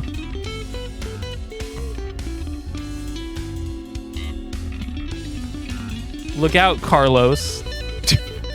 He's got nothing to worry about, but man, this was fun.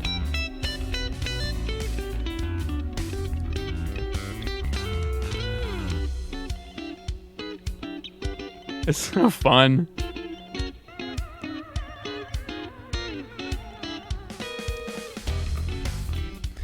There's this really weird sound effect that I accidentally hit while I was working on this that I really liked. It's like, so I was using that.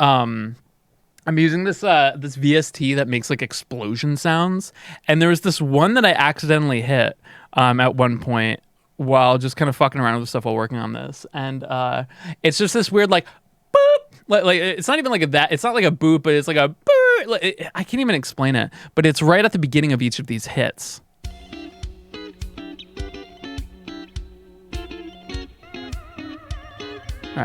for it. It's right here. It's like burp, burp. It's weird and it hits really cool and it works so fucking good. Patrick likes this song. Hell yeah. No, I didn't do this live on Twitch. I don't know. I just like it. It was cool. It's not in the original, but I just thought it was cool. It worked. But yeah, the whammy, it's just literally me going down like and just fucking jostling the whammy bar just all the way down. But anyway, yeah. So I'm having fun. I'm having fun with Year 4. It's definitely the most like out there, you know. And this is this cover should have been titled "Don't Film in the Middle of the Road."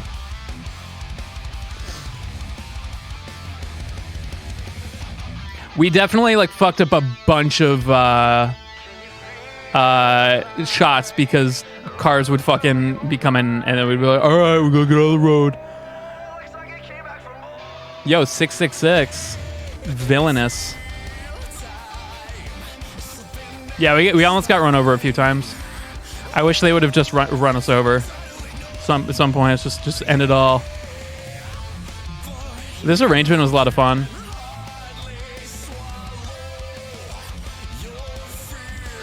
Yeah, but again, a lot of people like kind of didn't really vibe with it because like I specifically changed the key so that it would match John's voice a lot better. Did John came up with what idea? Getting hit by a car?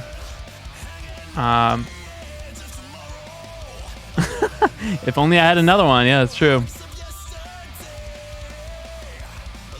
Yeah, John's voice is filming outside. Yeah, no, this was my idea. I pretty much just said, hey, John, we're going to film. And then he just came outside and we filmed this.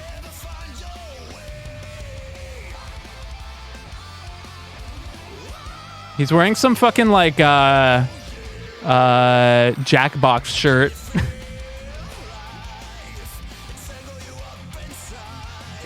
Did John fight to keep the white pants on? I don't know. But yeah, no, this was fun. I had a lot of fun with this arrangement because Live and Learn is one of my favorite songs of all time, and I wanted to make sure that I did something cool and different with it. So we did, and yeah, 666. All right, Undertale. And what's wild about this is this medley was done before Year 4 started. I had this for fucking ever. I was sitting on this for fucking ever. For fucking ever. It was so nice to finally put it out. At this point, the game felt like a nostalgia game. It was so late.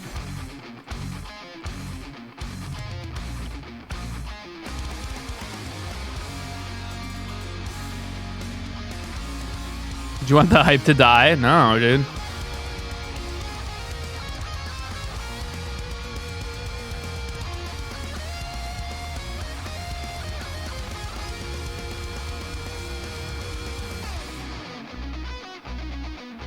Still jams.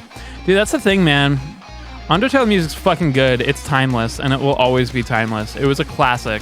And I feel like we just live in an age where, you know, fucking... The more popular a game is, the more it's fun to hate on, you know? I mean, people think that hating on things that are popular makes them interesting people. It's just kind of a low common denominator, like, thing. That people think, like, oh, that's popular? I'm going to be interesting if I hate it. And that was, like, how it was, you know? And during 2015, like, we were in the fucking, like, thick of it. Anything popular, everyone hated. Anything that wasn't popular, everyone loved. Because made for interesting conversation. I don't know, made for interesting videos. I don't know. But Undertale was a perfect fucking game. The music is unreal. Unfucking real. It's so good. So fucking good. I mean, by one guy. You know? But it's not going to be for everyone. And I feel like the people who, like, politely don't like the game can still respect it. But, like, I don't know. And the people who are like, oh, the fan base ruins it. The fucking fan base, though. It's like, don't fucking go on fucking Tumblr. Just play the fucking video game. Don't go on the Reddit. Not one of your favorites? Yeah, and that's great too, you know? It's probably not one of my favorite games. It's definitely one of my favorite soundtracks, but yeah. And like I always remember, I'm just like, holy fuck, oh yeah, this song, like, if this song was in any other game, like Spear of Justice, if this song was in any other game, it would be the best song in that game. But because it's an Undertale, sometimes I forget about it because there's too many other just fucking bops. You know, it's crazy. God, the fucking bass tapping was so hard. I still regret going on the Undertale Reddit. I'll never forget. I'm sorry.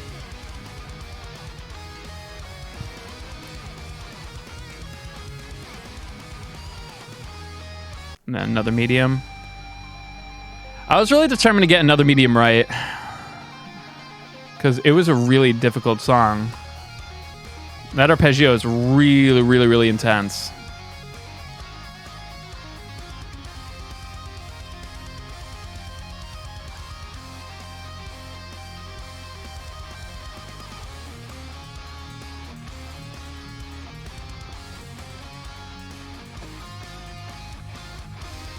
There's a lot of memories that's just encapsulated in this music for, I think, a lot of people, like me especially. Like, Undertale is like this weird, like, for me, and you know, I don't know if this is for you guys, but it's like when a game is this good and the soundtrack is this memorable, it really wraps up where you were at that time.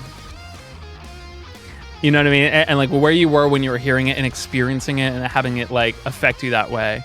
And I think that's almost like one of the cool things about doing what I do, is that like I get to help people relive those memories, you know, when they were kids and things might have been simpler, or maybe things were harder, and they are able to look back at the times that they were having with different eyes, you know. And it's silly because, you know, it's video game metal, you know, but I think that there is kind of an aspect of that I think is important. So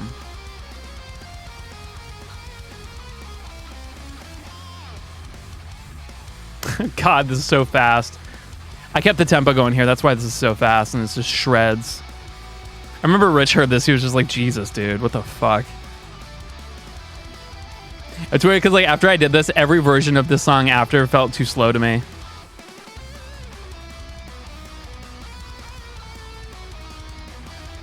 But yeah, I definitely wanted to keep the tempo going. I didn't want to make too many jumps.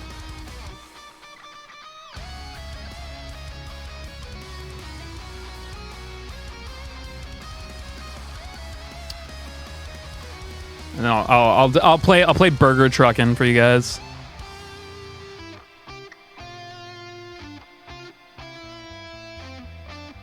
Play bass chords there. No, it doesn't end with Megalovania.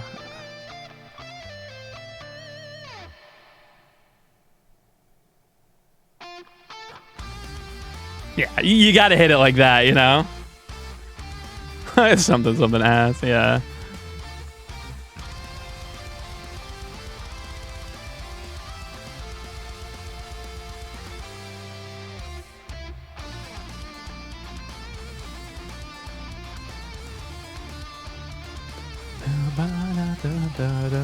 That melody right there, there's something magical there. Nah, not your best not Mary there. Ends with finale. Actually, Rich really kind of saved this medley towards the end, because I actually had some really basic bitch chords, and he actually walked in and he was like, "Hey, dude, you should play him like this," and he showed me how he did it, and it made it sound so much better. So, big shout outs to Rich for helping.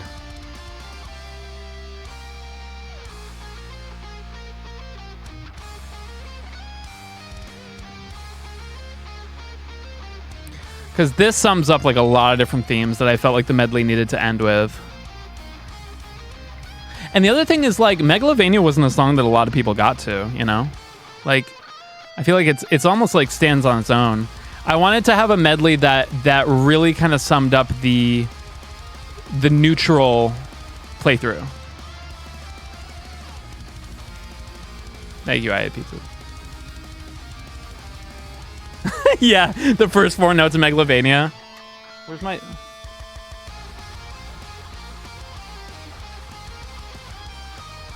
I'll do this for you.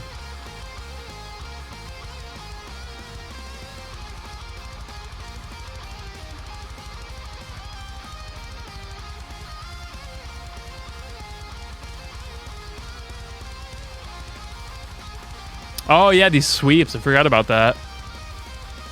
That was hard.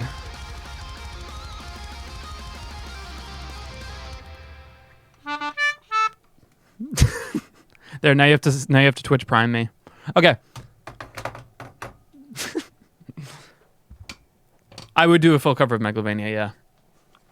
I have a plan on something to do with it right now. I'm not sure. Like, it would be really cool. I'm not sure if it would work out, but I'd obviously want to do something really special for it, you know? So I have an idea, and if it doesn't work out, I'll have to figure out something else. But yeah, I have an idea. I have an idea for it. It's the dead man switch. When Megalovania releases on my channel, it means I've died. All right, back to Persona 5. This was a cool cover because I wanted this vibe of just like vibing. I just wanted this mood of just like kind of hanging out, relaxing, because it really was like a good like, let all your worries slip away and just hang the fuck out. So we filmed this at 4 or 5 in the morning. Yeah, coffee house. We were going for the coffee house vibe.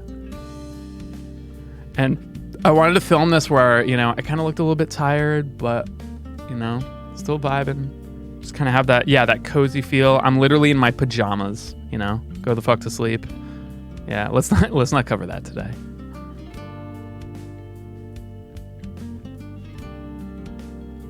Yeah, those pants. Yeah, it's literally my pajamas.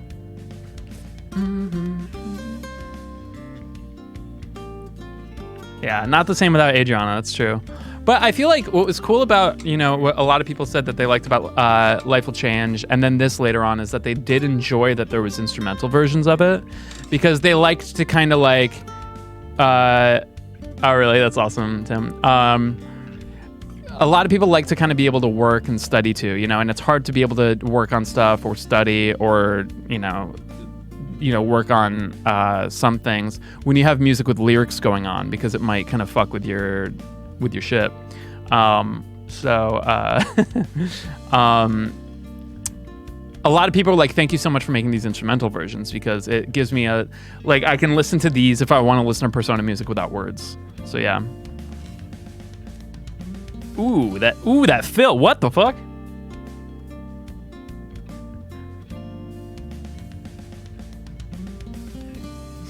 That's a stank face, Phil.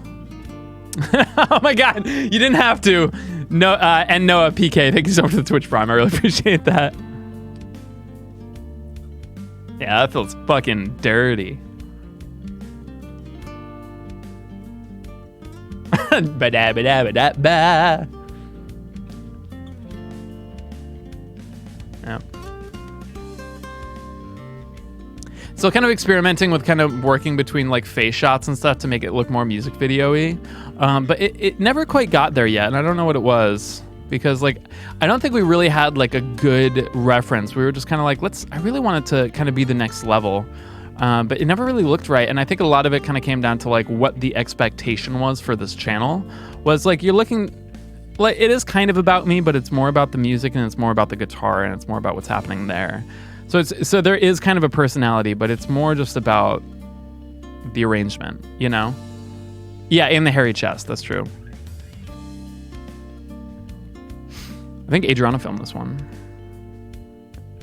Yep. She did a great job with the focus. She was very good. I always feel bad Adriana filming because like the camera's so heavy and she's very small. I subbed for the shirts. I know you did. Luxor has a shirt fetish. Anyway, so yeah, that was fun. Now, another game that Adriana... I feel like this was the year that like I just did a ton of songs that Adriana inspired me to do. So this is Every Day is Night from Valhalla. And this was cool because this actually made it onto the extended soundtrack. So, yeah.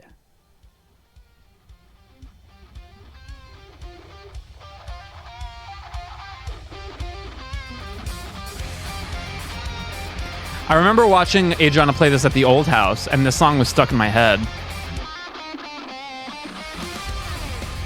I loved that shot. Like for like many videos afterwards, I would always reference this shot right here, where where the camera is panning around and goes like out behind, like that one. I loved that shot so fucking much. So like, as I was saying in the last video, for the last video, how like we were having trouble figuring out how to make a music video style thing. I was kind of like losing hope on it. And then I saw that shot and I was like, that's it. Like whatever that was. Time to pink drinks and save lives. Yeah, it was a perfect shot. I loved it. Just loved all these shots where you have things happening in the front and just all this stuff. It was cool. We actually, this is around the time that I started using LUTs, which are lookup tables, which I still use to this day. LUTs essentially is a form of color correction where instead of applying like brightness and contrast and stuff to the whole thing, it algorithmically decides every pixel. It says, what color are you? And then it forces that color onto a different color palette. So you can have color palettes that are based off movies or based off of certain cameras or just some basic film feels. So this was one where we went through a lot of different LUTs to try to get something that brought out a lot of these purples and this feel that Valhalla had. And I was inspired a lot by a lot of the videos that Travis was making, who I lived with at this time. But yeah, so this video didn't look this purple. Like it all happened in post. But I think once I started using these LUTs, it really started kind of making the videos come to life. But one of the things that was holding me back is I'm still using that T3i for these videos. These days since camera talk. I hear Steven. Yeah, this is the part that Steven I just summoned Steven vlogs. But at this point, I'm still using a T3i. And we're really pushing the limits of this camera because I've been using the same camera since year 2, I think. I switched to 4K, I think, 2019? 2018? I can't remember.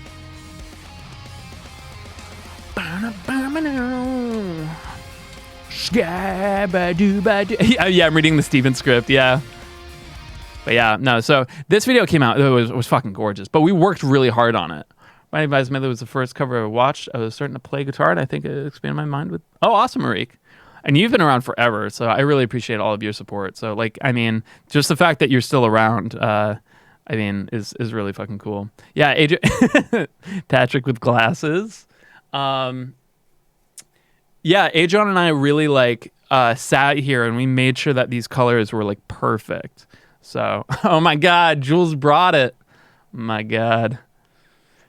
Yeah, the videos look so much better. Yeah, well, a lot of it came down to understanding color correction and stuff. I'm gonna say 2018 since you first dealt with it. Yeah, but I don't know if it was. I'll tell you. I'll tell you right now. Let's skip ahead a bit. It was around this time, I think. Somewhere around here. Somewhere in this range. We'll find out. But yeah. Oh, it's fun. And then my favorite video, probably my favorite video that is on my channel right now. Here we go. This was by far the most fun filming session I've ever fucking had. This was an idea I hit up Jack with where I was like, I fucking love this song from Final Fantasy X, but something about it just screams like Nobuo Uematsu knew all the ingredients to make a metal song like this and just kind of put it all in a bowl and just didn't really work. So we wanted to make a version of it that was like all the way, that went all the fucking way, you know? And Jack is like the perfect fucking voice for it. Like exactly what I feel like a lot of, for me, like, you ever like go back and you play like an old school game and then you don't remember it being that like low quality? Because you know, like you remember like Ocarina of Time being this huge, vast field, but then you go into it now and it just feels like it's a room. Like Hyrule Field feels like it's just a big room, you know, compared to like any other thing. Like when you go back and listen to Otherworld after hearing it like from forever ago, you listen, you're like, this is what it sounded like? Like, what the fuck? Like, that's so strange. And so we really wanted to like, I don't know, we really wanted to like give it like a full all the way go. So this is where the video starts kind of devolving. It starts pretty simple and pretty serious. We've got Jay Parecki playing the bass. He didn't play the bass on the original. He was just a stand-in. We wanted to make this look like a full band. And Rich is playing the drums. And I think he literally says in the comments, my formal training for drums consists of Rock Band and literally nothing else. Pretty much, yeah. And like all the boys are here, yeah. And then Jack puts like we're just chilling in a hot tub, like in the fucking like bangs out the solo. Rich is my favorite drummer. Hell yeah.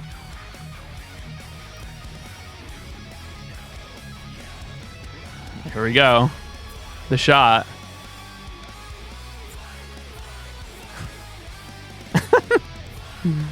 The last shot we did for this video is me doing this. And I was fucking soaked. Just all my fucking clothes. Iconic. And then me with the fucking frog. I got some frogs in the chat.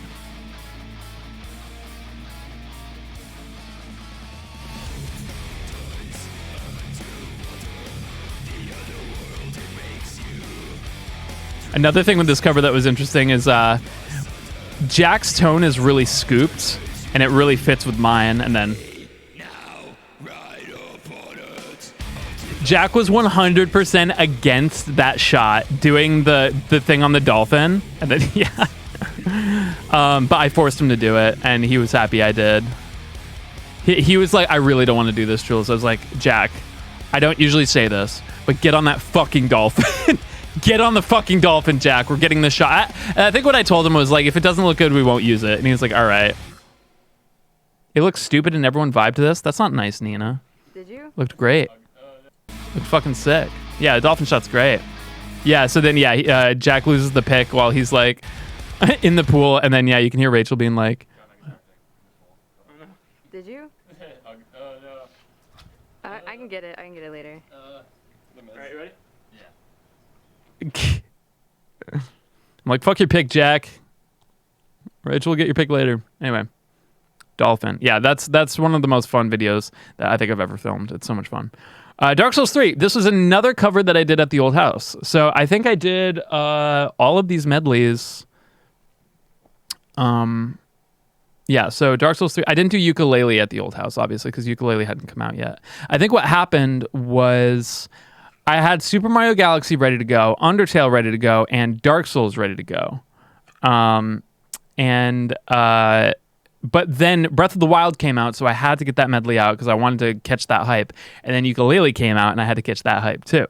When did you move to the new house? It was right before. It was right before I did video game boss battle themes. That was the first video I did in the new house. So that would have been November 2017 or November 2016. That's when I moved. So yeah, let's see. So yeah, Dark Souls 3 was this medley was done by the time I moved in, but then we filmed it here.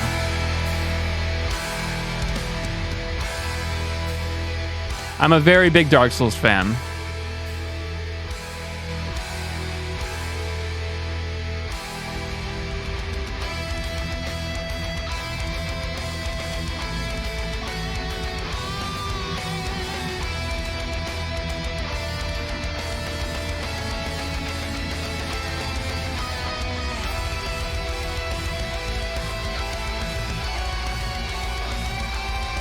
I remember this was actually the point at which I really kind of started having trouble.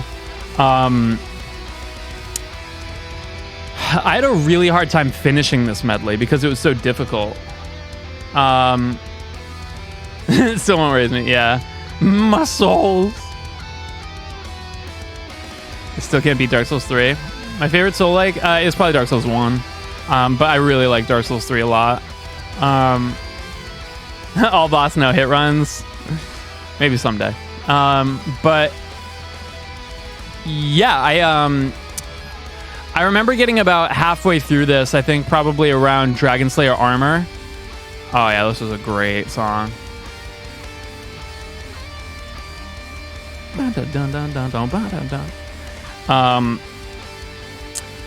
And I remember I just had such a hard time with it that I stopped being able to like, it almost like killed my motivation to do year 4 because I was having so much trouble with this medley. But I think I say in the, do I say? Oh, this is the hit right here.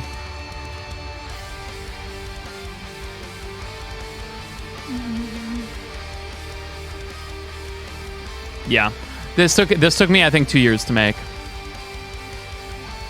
Just because like it was some of these songs in the middle were just so hard to hear what was going on in the original, and then play it, you know, in a way that like worked. And so I became too overly perfectionist about this cover.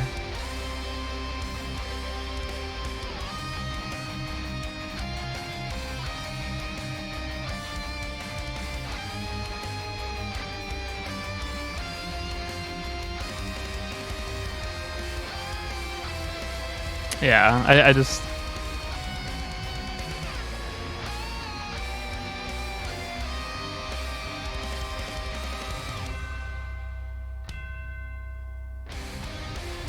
Yes, it was the Dark Souls of medleys. What's up, Farasu?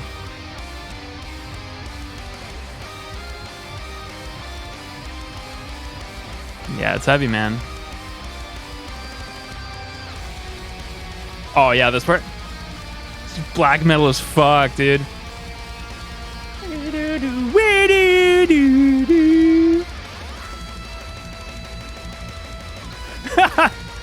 Yeah, I played Bloodborne. I'll talk about that in a second. This is the part that I lost my mind. I couldn't.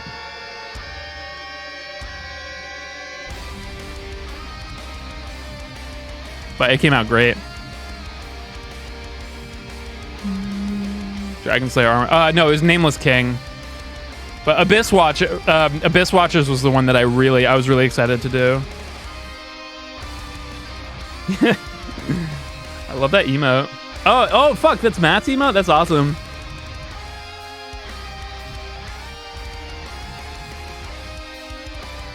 Yeah, I'm gonna be stopping. I'm gonna hard stop at. This is the song. Yeah, I had such a hard time figuring out all this shit. I'm gonna be stopping before 2. Holy fuck. Yeah, I don't remember that at all. I must have got like just super drunk and I was like, fuck it, let's fucking do it.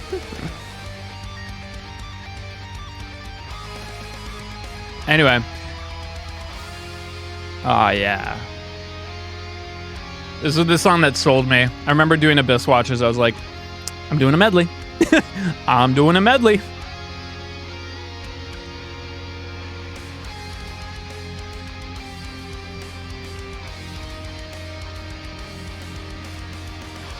That chord. And the...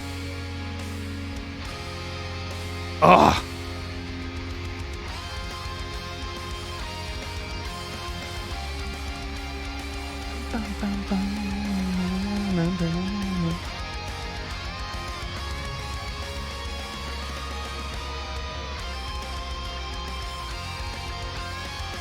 Anyway, Soul of Cinder was sick. Mostly to be able to like bring back the classical guitar. So this was a reference to my first Dark Souls medley. I wanted to bring this back and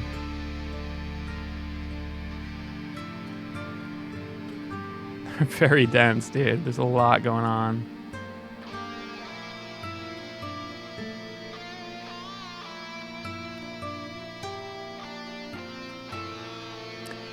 Now, I know that I said how long this took, and one of my favorite moments in all of year 4 is right here. It's fucking is the secret final song of this medley that I don't think many people got to. but I'm just gonna be quiet.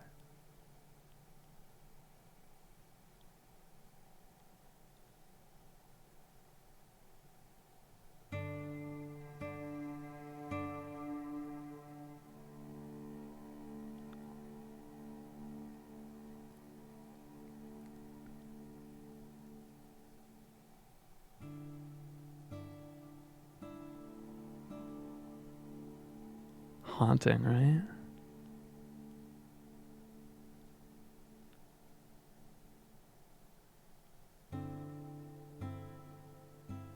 So this plays in a very specific part of the game that when I heard it, it destroyed me.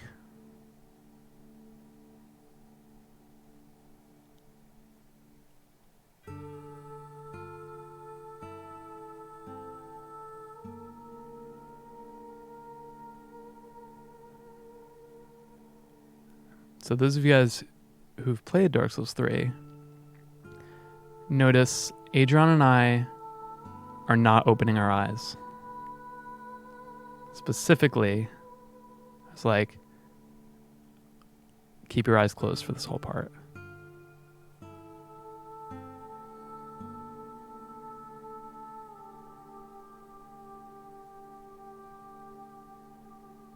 Never noticed. Yeah, I don't think a lot of people noticed. So for those of you guys who haven't played Dark Souls 3, there's a decision that happens later in the game where, oh God, what? So what happens is, and that's the end of the medley. The Firekeeper.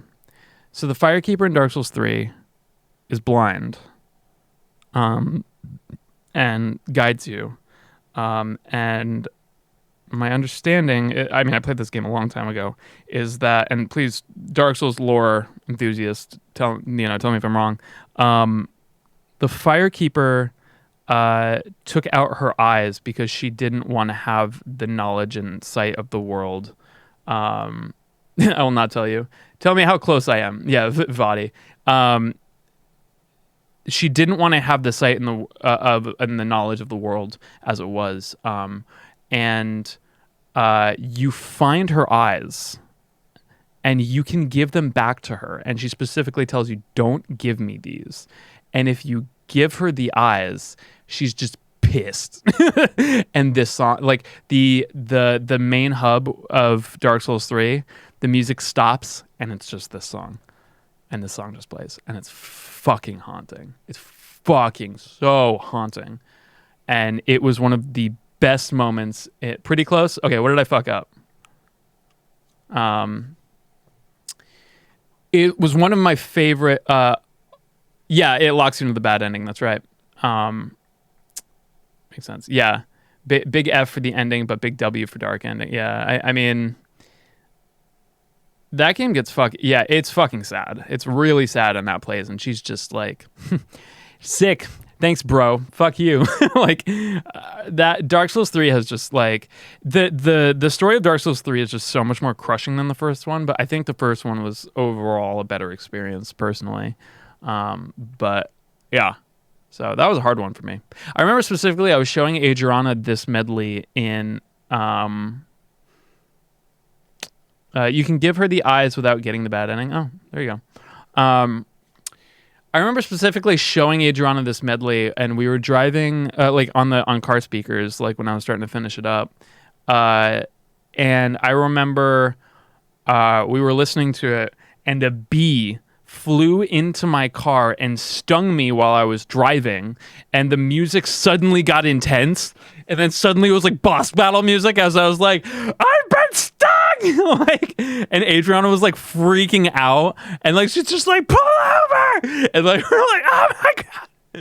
And like we pulled over and we were totally fine, but like we just started laughing just because of how like hilarious the timing was of like the fucking boss music hit like as soon as I got stung by a bee while I was driving, and I was like, ah!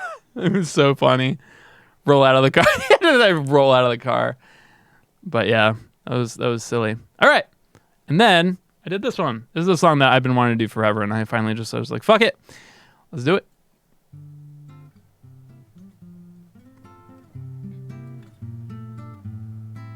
So this is filmed in La Jolla.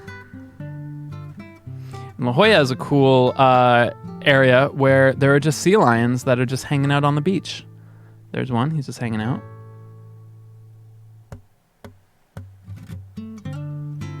Nope, no drone. Just a lot of warp stabilization, which worked a lot better on this video because there was a lot of rocks with a lot of detail. So the warp stabilizer was there. Oh my God, simply the worst. Thank you so much for gifting 5 subs.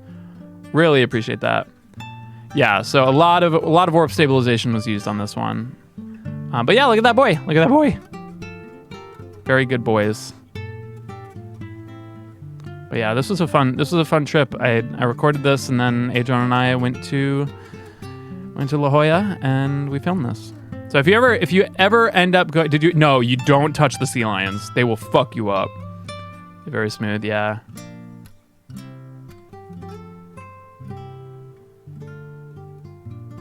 This is also one that I was requested a lot. Little 9 chord there. So yeah, I wanted to make sure that, yeah, Final Fantasy X is my favorite. It used to be 8, but I think 10. I realized my love of 10 after I played it again. Yeah, boys like the music. We were really lucky this day too because there wasn't a lot of people on the beach, so we were able to find spots where we could just do really quick shots. But there's people all around us, and we just got like really good shots, and we were really lucky. But lots of really good boys at this shoot. And that we found the perfect like LUT for this, and like the perfect color scape for this to make it look very Spira like. So it just came together really well. Look at that boy, he's sleeping. I'm playing a little lullaby, and then at the end, there's that boy. He's going and then for the end card, we just filmed a bunch of them just in a little cuddle pile. Very cute, very cute. Have I played Final Fantasy 6? I've not played 6, but I should. Where's your mask? Dude, this is 2017. Christ. No, simply the worst. Thank you so much. What are you doing? See your progression is truly insane how far you come. Thank you. I really appreciate it. Open up this cuddle pit. Yeah. Sight of Spira. All right, back to Persona. This is probably one of my favorite looking videos. I think we were still with the T3i here, but for some reason this video just looks so crisp.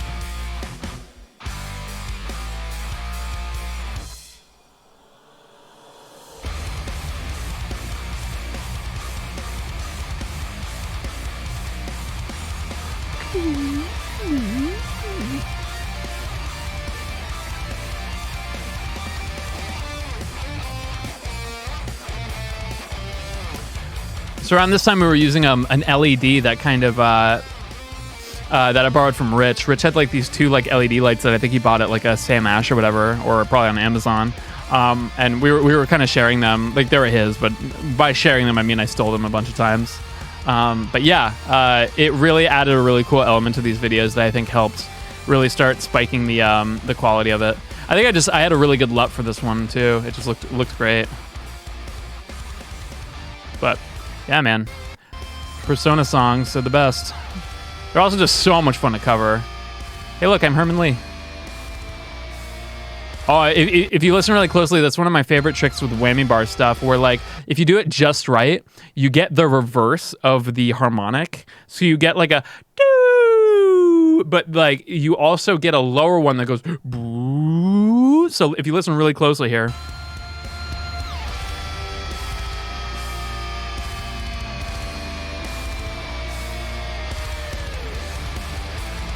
Yeah, it's crazy. It's very specific, but you can grab it.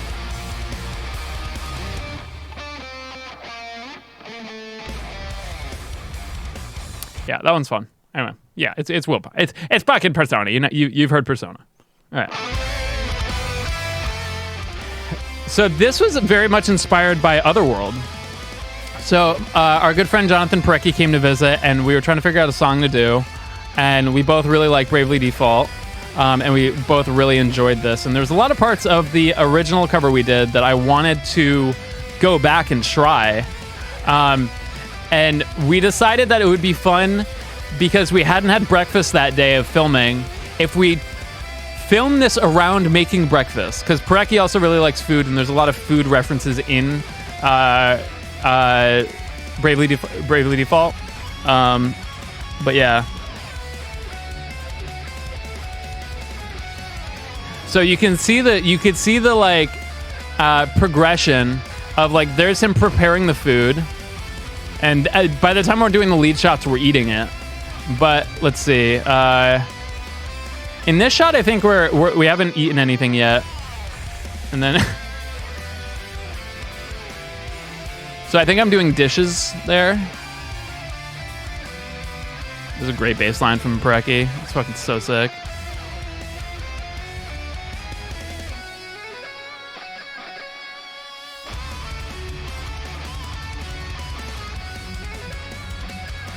Yeah, so he's making the food here in that close up, and then I'm asking him what beer he wants there while he's filming a shot. Like, this was all pretty real. Like,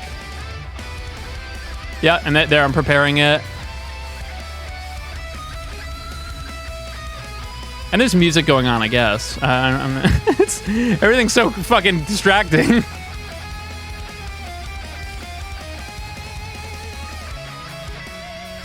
God, his bass lines are so good.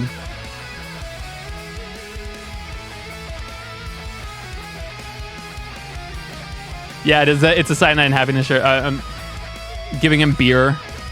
Demonetized. I mean, by beer, I mean root beer, of course. And then there's the food. It's all prepared. Oh yeah, fuck this riff. This riff is so silly. And then this is where this kind of starts devolving. And so I'm scrubbing. He's eating. He's watching. He's getting ready. He's going. He loves the food. I'm bringing the beer. Yeah, he's fucking shredding. I'm fucking scrubbing. And Jonathan Young's eating. And I'm tapping. And the food. John likes the food. Yeah, that was a silly one. Don't forget to subscribe for more cooking videos. Videos. This is where the real views are. Silly. This is a silly video that we did. Dude, we were scrubbing super hard. We were scrub boys. Okay, here's something interesting. So for Nier Automata, obviously this was my favorite game that came out this year, by far. I'm a huge fucking simp for 2B. Huge fan of Nier Automata. This was filmed on July 4th, 2017. I remember specifically because I felt so stupid that we did amusement park not during the fireworks.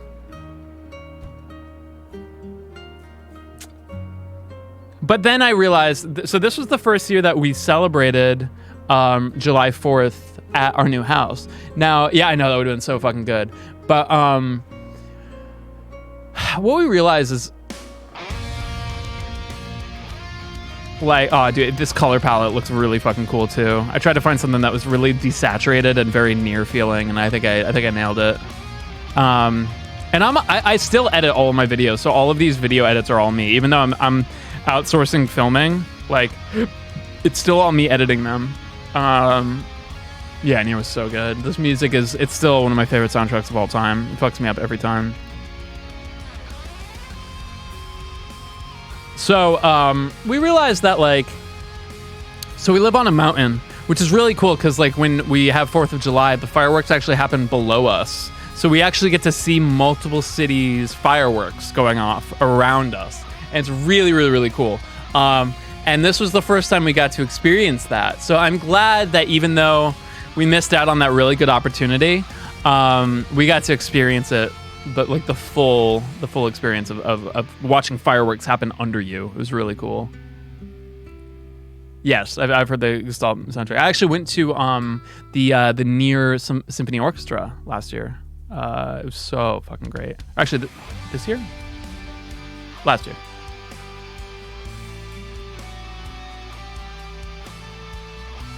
Yeah. So I played this one live. This one's a really fucking heavy one. A lot of fun. Birth of a Wish is probably one of the heaviest songs in the world.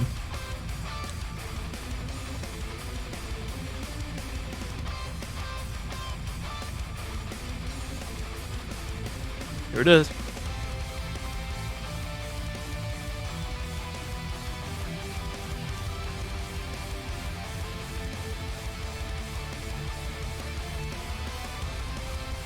So fucking good. And then Pascal, I made way too metal.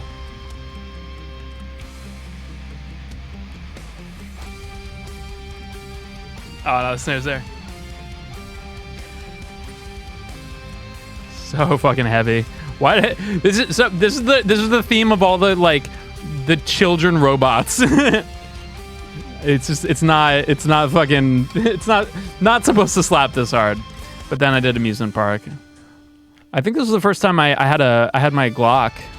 Yeah, I used the Glock in this one. Not the gun, the instrument. Glockenspiel.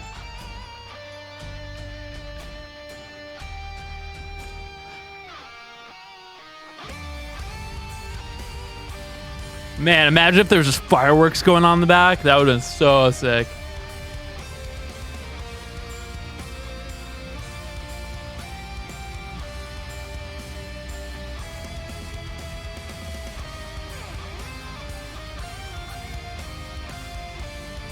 Yeah, you just gotta whip out a Glock, dude. And then this was fun. So what's cool about this too is, so this is Voice of No Return. Those of you guys who are subscribed to Adriana know that she did this song, and this is actually essentially the thing that she recorded to. When I recorded this, I recorded an extended version, which she used for her channel.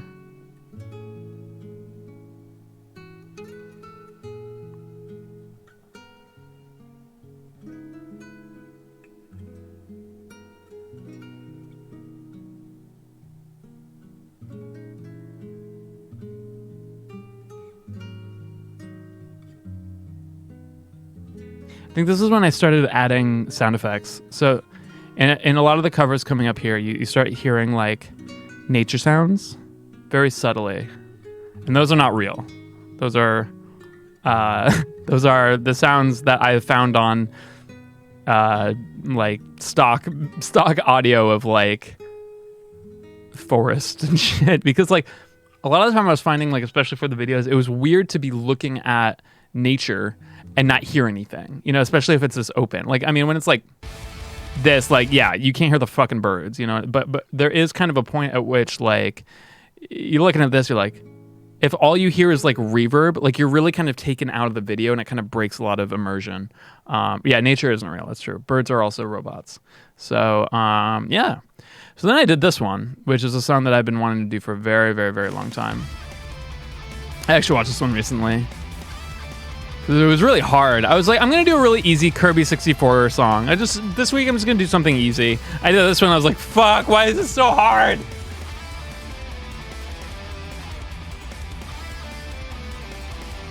Bugbear Babe. Honestly, I mean, the video didn't do that well initially, so YouTube probably didn't push it to everyone.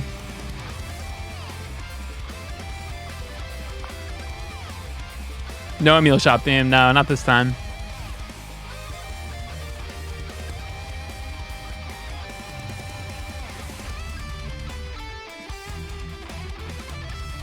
Oh my god, you got no low end, dude. You gotta boost that low end, bruh. Oh, you don't. Yeah, no. 5 more views and it's at 420.69. Oh shit, hold on. It's not gonna update because I'm doing it. Hold on, how many views does it get? What is it? Oh, it doesn't even say. I don't think it's getting any views anymore. If 5 of you guys watch this, it'll be at 420.69. But yeah. This is a really, really hard song. But we had a lot of fun with... So I'd moved my desk up a little bit because technically it's better to have your speakers not touching the back wall. My hand is always broken as well as my soul. Yeah, send 5 of you guys. Don't overdo it though. We got to get it. So I've moved my desk up, and I have guitars behind my desk because it's better to have because the bass can resonate better if it's not up against the wall, because it can all just like slap back at you. So I was trying to get the best possible sound here, but what it did was it really cut down my space in this area. But what was cool about it is like this first shot you see, I think the first shot is actually behind my desk. So it's coming from behind the desk. So it actually gave me a few more options for angles, which is pretty good. But yeah, I'll check that later, and I'll see if you guys got it up there. Blooming Villain, a classic.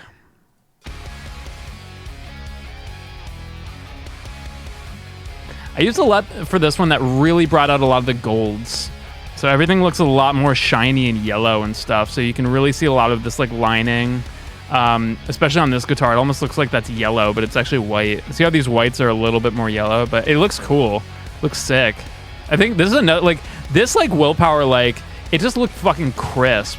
I don't know why. I don't know what we did. But yeah. I play this one live every once in a while. This is one of my favorite courses. Yeah, and I have the fucking Joker mask behind me. I'd ordered it, I think, for Life Will Change, but it didn't come in time. So yeah. Do you mean Metopia? I haven't played Metopia. Yeah. Makes it look like a filter, but if filters weren't garbage, yeah.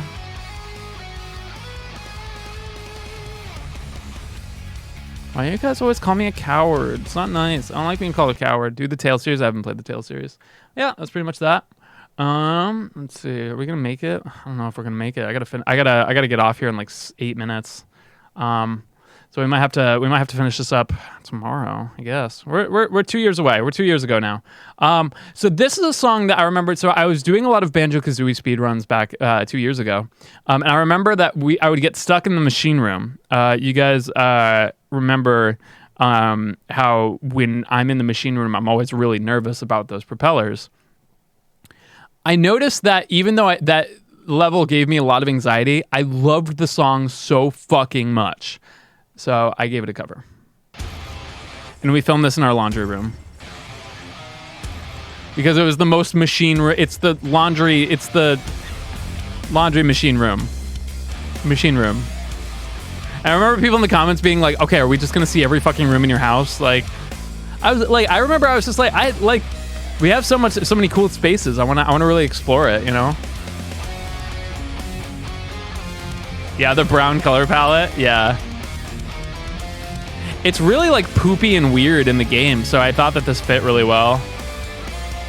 Laundry basket bay.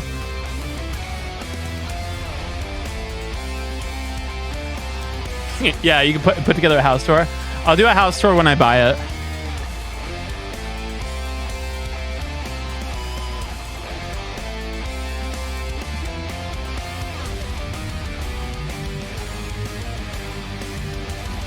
This is technically also a bathroom. It's like a half laundry room, half bathroom. So technically this is in the bathroom.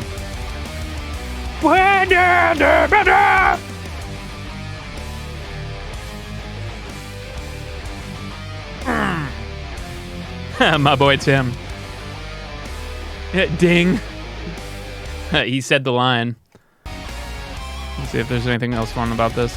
I remember like we had so much trouble keeping the laundry machines going because they kept stopping. Like they had like an autosave function or whatever because they're like, all right, this is dry, so we're not going to dry it anymore. And we're like, no, just dry it some more. I programmed the drums, Jaron7X.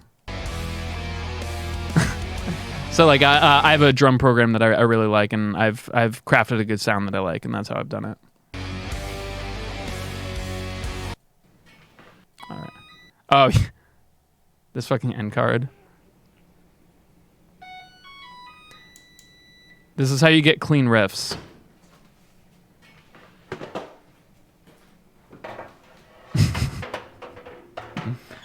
When people ask me, how do I play so clean? Sorry, I had to. Secret revealed. All right, now what? Oh, dude, so DRPez12 is a friend that I've had throughout my entire career of YouTube, and he actually was coming to visit because he was traveling all around America because he was going to be moving to Europe, and he was like, "Do you mind if I stop by?" I was like, "Yeah." So he came by and we did a cover together, and this is the legendary beast theme from Pokemon Crystal. So this was a lot of fun. This song is just such a banger.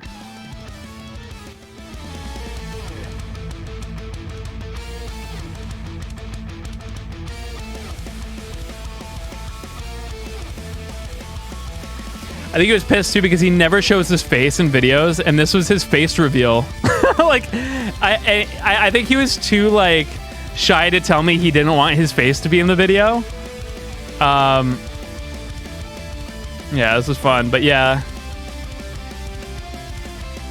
I think he was surprised at how fast we put this together because he was only here for one day, and we put this whole cover together in that one day. Yeah, I should have let him put on the Joker mask, that's true.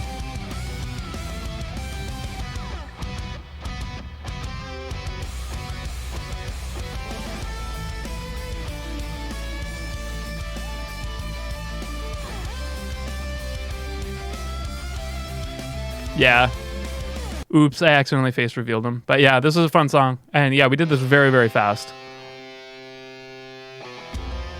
We really wanted to have like kind of like a dueling, like, so the way we set this up is we wanted like one shot where we were playing back to back, but then the leads would be facing each other so that we kind of had this like dueling, like we were two battlers like dueling each other.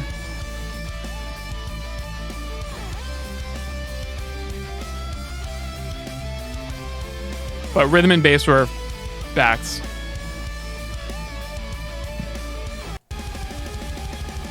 But yeah, this has a lot of cool stuff. So I highly recommend this if you haven't watched it.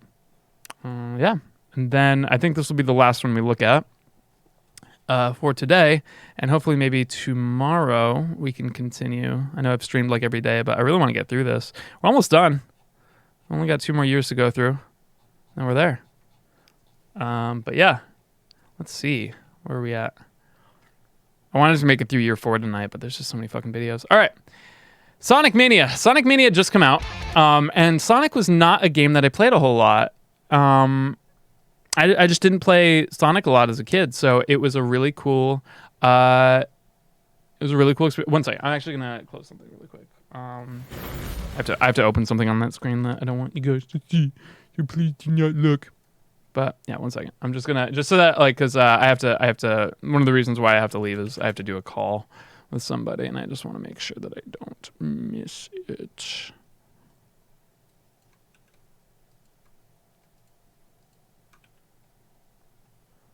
And I should probably add them.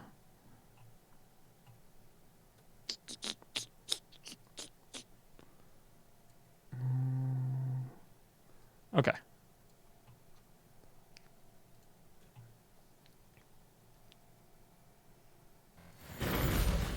Okay, sorry about that. All the porn torrents, dude. You know I would show you the porn. All right. So,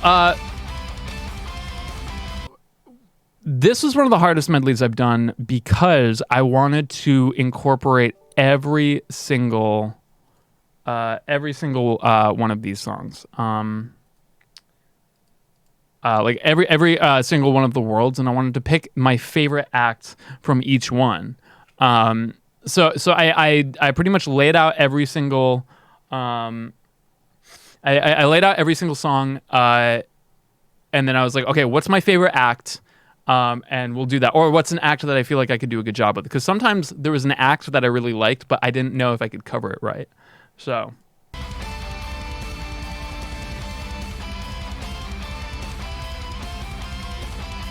And it was nice to come back to this one and really kind of apply some ideas that I had before.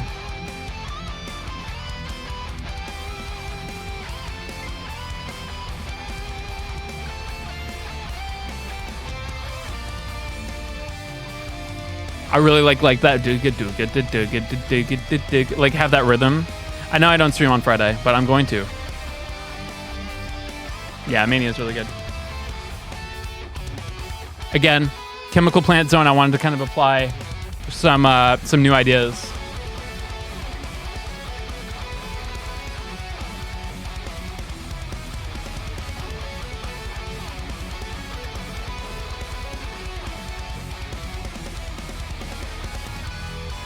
And I wanted it to be a lot tighter. I mean, at this point, like if we go back and we look at like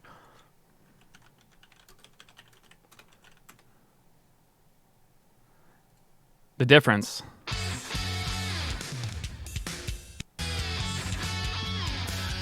A lot of the improvements, you can hear like the rhythm guitars and the lead guitars are really kind of fighting each other for this kind of high-end stuff. But then when you come back over here, it's a lot clearer and everything kind of has its place.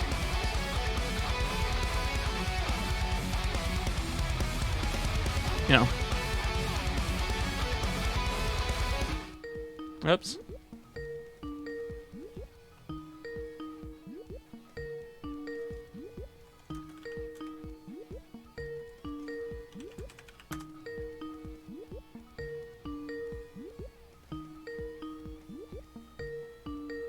How do I stop it?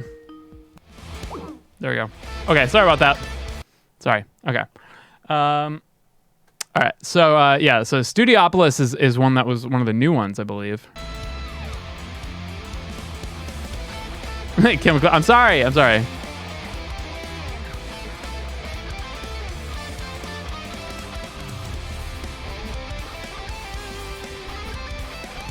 I really wanted to cover this because I was so in love with this song.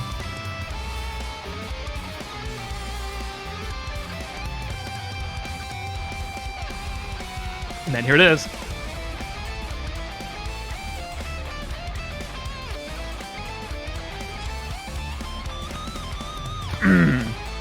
Carlos version's more jazzy. Nina, could you stop, please? Just stop comparing and stop saying things. Or just be respectful. Just be respectful.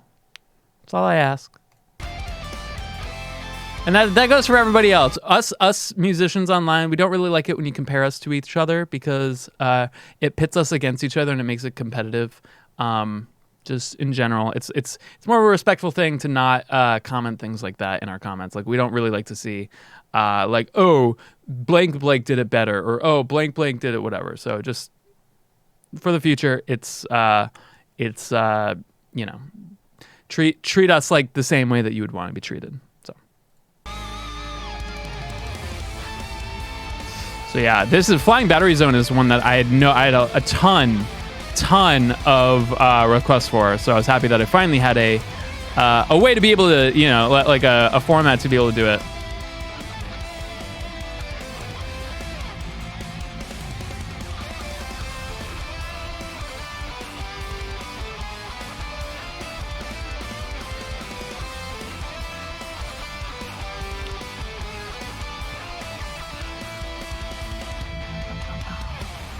Oh my god, this song.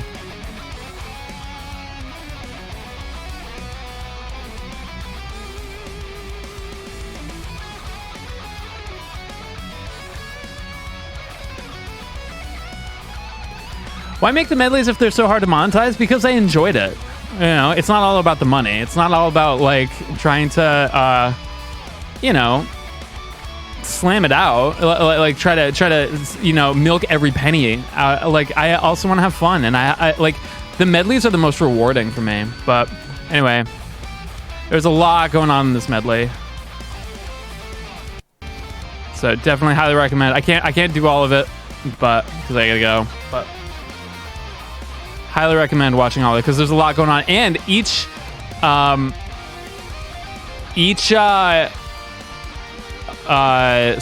the video in the background is the zone. So we literally like split this up in parts so that on the back I could have the gameplay of that zone going off for that song, and then yeah. So then you've got this one, the Mirage Saloon,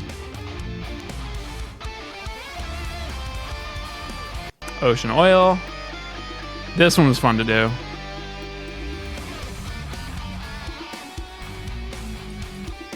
So heavy.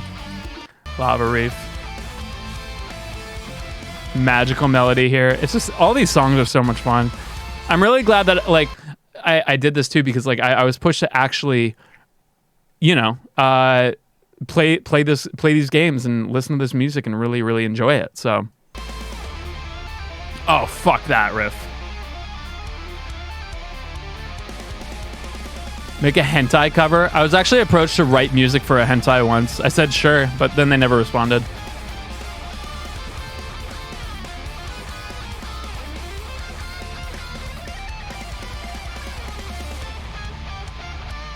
The tapping was pretty crazy. And then finally,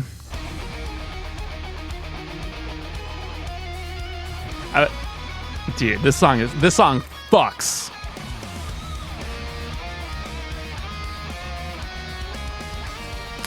Oh yeah, dude, that chord, man.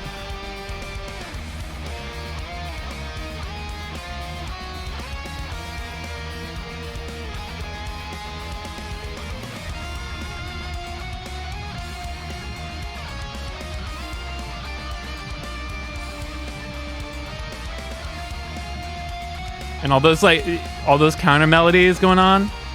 It's crazy. Yeah, Titanic Monarch was fucking hard. Oh, this melody.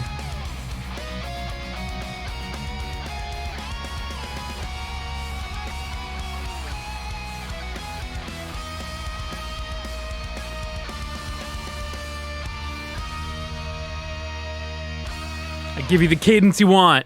Holy shit, but that medley has like 10 fucking songs. How many songs in there? Like, look at how many songs are 1, 2, 3, 4, 5, 6, 7, 8, 9, 10, 11, 12. There's 12 songs crammed in this 8-minute medley.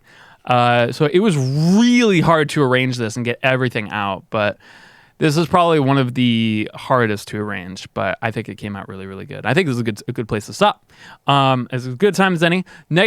For the next stream, we're going to start at Mid-Boss Mayhem, and I promise once we're done going through all these videos, we're going to return to the banjo runs. I really want to return to the banjo runs because I have a tournament coming soon, and I have to race somebody who's way better than me, so we've got to practice. We've got to practice.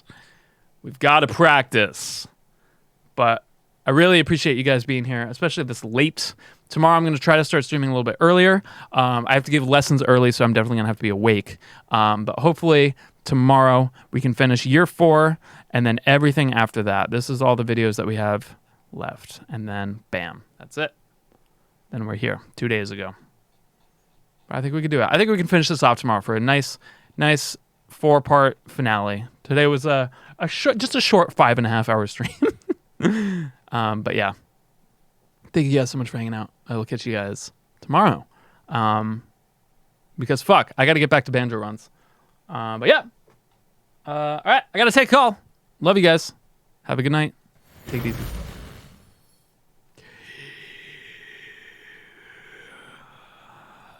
I know what to end with.